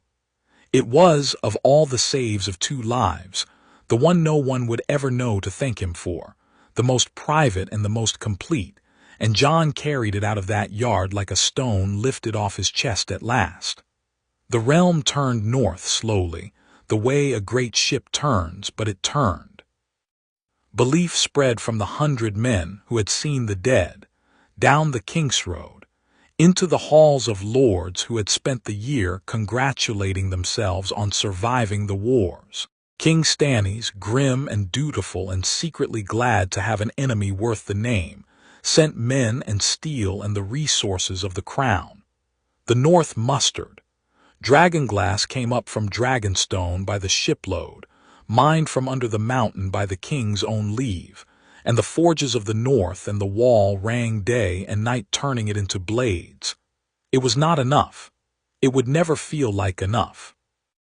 But it was a realm awake and arming against the true enemy, moons and years before that enemy reached the wall, and no realm in the history of the long defeat had ever been so ready, because no realm had ever had a man who remembered losing. Then in the middle of the arming a raven came from the Vale, and Jon read it and went still, because the last of the old betrayers had finally moved. Lysa Arryn was dead, the letter said, fallen from the moon door in a grief no one had witnessed but her new lord husband.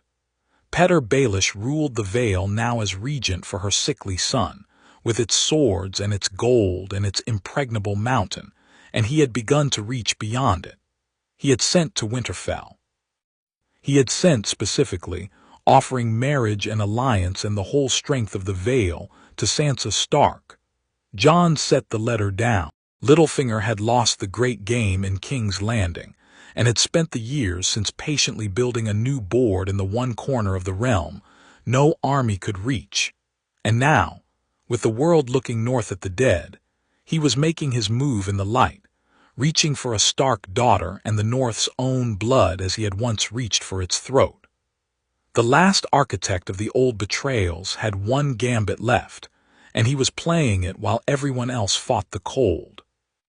Not her, Jon said aloud to the empty room, to the memory of a girl grown gray beside 2 monsters in a world that died. Not this time. Not ever. He folded the letter and went to find his horse. The dead could wait a fortnight. There was one more man to face on Jon's own terms, and it was long past time. Chapter 9, in Chapter 10. On his terms Jon did not go to the Vale to kill Petyr Baelish. He let Petyr Baelish come to Winterfell to be killed, because a spider is only dangerous in his own web, and Jon meant to take him on Stark ground with Stark eyes on him and nowhere left to spin. The bait was the thing Baelish wanted most, which was a way in. Jon had Sansa answer his letter, not with a refusal that would warn him off, but with careful interest. The North was mustering against a threat from beyond the wall, the letter said, and had need of the Vale's swords and gold, and Lord Baelish, as the Vale's regent, might find a warm welcome and much to discuss at Winterfell, perhaps even the matter of a marriage if the terms were right.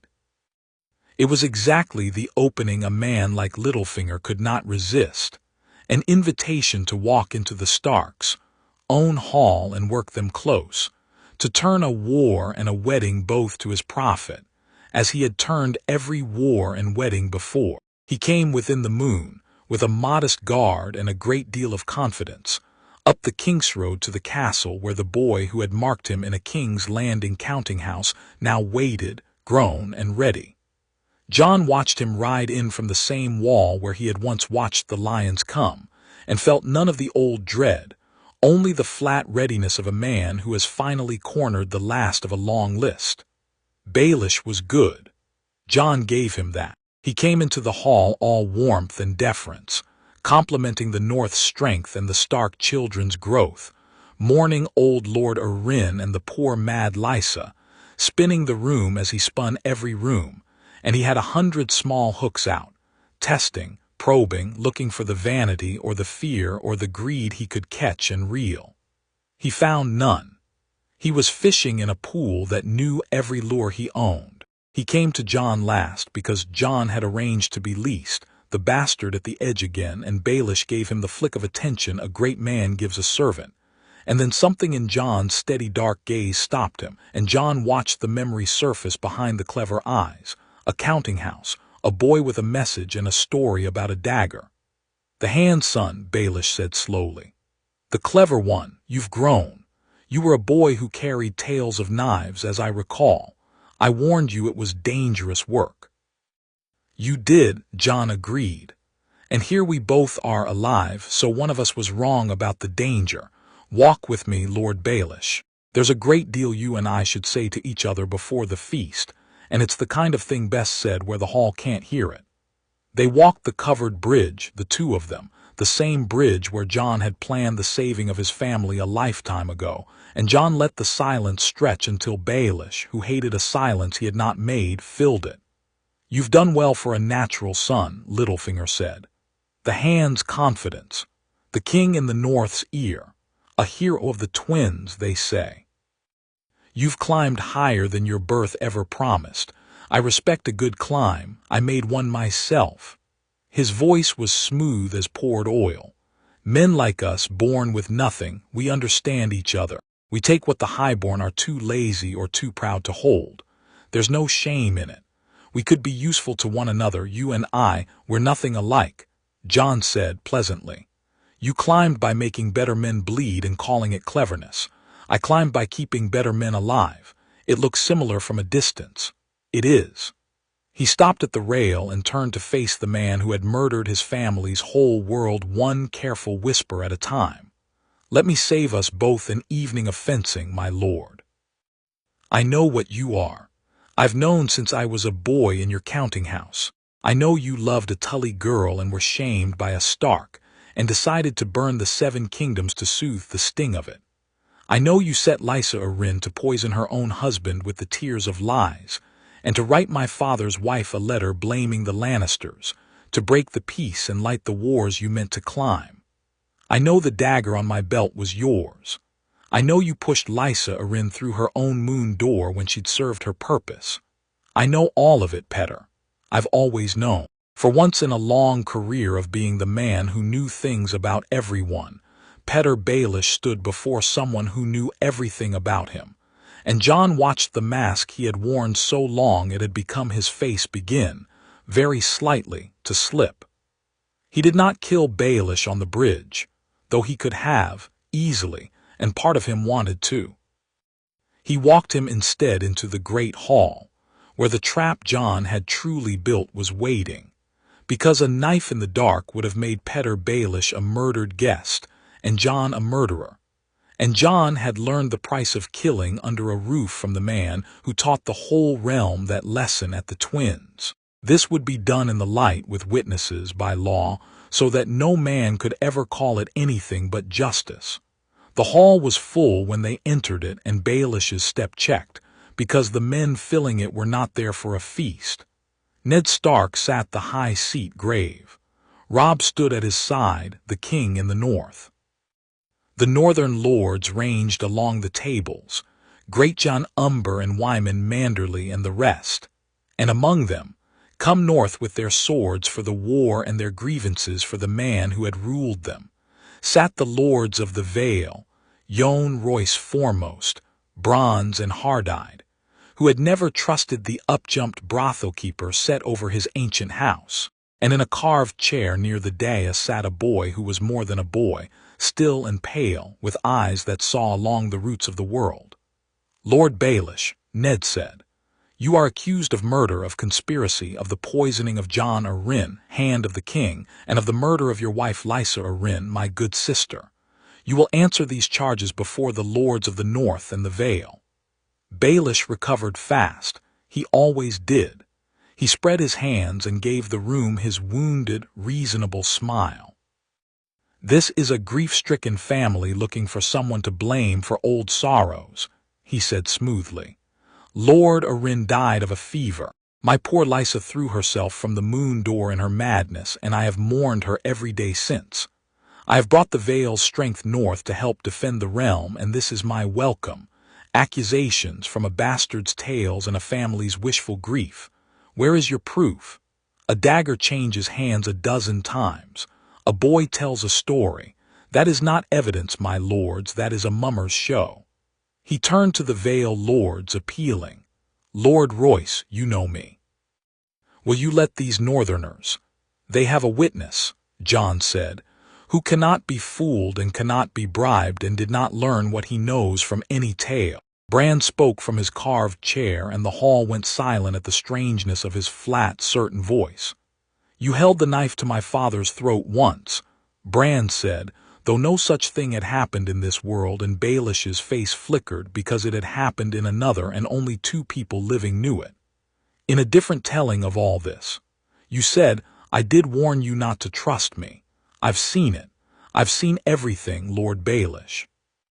I saw you give Lysa Arryn the tears of lies and tell her to write my mother a letter blaming the Lannisters. I saw you push her through the moon door with your own hands, while you told her you had only ever loved her sister. I saw you win a dagger from a drunk and give it to a man to cut my throat while I lay sick, so the Starks and the Lannisters would war and you could climb the wreck. I've seen all the letters you burned. I am the last witness in the world you can't silence, because I was not in any of the rooms, and I saw them all the same." The hall stared at the boy, and then at Baelish, and Petyr Baelish looked at the small, pale greenseer describing crimes no living soul had witnessed, murders done alone, letters burned unread, and the color went out of his clever face, because there was no charm to spend on a boy who had watched him through the eyes of the trees. It was Sansa who finished him. She rose from her place, poised and cold and utterly unafraid, the girl he had once meant to make his creature, and she looked at him with the discernment a bastard brother had planted in her among the winter roses years before. "You taught me a great deal, Lord Baelish, when I was young and stupid enough to be flattered by you," she said. "You taught me that everyone is your enemy or your tool. You never once considered you might be teaching a tool to see the hand that held it. I've watched you my whole life. I know your smile. I know it's widest when you bow lowest." Her voice did not waver. "I believe, my brother, I believe every word, and I am not the frightened girl you counted on. None of us are. You wagered your whole life that the Starks would always be too honorable to see you coming, and you were right about that once in a world my brother buried. You will not be right about it twice." Ned Stark rose and drew the blade at his hip, and passed the sentence in the plain words of the North, and there was no charm, no whisper, no letter, no dagger left to Petyr Baelish, only the cold, clean justice of a family that had at long last seen the knife before it fell. The last architect of the old betrayals died on Stark ground, in the light, with the whole North and Vale as witness, and the web he had spent a lifetime spinning came apart with the spider, and the wars he would have lit went unlit forever. With Baelish dead, the last of the old betrayers was gone, and Jon stood in the aftermath and took the measure of a board finally swept clean of the men who had murdered his family in the world that died. Cersei Lannister lived out her days a comfortable prisoner, a leash on her father's throat, exactly as Jon had promised her. She never sat a throne, never burned a sept, never fed a realm to her own cruelty, and the cruelest thing that ever happened to her was that she was made harmless and had to watch the world go on without her. Tywin Lannister, beaten and shrewd, made his peace with a lawful king and spent his last years rebuilding a house that would never again reach for the whole realm. The Freys were broken and their crossing held by honest men. The Boltons were ash and their flaying banner a memory. Every architect of the patient murder of House Stark was accounted for, dead or caged or beaten, and not one of them had managed, this time, to take a single Stark down with them. It should have felt like triumph. It felt, more than anything, like setting down a weight he had carried so long he had forgotten the shape of his own shoulders without it. The veil came over to the Stark cause entire once Baelish was gone, Jon Royce kneeling gladly to a family that had rid him of the up-jumped schemer set over his house, and the last strength the realm could muster turned north with the rest. The board was clear. Only the cold remained. Robb legitimized him before the War Council rode for the wall in the Great Hall, before the assembled lords of the North and the Vale, and Jon had not asked for it and could not, at the end, refuse it. "You've been my brother since before either of us could walk," Robb said, standing, the king in the north with the gray crown of the old kings on his brow. "You saved my father on the marble where he should have died. You saved my mother and me in a hall that should have been our grave. You saved Bran off a wall and Rickon from an arrow none of us ever saw coming, and Arya from becoming something none of us would have known, and Sansa from monsters, and the whole realm from a cold that would have buried it. You did all of it as Jon Snow, a name the world uses to mean less than. I mean to end that." He drew the parchment and read it out, the decree of a king.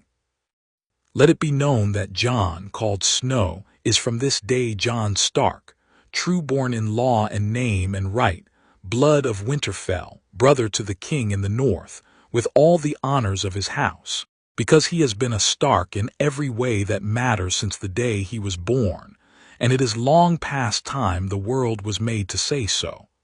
The hall roared it. Great Jon Umber loudest of all, Stark, Stark, and the free folk who had no use for Southron names pounding the tables anyway, because they loved a thing that made the grim lord's grave face crack. And it cracked now, at last. Jon Stark standing in the hall of his father's house, hearing his family's name given to him freely. The one thing the bastard he had been in 2 lives had never dared to want. Ned found him after alone and gave him the other truth, the private one, quietly, so that only Jon could hear. "I know what you are," Ned said. "Not just the second life, the first fact of you, whose son you truly are and whose sister bore you, and the promise I made in a tower of joy long ago." His gray eyes were steady. "I have kept that secret to keep you alive, and I will keep it still because the world is not ready and may never be. But I wanted you to know that I know, and that it changes nothing. You were never my shame, Jon. You were my sister's son and my own by every oath that ever mattered. And now you are a Stark in law as you have always been in blood, whatever that blood is called. There is no name in the 7 kingdoms I would be prouder to give you than my own." Jon looked at the man who had raised him, who had lied for 15 years to keep him breathing, who had loved him in the plain, silent northern way across 2 of Jon's lifetimes, and he did not correct him, and did not explain the whole of it, because some gifts you simply take. "Thank you, father," he said. It was enough.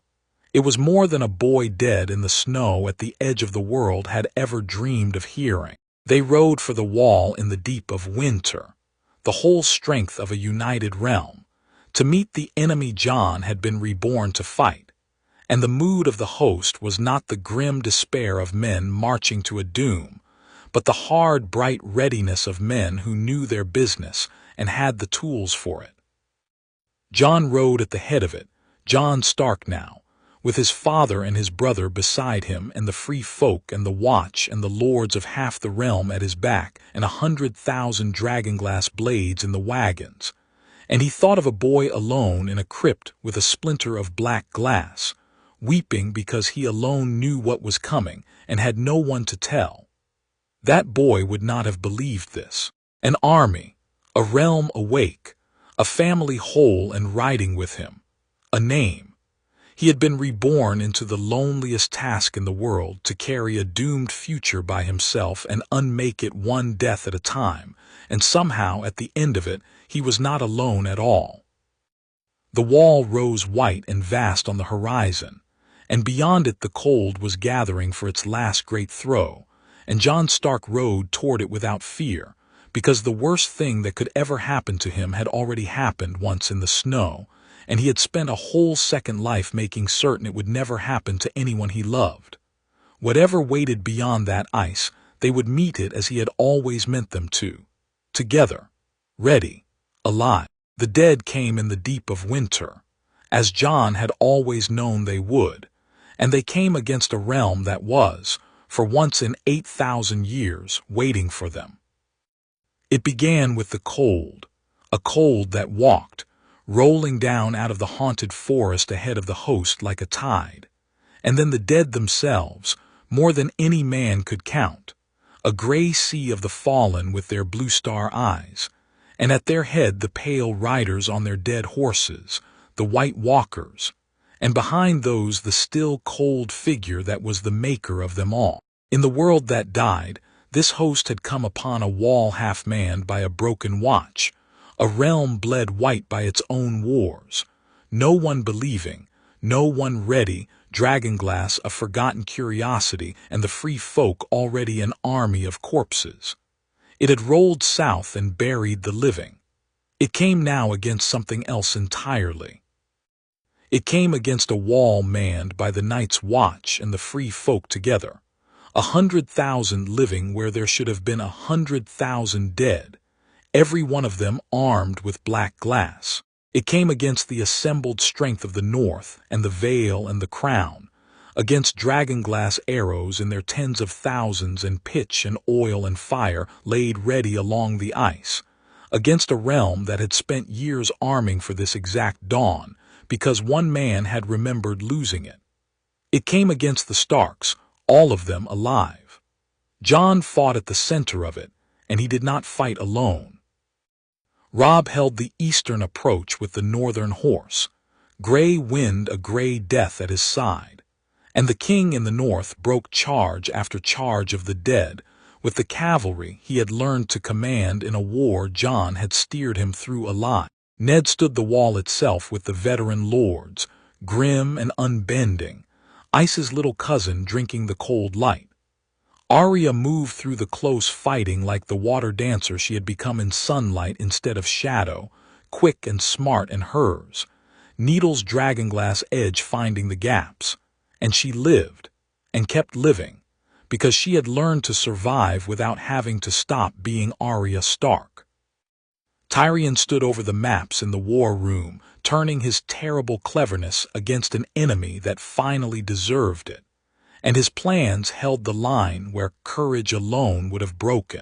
And Bran sat still and pale beneath the great weirwood, his eyes gone white, ranging out along the roots of the world, seeing the whole battle from above and sending word of where the dead massed and where the pale riders rode, the eyes in the sky the living had never had before.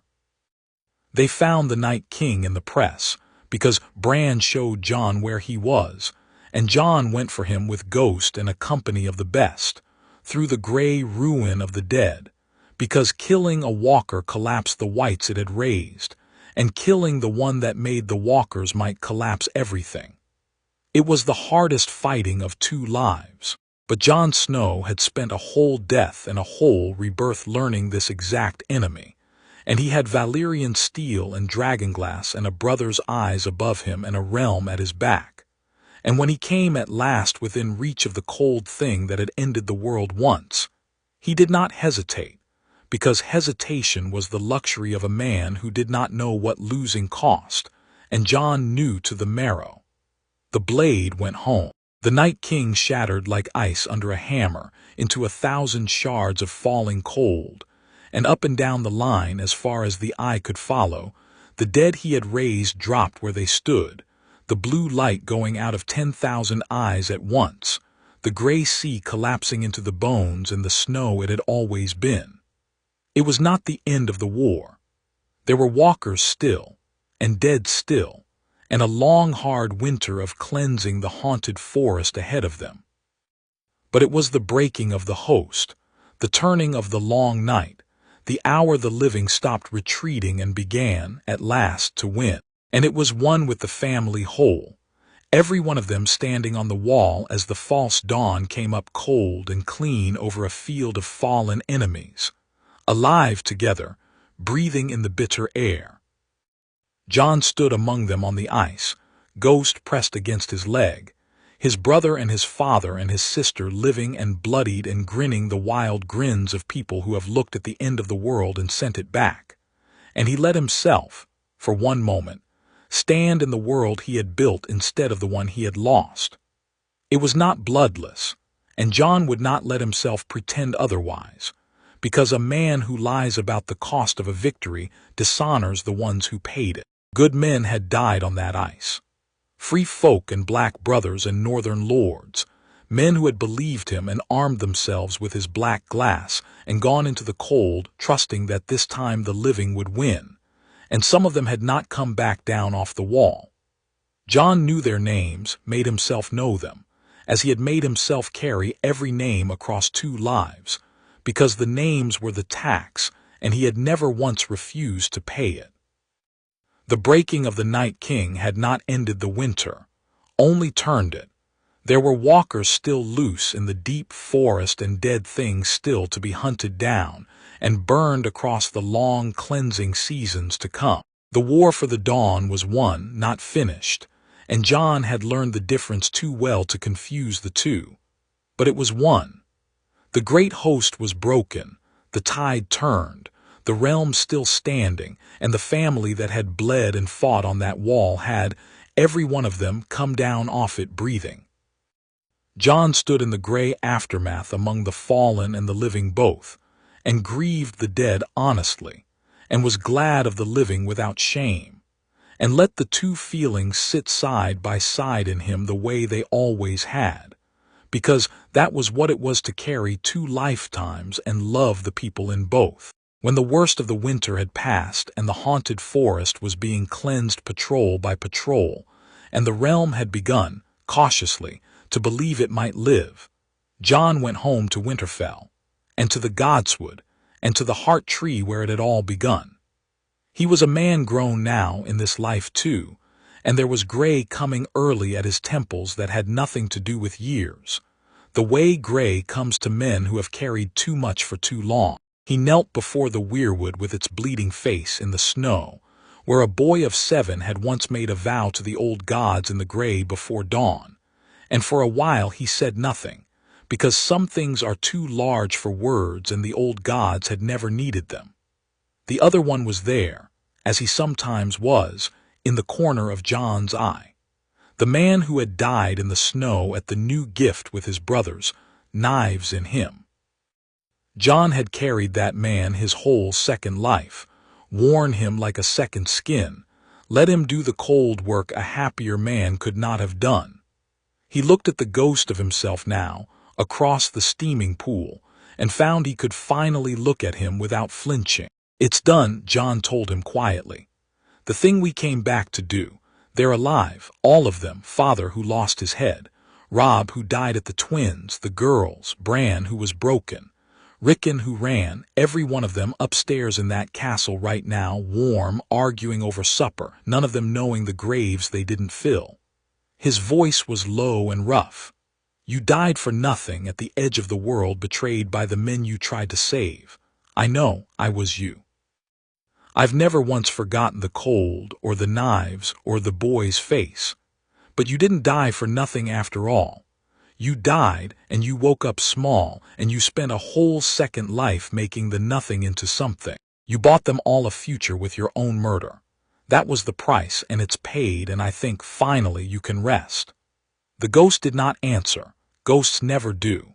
But the weirwood stirred its red leaves though there was no wind, the way it had stirred the night Bran wept and understood, and the cold that had lived in Jon's marrow since a knife went in below his ribs eased at last, one final notch, and did not come back. He would never be wholly free of it. He knew that and made his peace with it. A man who has died does not undie in his own heart.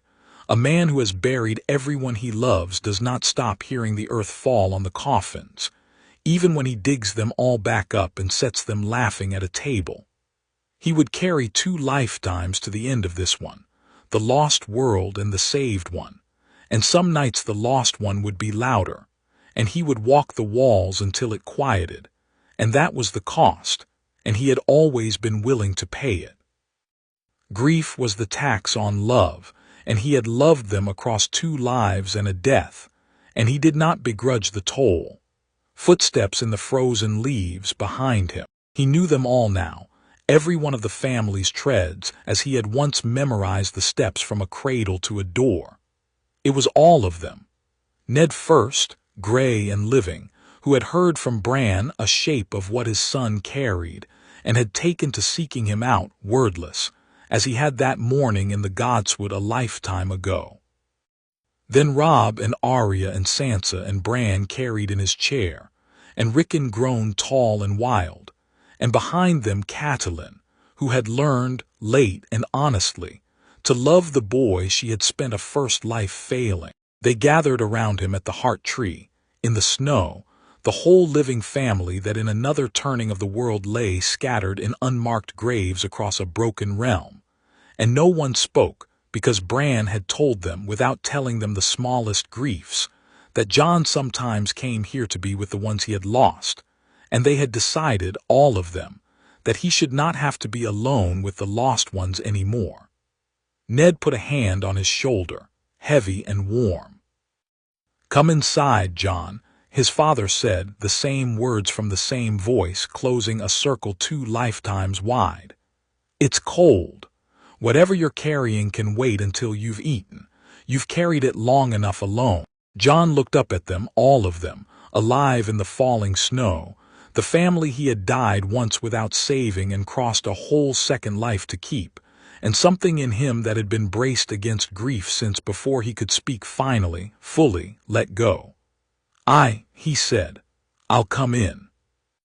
He rose from the snow, and the ghost of the man who had died in it stayed behind at the heart tree, at rest at last, and Jon Snow walked back into the warm and the light with his living family around him, a man haunted still, and whole at last, into the world he had built out of the wreckage of the one he had lost. The old gods watched him go, red-eyed and silent, and the snow came down soft over Winterfell, and for the first time in 8,000 winters, the long night had ended before it began. Chapter 10 End.